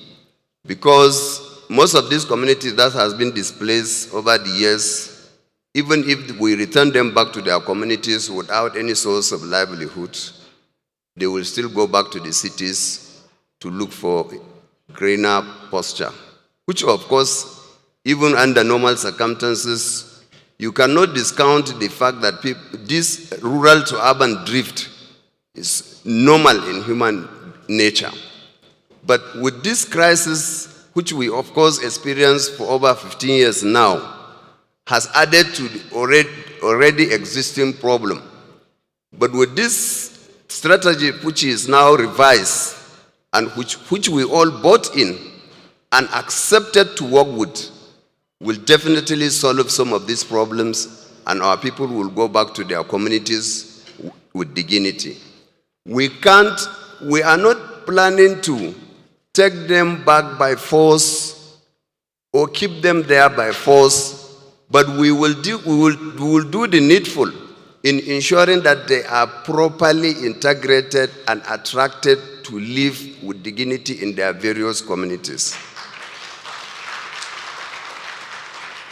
Of course, the governors as leaders at the subnational, and of course the traditional rulers who are also playing key role in ensuring safety and security of their domains, we are working hand in hand to ensure that we collaborate in securing the environments and the communities where our people live, and that is not possible without creating jobs, especially youth and women engagement.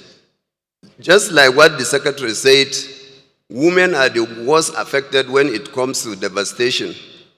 Yes, that one is true, because every child belongs to a woman. Every child belongs to a mother. So keeping the mothers empowered, keeping the mothers engaged is empowering the entire family. And of course, that is amounting to keeping all the families engaged with dignity in their various communities. Part of the reason why I am sure we are all talking about the solid program, which of course some of the IDPs who are today in the cities will not want to go back to the villages or their hamlets or where they come from, simply because they have now seen certain things in the cities which they will always want to remain in the cities. That has also created another problem of overstretching the already overstretched infrastructures in the cities and other major towns, which of course we have to revamp and build new ones to ensure that those who don't want to go back should equally have where to stay in the cities and pursue their means of livelihood, because we cannot force the IDPs to go back. Some certainly will go back, some will not go back. So as a result, we have a multifaceted problem, as I captured in my speech earlier. The first problem is to deal with how to take those who want to go back with dignity and settle them. The second one is those who don't want to go back. How do we now integrate them and take care of them in the cities? Because we cannot eject them by force. That is not possible. In line with some of the global and other conventions, you cannot, of course, there is these refugees and of course IDPs who you have to also incorporate, integrate, and take care of them as human beings, because we are all human beings. Nobody chooses to be an IDP, because if it is by choice, certain places wouldn't have been. So it is not by choice, it is as a result of protracted crisis, which we are still dealing with. But thank God, now the insurgency to some extent has been decimated. Thanks to our soldiers and other sister security agencies, they have been decimated. But notwithstanding, still in some areas, still it is bleeding. Of course, we have to silence the gun and then stop the bleeding, and of course, develop the concept more. As we are now improving, life is all about continuous improvement. It is not about static perfection. We cannot say what we had in the past is better or what we will have now is much better. It is an improvement. which is normal with human nature. As this one, as a concept which we all agreed to and ascribe to as leaders and ready to implement in our various states, in all the provinces of the Lake Chad Basin.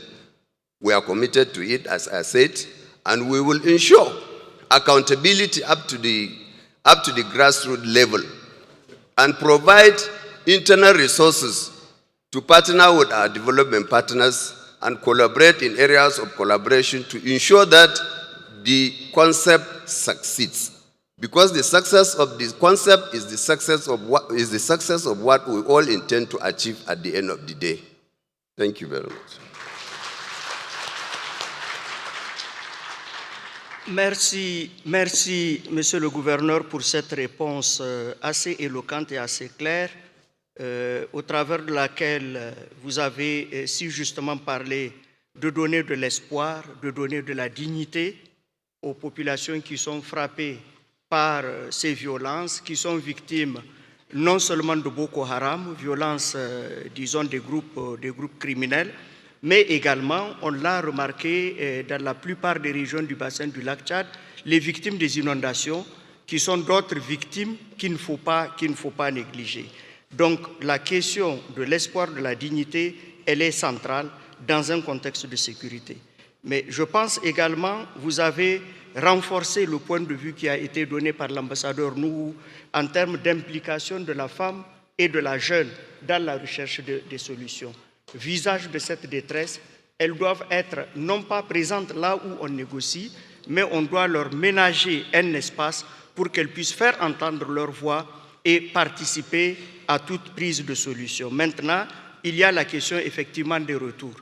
Il y a ceux qui peuvent accepter de retourner selon un certain nombre de conditions et de mesures qui ont été préalablement prises dans leur localité de départ, et il y en a qui, à force de vivre dans leur lieu d'accueil, choisissent de rester, et je pense que cette dynamique également mérite qu'on lui accorde l'importance qu'elle revêt. Je voudrais maintenant donner la parole à son Altesse Mahamadou Idrissa, Émir de Fika. Your Highness, I will be giving you the floor. You will be the next speaker. Please be seated.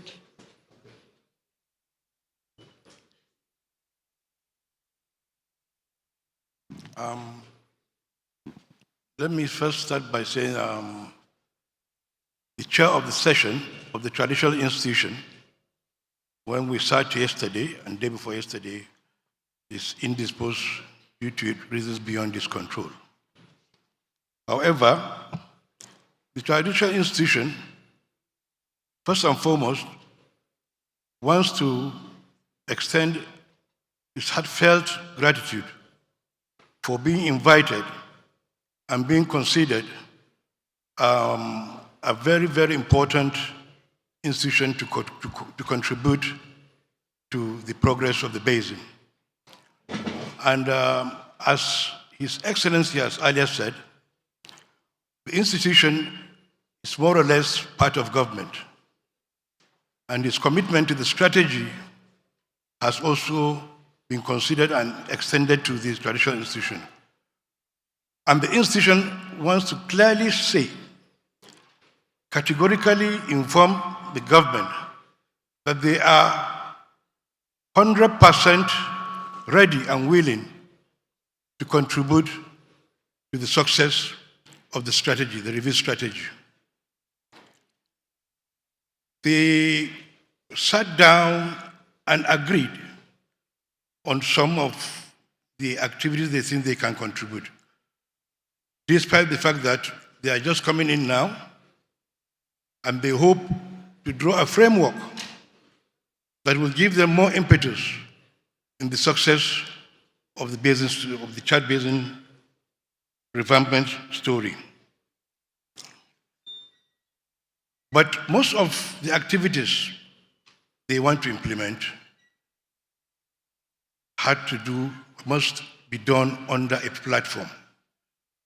And they are proposing that there should be a platform for traditional rulers across the member states who will act as advisory and forward their findings to the government. Likewise, not to burden government on the financial implication of financing their meetings, the institution have adopted to most times use modern ICT technology in their meetings.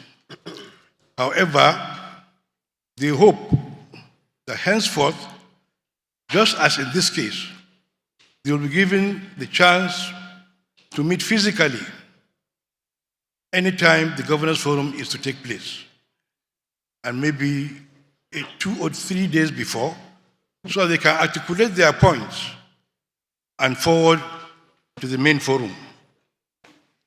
Likewise, they have observed that boundaries are administrative, but in real sense, the member states share a lot in common: religion, culture, moral, and what have you. So they want to leverage on the cultural values they've shared over years to at least engage their communities to bring peace to the basin. Likewise,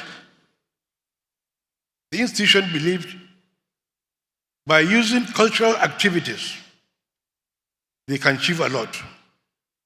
During the liberation, the theater commander, came up with suggestions which the institution have fully accepted. He said,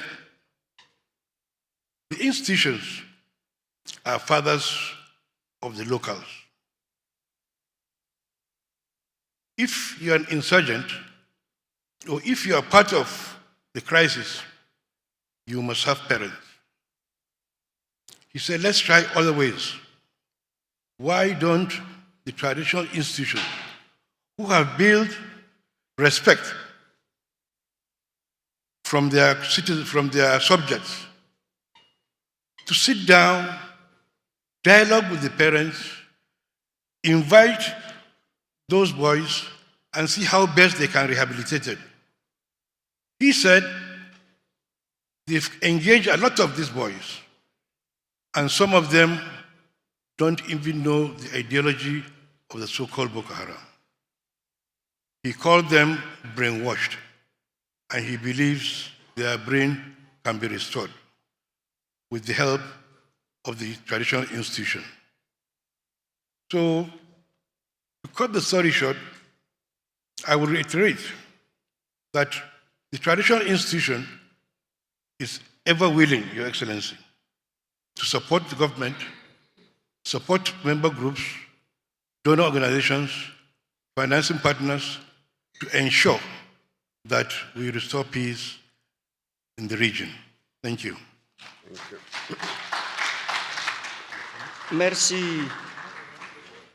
Merci beaucoup. Merci beaucoup, Son Altesse Royale, pour cette contribution de qualité au travers laquelle on peut reconnaître que les leaders traditionnels, les chefs traditionnels étant des leaders de proximité, on peut dire qu'ils sont sur la ligne de front. Je pense que leur travail doit être reconnu, il doit être apprécié et il doit être soutenu.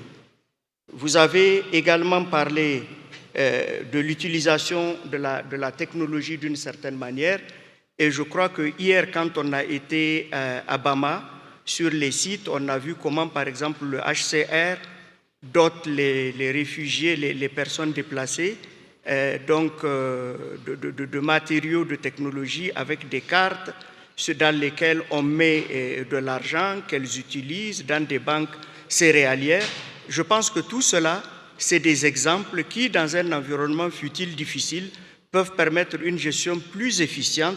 C'est ce que j'avais dit en introduction, avoir moins de ressources et les utiliser avec plus d'efficience. Je pense que ce qu'on a vu à Bama, l'expérience que le HCR est en train de mettre en place, c'est participer à l'élaboration de cette stratégie.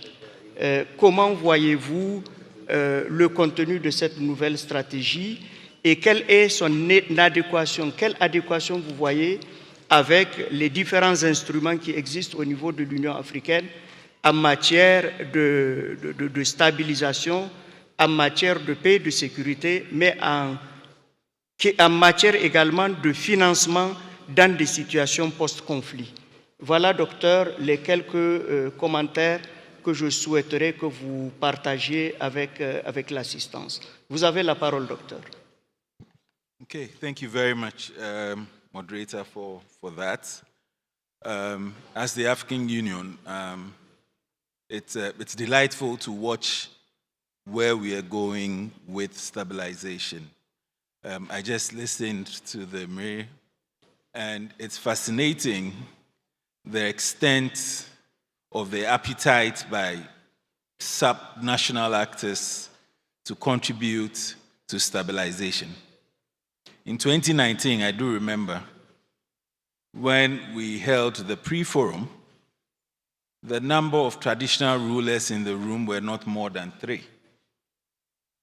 Today, we have a whole room full of traditional leaders depreciating.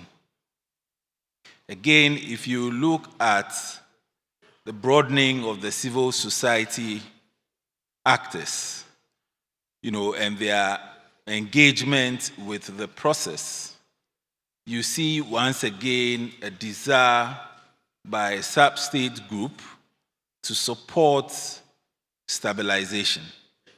Again, this is a plus, and it's something that we recognize highly at the African Union. Now, to what extent does the new strategy address some of the gaps that we realized much earlier on? If you look at the process by which the review was conducted, the fact that the governors' offices and the member states were mainstreamed into the process is something that we cannot lose sight of. Now, in the first iteration of the strategy, what we did was to negotiate ownership after the strategy was complete. And so for those of you who've been with us throughout, you recall that one of our implementation plans was to organize road shows where we went to the various areas trying to engage government offices, governors' offices, to take some interest in the strategy. Fortunately, this time around, we brought the governors' offices into the mainstream of the strategy. And so there's ownership ab initio. Again, that is one thing that we really appreciate.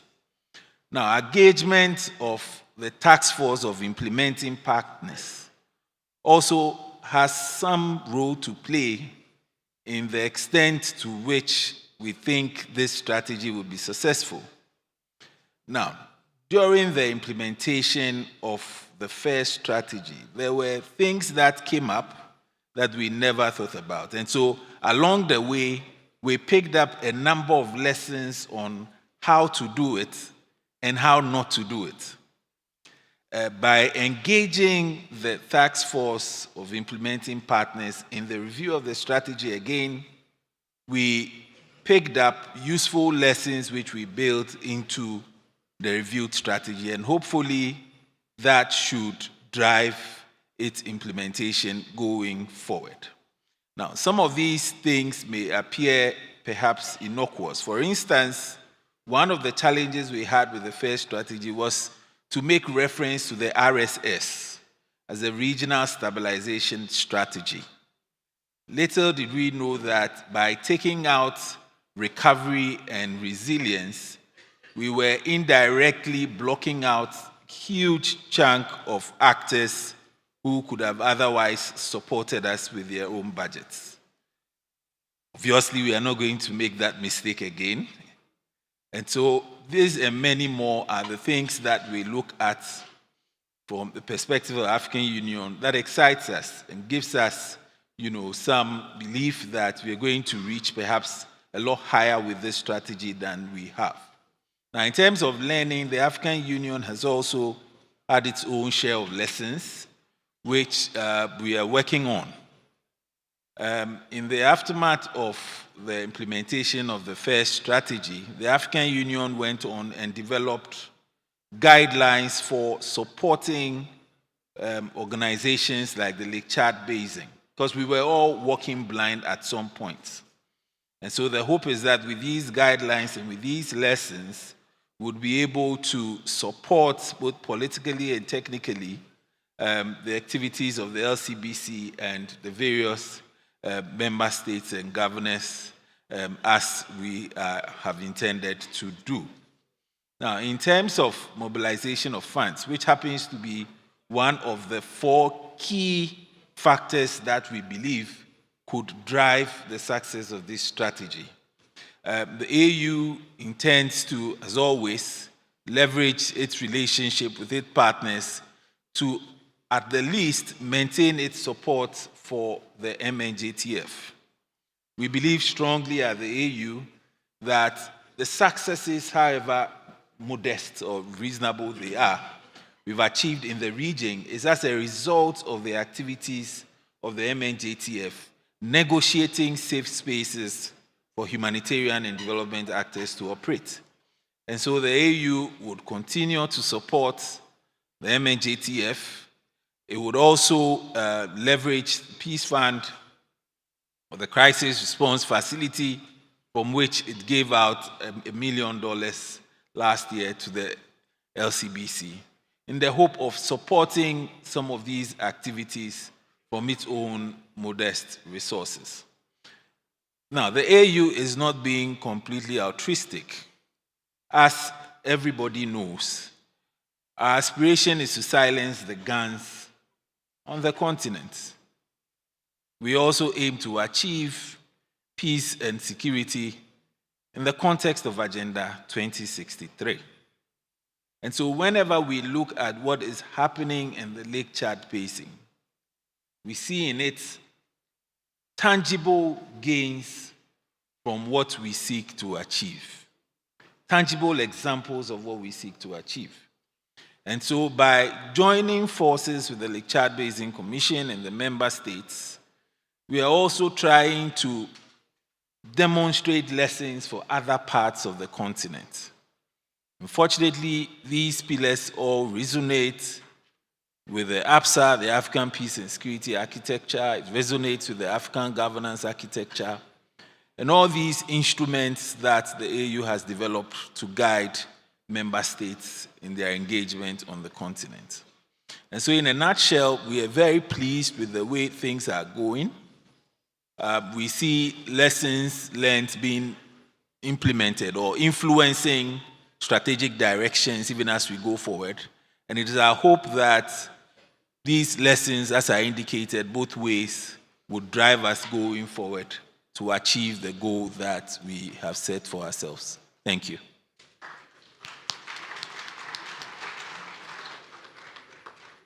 Merci, Dr. Philippe. Je souhaiterais que vous puissiez élaborer un tout petit peu plus sur cette question de ressources. Vous avez annoncé la mise à disposition d'1 million de dollars pour la MNJTF. J'ai le sentiment que, je me permets de le dire, on peut peut-être faire mieux dans ce domaine. Surtout à un moment où, comme je l'ai dit à l'introduction, les partenaires traditionnels, compte tenu d'un certain nombre de contraintes, pourraient ne pas être aussi généreux qu'ils l'ont été jusque-là. Quelle stratégie vous envisagez au niveau continental pour qu'il y ait plus de contributions, puisque à l'intérieur de l'Afrique, il y a la possibilité de mobiliser d'autres soutiens? Qu'est-ce que vous en pensez? Sur le volet humanitaire, il y a la conférence humanitaire au niveau du continent qui s'est tenue à Malabo il y a quelques années. Je vous informe que le 7 février, à Malabo, il y aura un sommet extraordinaire sur la situation humanitaire en Afrique centrale, avec les situations dans le Sahel central, avec les dynamiques autour du bassin du lac Tchad, ne pensez-vous pas qu'il serait de bonne inspiration que l'Union africaine suscite au niveau des États de cette région une conférence humanitaire spécifique pour prendre en compte les défis et les besoins des États de cette région?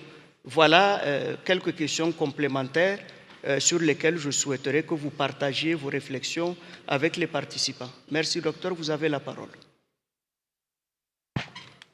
Thank you very much, Mr. Moderator. Perhaps I should have added that the $1 million was on an experimental basis. It was definitely a drop in the ocean, but the extent to which it is used would definitely influence the AU's contribution going forward. Now, in the last strategy, there were plans to hold donor conferences. Unfortunately, we were unable to pull it off. One of the things that we intend to discuss with the LCBC on the back of some of these new mechanisms that the LCBC is talking about is the extent to which we can join forces to hold some of these fund mobilization meetings, ensuring that we bring on board our partners to support what we consider to be a worthy cause. And so I agree with you, Mr. Moderator, that definitely we would have to do more, especially as we also consider sustainable finances as one of the key pillars based on which the RSSRR will be successful. Thank you. Merci beaucoup. Merci à l'Union africaine et merci pour cet engagement que vous avez réitéré à faire plus et à donner plus de votre effort et de vos ressources également à cette région qui en a si grandement besoin. Je voudrais maintenant me retourner vers le docteur Ben Messaoud, qui représente la Banque africaine de développement, un autre acteur dans le cadre du financement de cette stratégie. La première phase, vous avez été aux côtés des États de cette région. Et à présent qu'on va s'engager dans la mise en œuvre de la nouvelle stratégie révisée, quel est l'engagement de la BAD? J'imagine que la BAD restera aux côtés. L'ambition de la BAD, je le souhaite, va être renforcée. Elle va être beaucoup plus, disons, matérialisée en termes de mise en œuvre de ressources. Mais je ne veux pas vous le faire dire, mais je souhaiterais que quand vous interveniez, que l'espoir renaisse dans cette salle, que la BAD est attachée à financer. Elle l'a déjà fait et elle le fera encore plus dans l'avenir. Je vous donne la parole. Merci beaucoup. Merci beaucoup. Thank you. Oui, ça va. Rapprochez ça.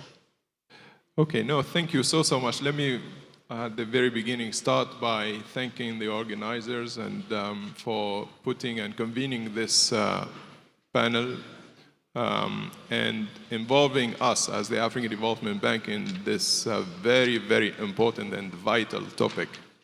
And, you know, to answer now your question, Chair, definitely the answer is yes. The bank has been, you know, has a long record of engagement with the LCBC, and our engagement is long-standing. And as far as I remember, in 2018, back to 2018, when the bank has contributed in the development of the strategy. We have contributed also to the setup of the regional stabilization facility along with the UNDP. And in order also to support the operationalization of the previous strategy, let me borrow the terms from Ambassador Nuhu, strategy phase 1. We contributed, you know, through a technical assistance, 2.8 million technical assistance to the LCBC in support of the internal capacity for the operationalization of this strategy. And this is a program which was meant to support some of the key functions for the implementation of the strategy, such as the political cooperation, also support for socio-economic recovery, and most importantly, support for the LCBC to help raise awareness and capacity in terms of project management. So I think, this is at the onset, the engagement of the bank for strategy phase 1. But our engagement, it goes beyond the lending activity. It also cut across non-lending activities. And speaking of lending activities also, and you've heard this morning Director Balde about the portfolio, the ongoing portfolio that the bank has mobilized and invested in the Lake Chad Basin. So we have more than $2 billion of investments since over the last 20 years. But I will not go through the details, but just to give few examples to showcase how the bank contribute in this stabilization effort through its portfolio. So take the example of the rehabilitation program for building resilience of the LCB systems. So this is a $40 million program that has been completed actually in 2018. And this program is meant at the community level to reduce land degradation, deforestation, and the conservation of biodiversity in the Lake Chad Basin. And this program definitely, it is meant to provide durable solutions to around 15.3 million people in the Lake Chad Basin. So, and this program has also been supported by a complementary program in 2018 to reduce also pressure on the basin resources and its ecosystem, particularly through the management of transboundary water system. So this is to say, the bank has been engaged and we will still engage our portfolio and our investments.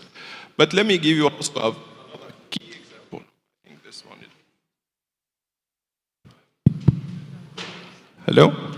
So, but let me give you another key example that really showcases how the bank used its infrastructure investments in order to mainstream stabilization measures into these investments. So I'll take the example of the bridge construction, the bridge that the bank has constructed and financed is constructed through 32 million euros between Cameroon and Chad. So this is, a bridge investment. But one might say the bridge will contribute to stabilization. The answer is very simple, and this is where the bank. Sorry, this microphone is not working well. So do you hear me now? Okay.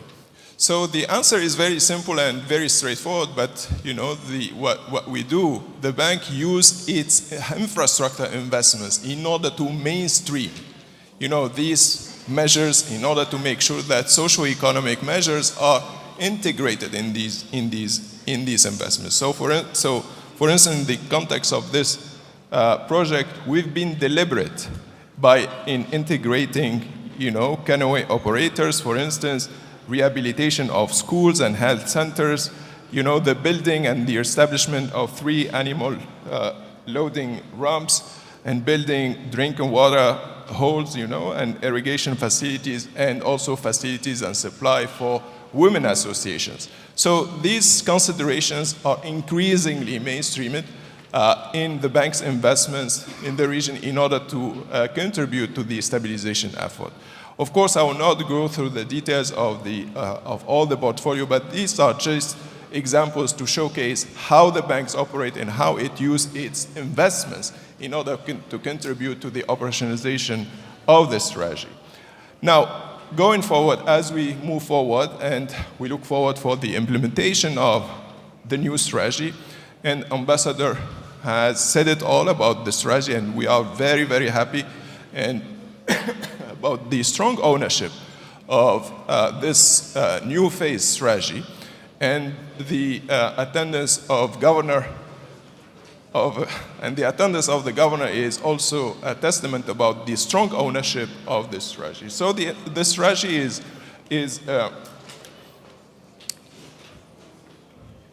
the strategy, it has all the ingredients, and we believe it's, as has already been discussed, the fact that we appreciate the fact that it looks at local solution. It has a specific focus on gender. It has also specific focus on the engagement at the civil society level. It has also the engagement with traditional leaders, and these are very positive signals. The most important thing also, and governors, you've been right in alluding to it, the system of accountability that comes with this strategy. We really appreciate the fact that this is a strategy document which is supported by a theory of change-driven results framework. And we believe, these ingredients are extremely, extremely important to the success of its implementation. Now, as we move forward and some of the, lessons learned from the previous strategy, we believe that, as we move forward in this new, in the implementation of this new strategy, we believe we need to be very careful about prevention and prioritize prevention instead of being, providing response to crisis.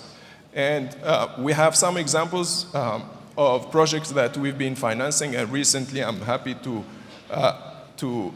inform about the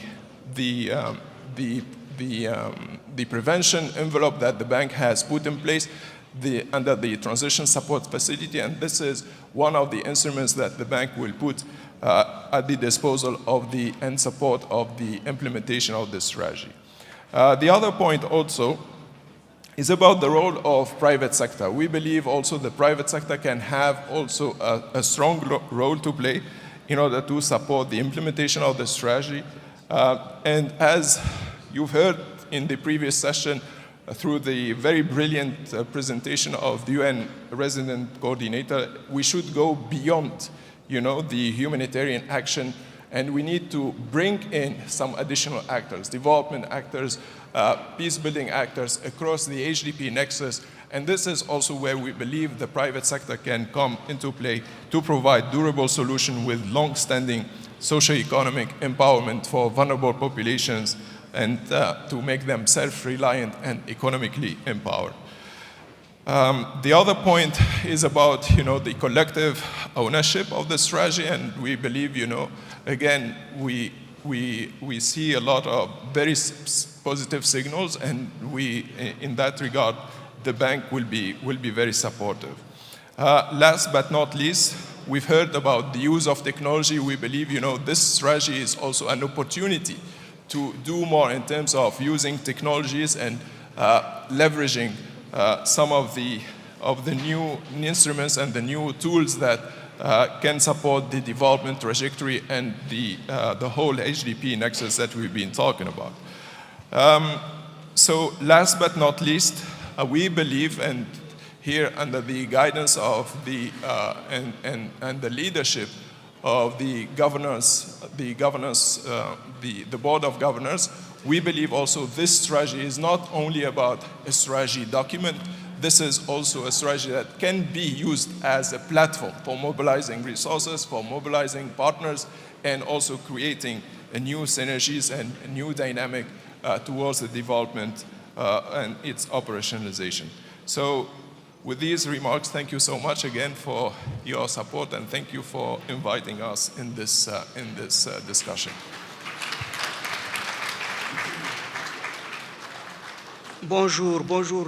Merci du moins, Dr Ben Messaoud, pour vos commentaires, pour avoir mis un point particulier sur la nécessité de soutenir l'adaptation au changement climatique. Il vous souviendra que l'année qui vient de se dérouler, les 4 pays qui ont en partage le bassin du lac Tchad ont connu des phénomènes climatiques extrêmes en termes d'inondation, que ce soit le Cameroun, le Tchad en Afrique centrale, le Niger et le Nigeria en Afrique de l'Ouest, ont tous été dévastés par des inondations sans précédent. Est-ce que vous ne considérez pas en tant que BAD, vous avez un tout petit peu évoqué la question du financement des infrastructures, les digues de protection, notamment des grands centres urbains. Et est-ce que vous envisagez dépasser la phase simplement de l'intervention secours d'urgence pour transformer le phénomène climatique qui est devenu une fatalité en opportunité? Parce que c'est quand même des quantités d'eau dans des régions souvent qui n'en disposent pas. Est-ce qu'il n'y a pas un plan de récupération de ces eaux, de conservation de ces eaux et de promotion de l'agriculture? Parce que cette activité, l'agriculture, une activité économique, peut avoir un impact positif sur les dynamiques de paix et de sécurité. Très brièvement, je souhaiterais vous entendre sur la prédisposition de la BAD à aller dans ce genre de réflexion. Vous avez la parole. Yes, no, thank you so much for this follow-up question, because this is a very also important topic in the context of our efforts in the LCBC stabilization strategy. You know, the bank has been always innovating and, you know, trying to adapt itself to these new changes. You know, there are changes, and climate change today is becoming a reality, and no one can deny the fact that we need to adapt ourselves, and we need, as you know, as finance institutions, we need to come up with the right instruments to address them. So in that regard, I'm happy to report that the bank since 2023 has created a new climate action window. And this is a very valuable set of resources and definitely we will work closely with the LCBC Secretariat to find out, you know, how we can leverage on these resources. But again, the issue is not only about leveraging resources, but it's also about how we can scale up results from using these resources. The other point also, and allow me to reiterate, we have also established in 2023 a prevention envelope under the Transition Support Facility. So this is also a very valuable instrument which works on a merit basis, it works on the basis of call for proposal. But the issue here is what? The issue is that this is a programmatic approach which is based on exactly the theme that you've been pointing out. It's all about being preventative, deliberately, in the design of our project. And to build on what the previous presentation was, the UN resident coordinator, is not only about providing durable solutions in complement to the humanitarian action. It's also about being deliberate and intentional in the way we design our project. What are the preventative measures? We need to apply that preventative, lens in the design of our project, in their appraisal, in their preparation, and in their implementation. So, and these are resources that we have put in place, and hopefully, with the support of our donors, we will be able also to deploy them in a more scaled up manner in the next couple of years.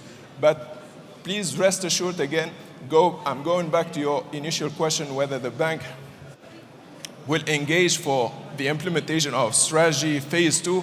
Let me reassure you and I assure the audience, the bank, we have no choice. This is our neighborhood anyway, and as an African institution, we have, I would even say, the moral responsibility to remain engaged, if not through the lending activities, through the non-lending activities. So let me reassure you, the African Development Bank stands by you in this endeavor. Thank you.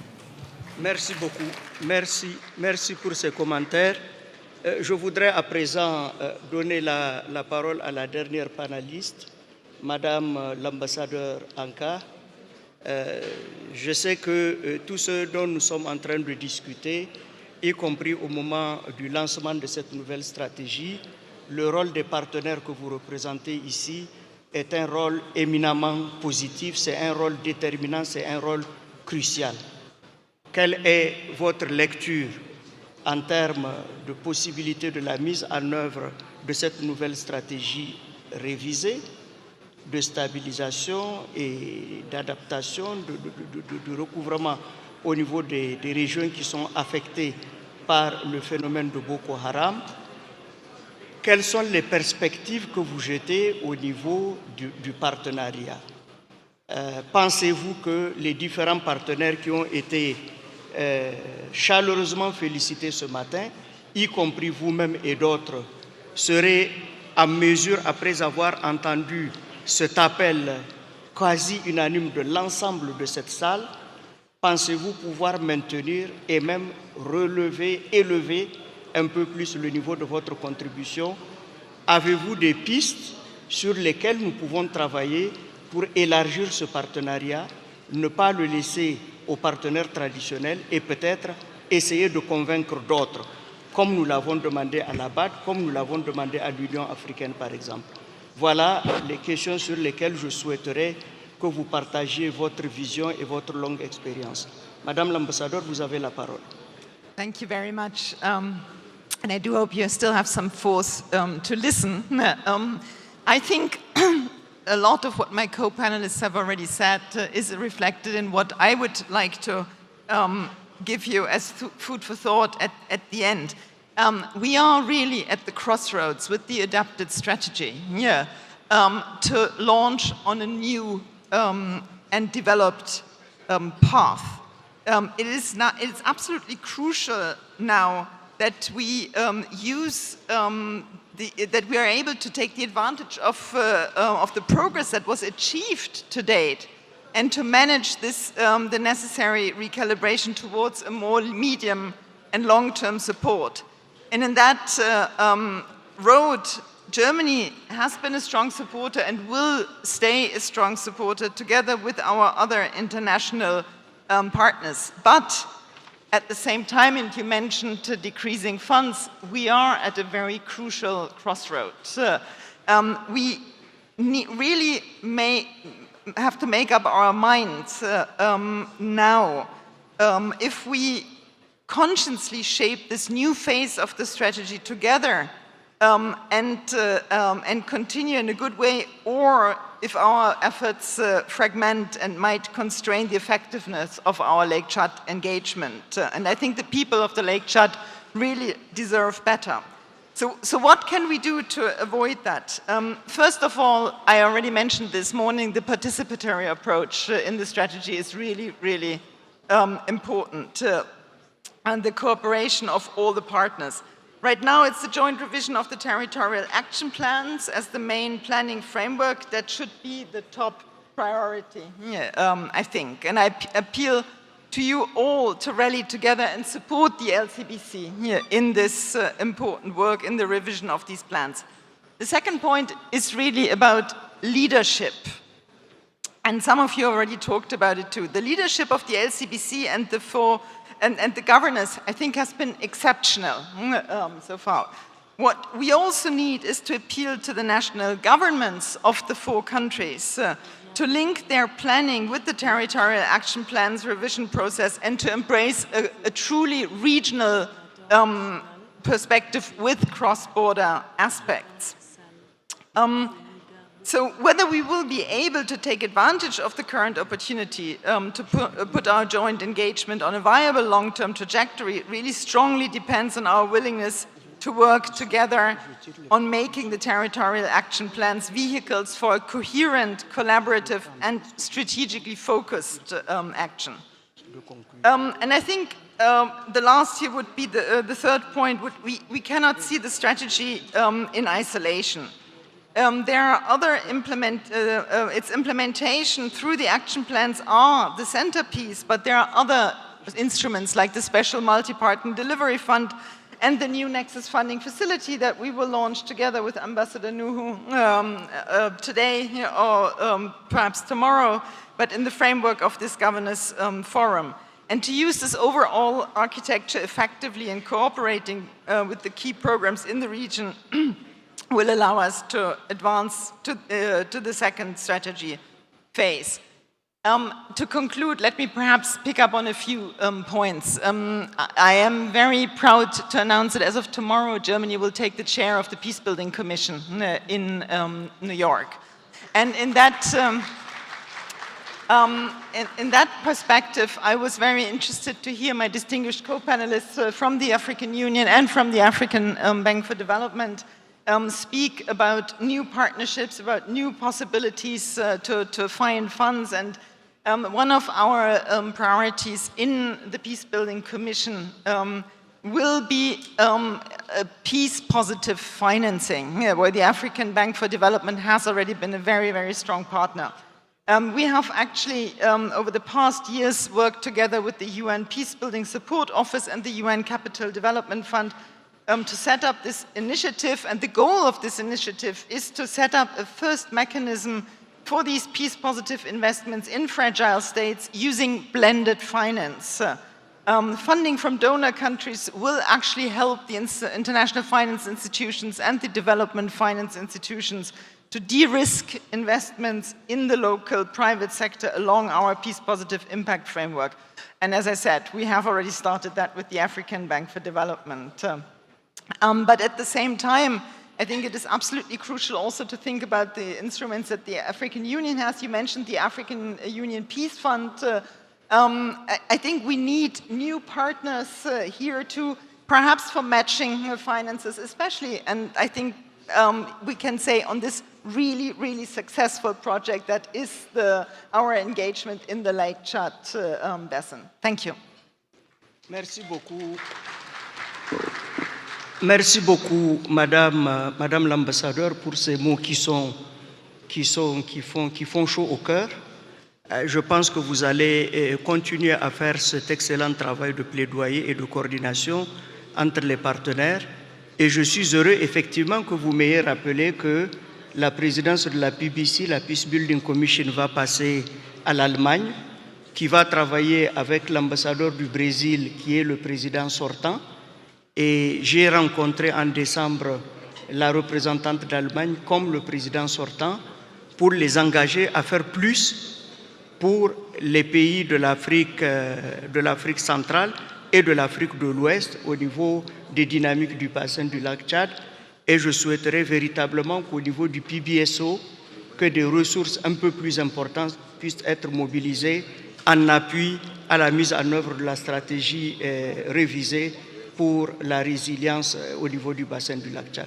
Merci Madame l'ambassadeur et tous nos encouragements et nos félicitations pour l'excellent travail que vous faites.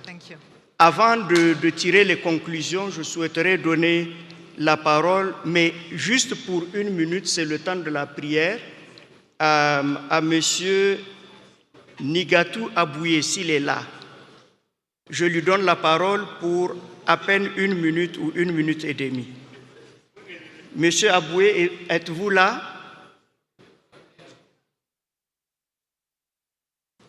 Oui, il est là, il demande le micro. Enfin, je dis Monsieur Aboué.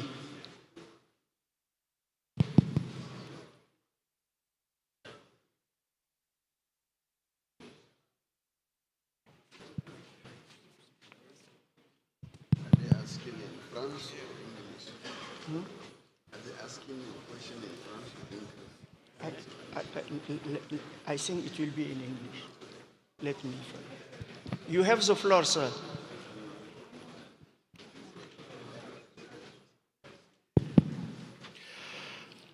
Okay, thank you. First, please allow me to stand for all protocol observed because of time. So I would like to thank the moderator and panelists for this insightful discussion, which is very important for Salesforce working in the Lake Chad Basin. My name is Garde Ngatu. I am RISLAC 2 National Coordinator. RISLAC 2 is a multi-sectoral program which is focused on resiliency and recovery in the Lake Chad Basin countries. So RISLAC 2, it is a consortium program led by Action Against Hunger, which involves international and national NGOs. We are working together to enhance the community basic service, social cohesion, and also to support natural resource management, that means the stakeholder capacity building, and also to contribute on economic recovery. So these objectives are actually in line with the Lake Chad Basin strategies. So especially from the first phase of the program, we have a lot of lessons. By taking that lessons, the second phase is aligned with the Lake Chad Basin strategy, and also specifically it is aligned with the state, the country's strategy. For example, with Borno State, the RESILAC strategy is aligned with the 4 pillars of the 25 years Borno State development. That means the program is supporting human leadership development. RESILAC is also doing this one. And also the program is supporting leadership in agriculture, sustainable environment, regional trade hub. So RESILAC is aligned with the Lake Chad Basin and also the state level development plans. Having said this, from the first phase of the program, one of the key lessons is lack of tools to track the contribution of CSOs in the Lake Chad Basin, especially the financial and technical contribution was missing in the first phase of RESILAC 1.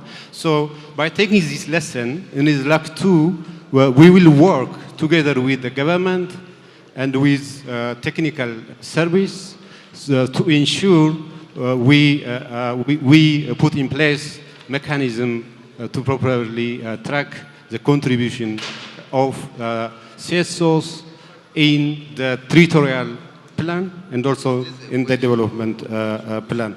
So finally, RESILAC program is well prepared to collaborate and coordinate with the Lake Chad Basin, regional and national state level actors, and the implementation of both strategies for more resilient, productive, and peaceful community in the Lake Chad Basin. I thank you. Merci beaucoup. Merci, Monsieur Aboué, pour la présentation de ce projet RESILAC qui bénéficie d'un financement de l'Union européenne et de l'AFD, l'Agence française de développement, je crois, et qui est financé jusqu'en 2028. C'est une très bonne nouvelle que vous nous donnez, donc bonne chance et puis beaucoup de courage dans votre engagement aux côtés de la résolution des dynamiques difficiles auxquelles les pays du bassin de lac Tchad sont aujourd'hui confrontés. Donc cela nous amène à la fin de ce panel. Qu'il vous plaise de me permettre de tirer quelques grandes conclusions pour les besoins du rapport. À l'issue de ces discussions, on a reconnu, entre autres, qu'il est nécessaire de donner de l'espoir et de la dignité à toutes les populations qui sont dramatiquement frappées par les violences au niveau du bassin du lac Tchad. Une des autres conclusions a été le rappel du rôle éminemment positif et de l'implication et de la place qui doit être accordée à la femme et aux enfants dans toute recherche de solutions, dans ces dynamiques, dans la mise en œuvre de cette stratégie révisée. La question du rôle prépondérant des chefs traditionnels en tant qu'acteurs qui sont sur la ligne de front, le recours à nos valeurs culturelles faites de solidarité et de partage, la stratégie régionale de stabilisation va bénéficier du soutien des partenaires traditionnels, notamment l'Union africaine, la Banque africaine de développement, mais également l'ensemble des partenaires qui ont toujours contribué au financement de ces initiatives.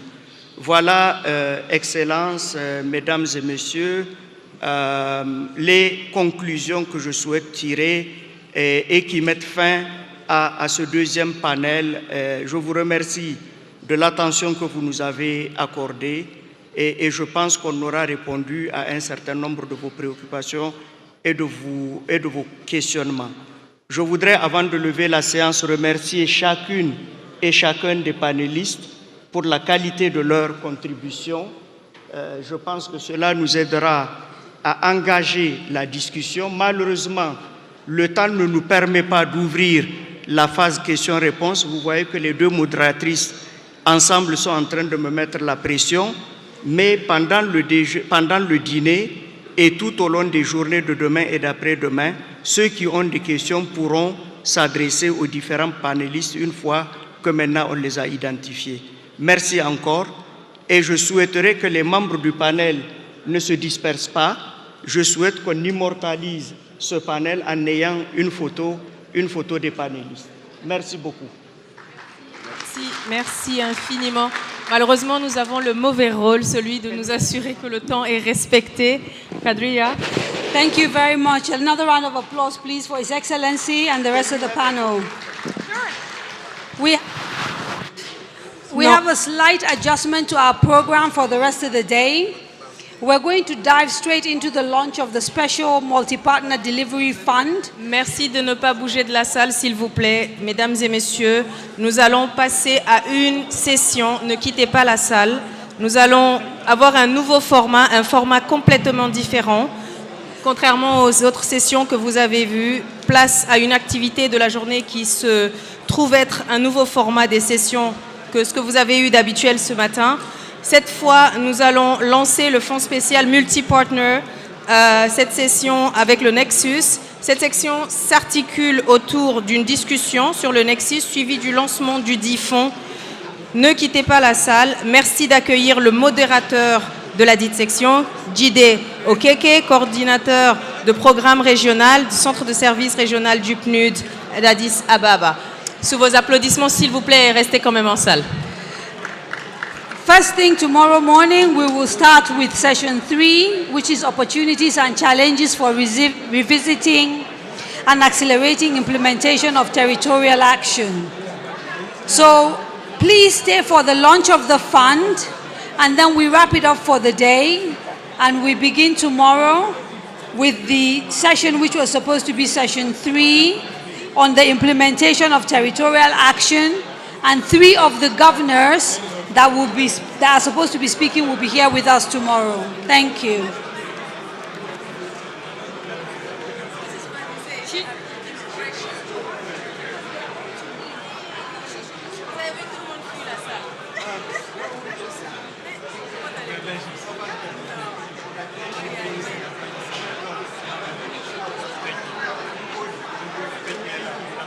Félicitations.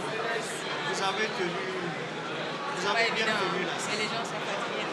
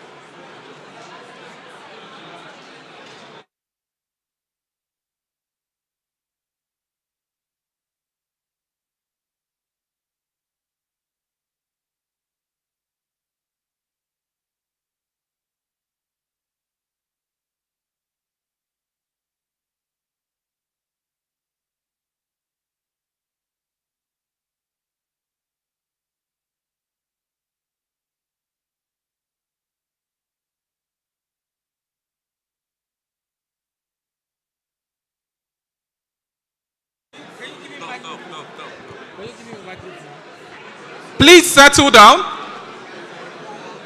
Your Excellencies, distinguished participants, please settle down. This will be the shortest panel. I would like to, for now, invite 3 distinguished panelists. Mr. Unjoya Tikum, who is the Director of the West and Central Africa Hub at UNDP. Also, His Excellency Mama Nuhu, who is the Executive Secretary of the Lake Chad Basin Commission and the Head of Mission of MNJTF, and our distinguished representative from Germany as well. Please, a round of applause to them. Again, I would seek your indulgence to please sit down. We are almost done. It is almost quite disrespectful that the distinguished panelists here are seated and about to speak, and we are not settled down.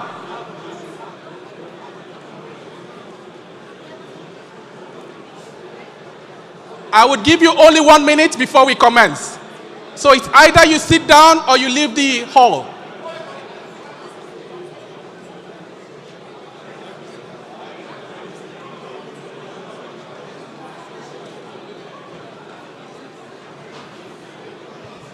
Thank you very much once again. Distinguished participants, I think this is the most important part because it's about money. We've been talking about the progress we have made over the last five years, and we've talked about the need for consolidating some of the gains that have been made. And it is not a coincidence that they've asked me to moderate this session. My name is Jide Okeke. And if you're a Nigerian, the Jide means it's from the Yoruba side of the country, and Okeke is of course from the Igbo part. And so to talk about money, it's not a coincidence. A round of applause for me. So I would now invite Mr. Unjoya Tikum, who is the director of the West and Central Africa Hub, to give us a brief reflection of what this special multi-partner fund is and what it represents, and subsequently invite the two other distinguished speakers. And following their interventions, we would officially launch this special multi-donor trust fund, if that's okay. And then after the launch, we'll go to the next session where we'll invite some panel members to go deeper and provide their technical reflection on how this fund can be better utilized to achieve everything we've been talking about today, which is around consolidating the gains around peace and security in the Lake Chad Basin. On that note, Director Unjoya Tikum, over to you.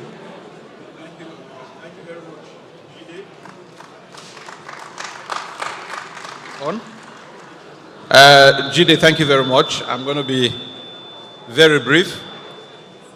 Just a little bit to give a history of how we got to the multi-partner fund. It is Ambassador Nuhu who had 2 years ago said to us that the regional strategy for stabilization and resilience should not be about stabilization only. Despite the gains we had achieved in the stabilization facility. The moderator will go up and tell everyone to be quiet. Okay. Okay.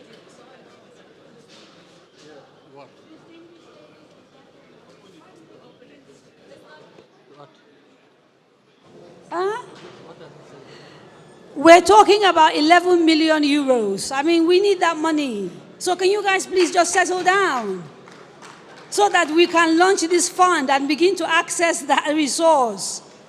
Everybody that's talking and chatting, these are people who want to give you money. So do you want to just try and listen to them, please?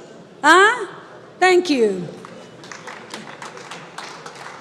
Thank you very much, moderator. No, I was saying Ambassador Nuhu had asked UNDP to work with the rest of the UN system and its partners to reflect on how we can create a fund that allows everybody who wanted to contribute to the work of LCBC, both across development, peace and security, and humanitarian, to be able to come in. We've done stabilization since 2018, and we've very much established a mechanism where we get resources from our partners in support of the government. But what we realized was that because that resources was directed to the facility for stabilization, it restricted partners who wanted to support the work we are doing on Nexus, who wanted perhaps to support the work on civil society only, or the humanitarian side of our work and what Ambassador Nuhu is leading. So 2 years ago, he tasked us to do a reflection whether we wanted to create a multi-partner trust fund or we wanted to create what is today the special multi-partner delivery fund. The facility, the fund that we are creating, it's one that is going to benefit a range of actors. It's going to benefit the states primarily, because this is resources that would go to the states. But we have also set it up in such a way that the UN agencies, the civil society groups, the traditional leaders that we met 2 days ago would also have the ability to tap into these resources. We've been very privileged that in the very first round of this fund, or this new fund, Germany and a host of our partners have took the bulls by the horn and said they wanted to help launch this fund. So I wanted to also thank Ambassador Anker for the leadership that Germany has put on the table, not only in putting in place the initial fund, but I'll let her speak to that, but in really leading, in bringing together the international support group to think through this new facility, this new fund. It's not going to wipe out the regional stabilization facility, but this is an avenue where everybody would be able to get money from there to do the work that we do in the region. We have consulted with the governors' offices over the past years, and we wanted to seek their advice on what they wanted to see as priority under the fund. Nexus had clearly been identified as an area that the governors have said they wanted to see as prioritization, but also the work around women and youth, and this is what we have used to develop this new funds. There's going to be a secretariat, obviously supervised jointly with Ambassador Nuhu's shop, but that secretariat will work with the governors' offices and the member states to determine the proposals that are funded. The UN is a big part of this. UNDP, OCHA, UNFPA, all of the agencies, most of them are in this room, participated in the creation of this fund. The last thing I wanted to mention is that because in the UN we work so much as agencies, the advantage of this fund is that we've also elevated it to the rank of the resident coordinators. So we're going to ensure that the distribution of funds also take into account the humanitarian aspects that our resident coordinators lead, and that they too would have a say in how these funds are distributed. But Judy, that is really what the fund is about. Thank you very much, Unjoya. A round of applause for Unjoya. Ambassador Alka, Germany has been a champion for stability in the Lake Chad Basin. Not today, but in fact, since 2018. How do you see the value proposition of this new fund that is being created, and how does it complement your investment in the regional stabilization facility? Over to you, Your Excellency. Thank you very much. Actually, we really have all been discussing and working very hard on developing the next phase of the Lake Chad Basin engagement, based on the lessons that we've learned since 2018 together, and taking into account the changes that have happened. And one of the key outputs of this effort is actually the adapted strategy under the leadership of Ambassador Nuhu. But the success of any strategy depends, of course, on implementation. And we have identified one challenge in the first phase of the regional strategy, and that was that it was difficult to directly support its implementation. And that's why we have developed these two new instruments. The special multi-partner delivery fund that you've mentioned, and this fund is really a key action to address the challenge identified. It is the first funding mechanism that allows for the direct support to the strategy implementation. And the commitments that we made at the Lake Chad Conference in 2023 have finally become a reality. That was 2 years ago, but sometimes good things just take time. And I'm happy that we're here now. This fund has actually a threefold aim. First, it will enable us to act at scale and facilitate local leadership and international coherence. Germany supports the special multi-partner delivery fund as it enshrines the key principles of our Lake Chad engagement, which are to work with and through the national governments, not in parallel, and to operate in a really integrated fashion. And we want to do that with this fund too. We will continue to address the rehabilitation and reintegration of former combatants and associates, and in doing so, hopefully laying a new necessary foundation for sustainable peace in the Lake Chad region. And finally, we think that the fund will allow for coherent support to the Lake Chad Basin Commission. This fund will be a very flexible instrument, and it offers every partner the possibility of working on the challenges they can and want to address. So I really appeal to our international partners to join and support this new fund.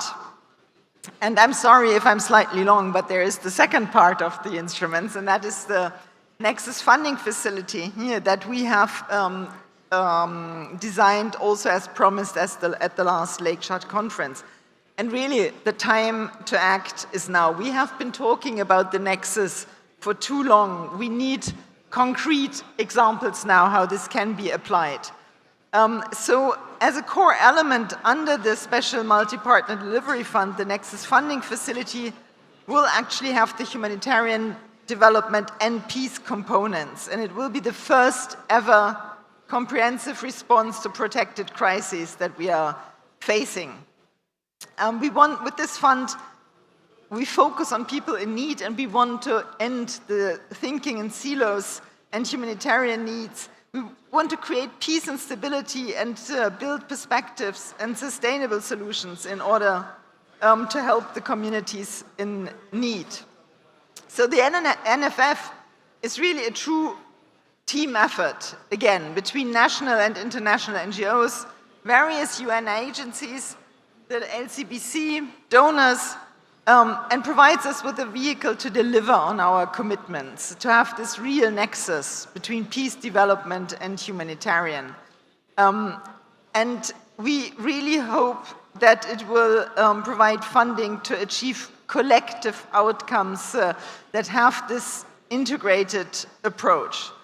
And I can imagine there might be questions and hesitations in this new approach. I have had personally many discussions with stakeholders, and I've sensed the skepticism, but I sincerely invite you to ask your questions today or at a later stage, because we have come to the conclusion, together with friends and partners, that this facility can be a key for better spending, more efficiency, and in particular, more successful action on the ground for the people in need.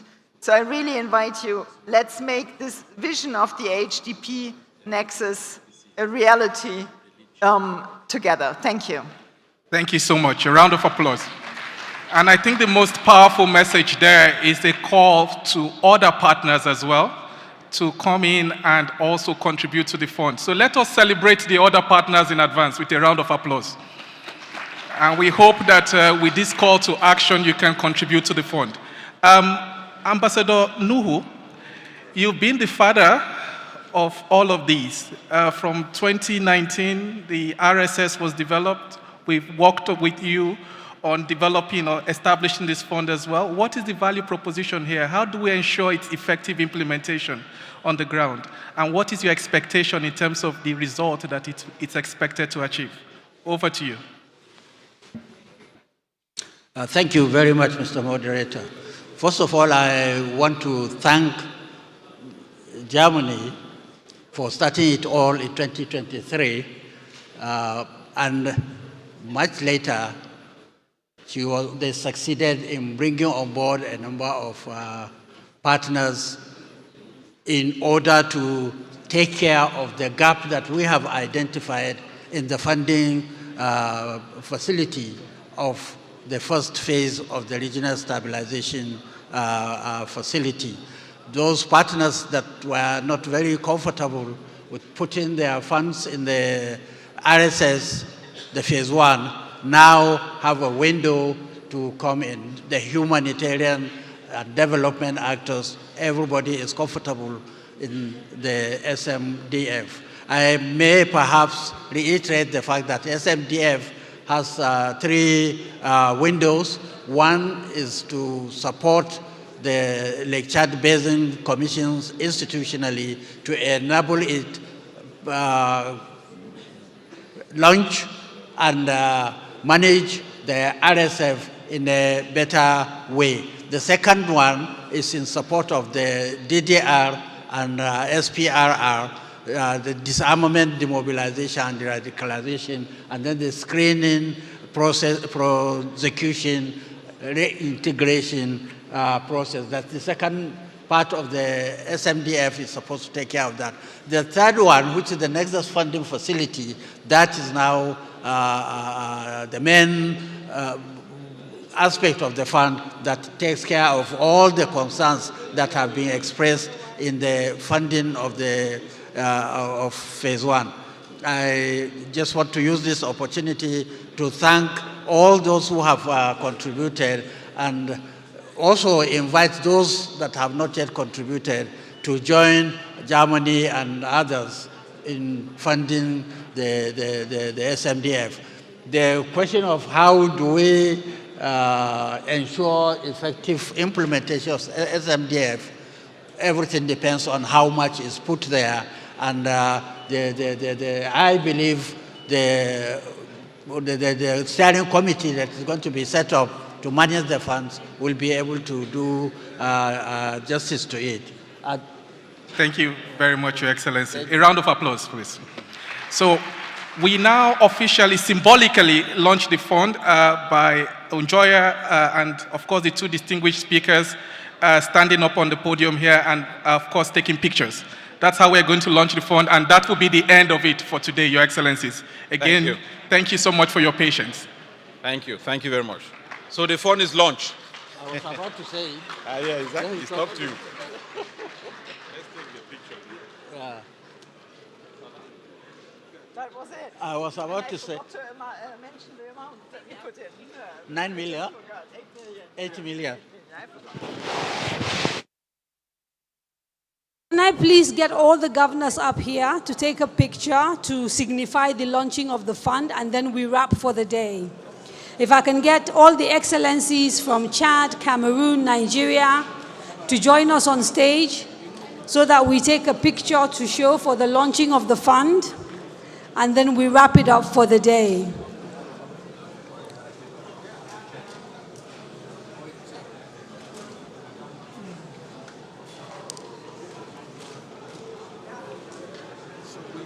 We need to wrap up now.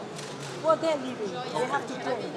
So I think whatever else you need to do, you should forget about it.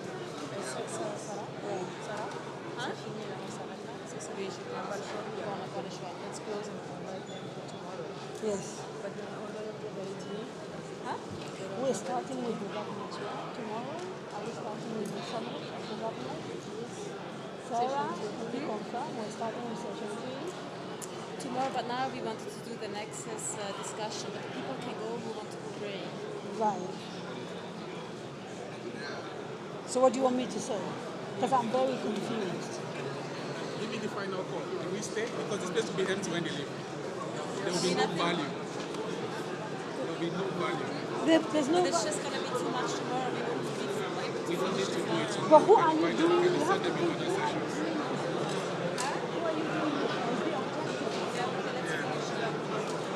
We can insert them in other sessions tomorrow.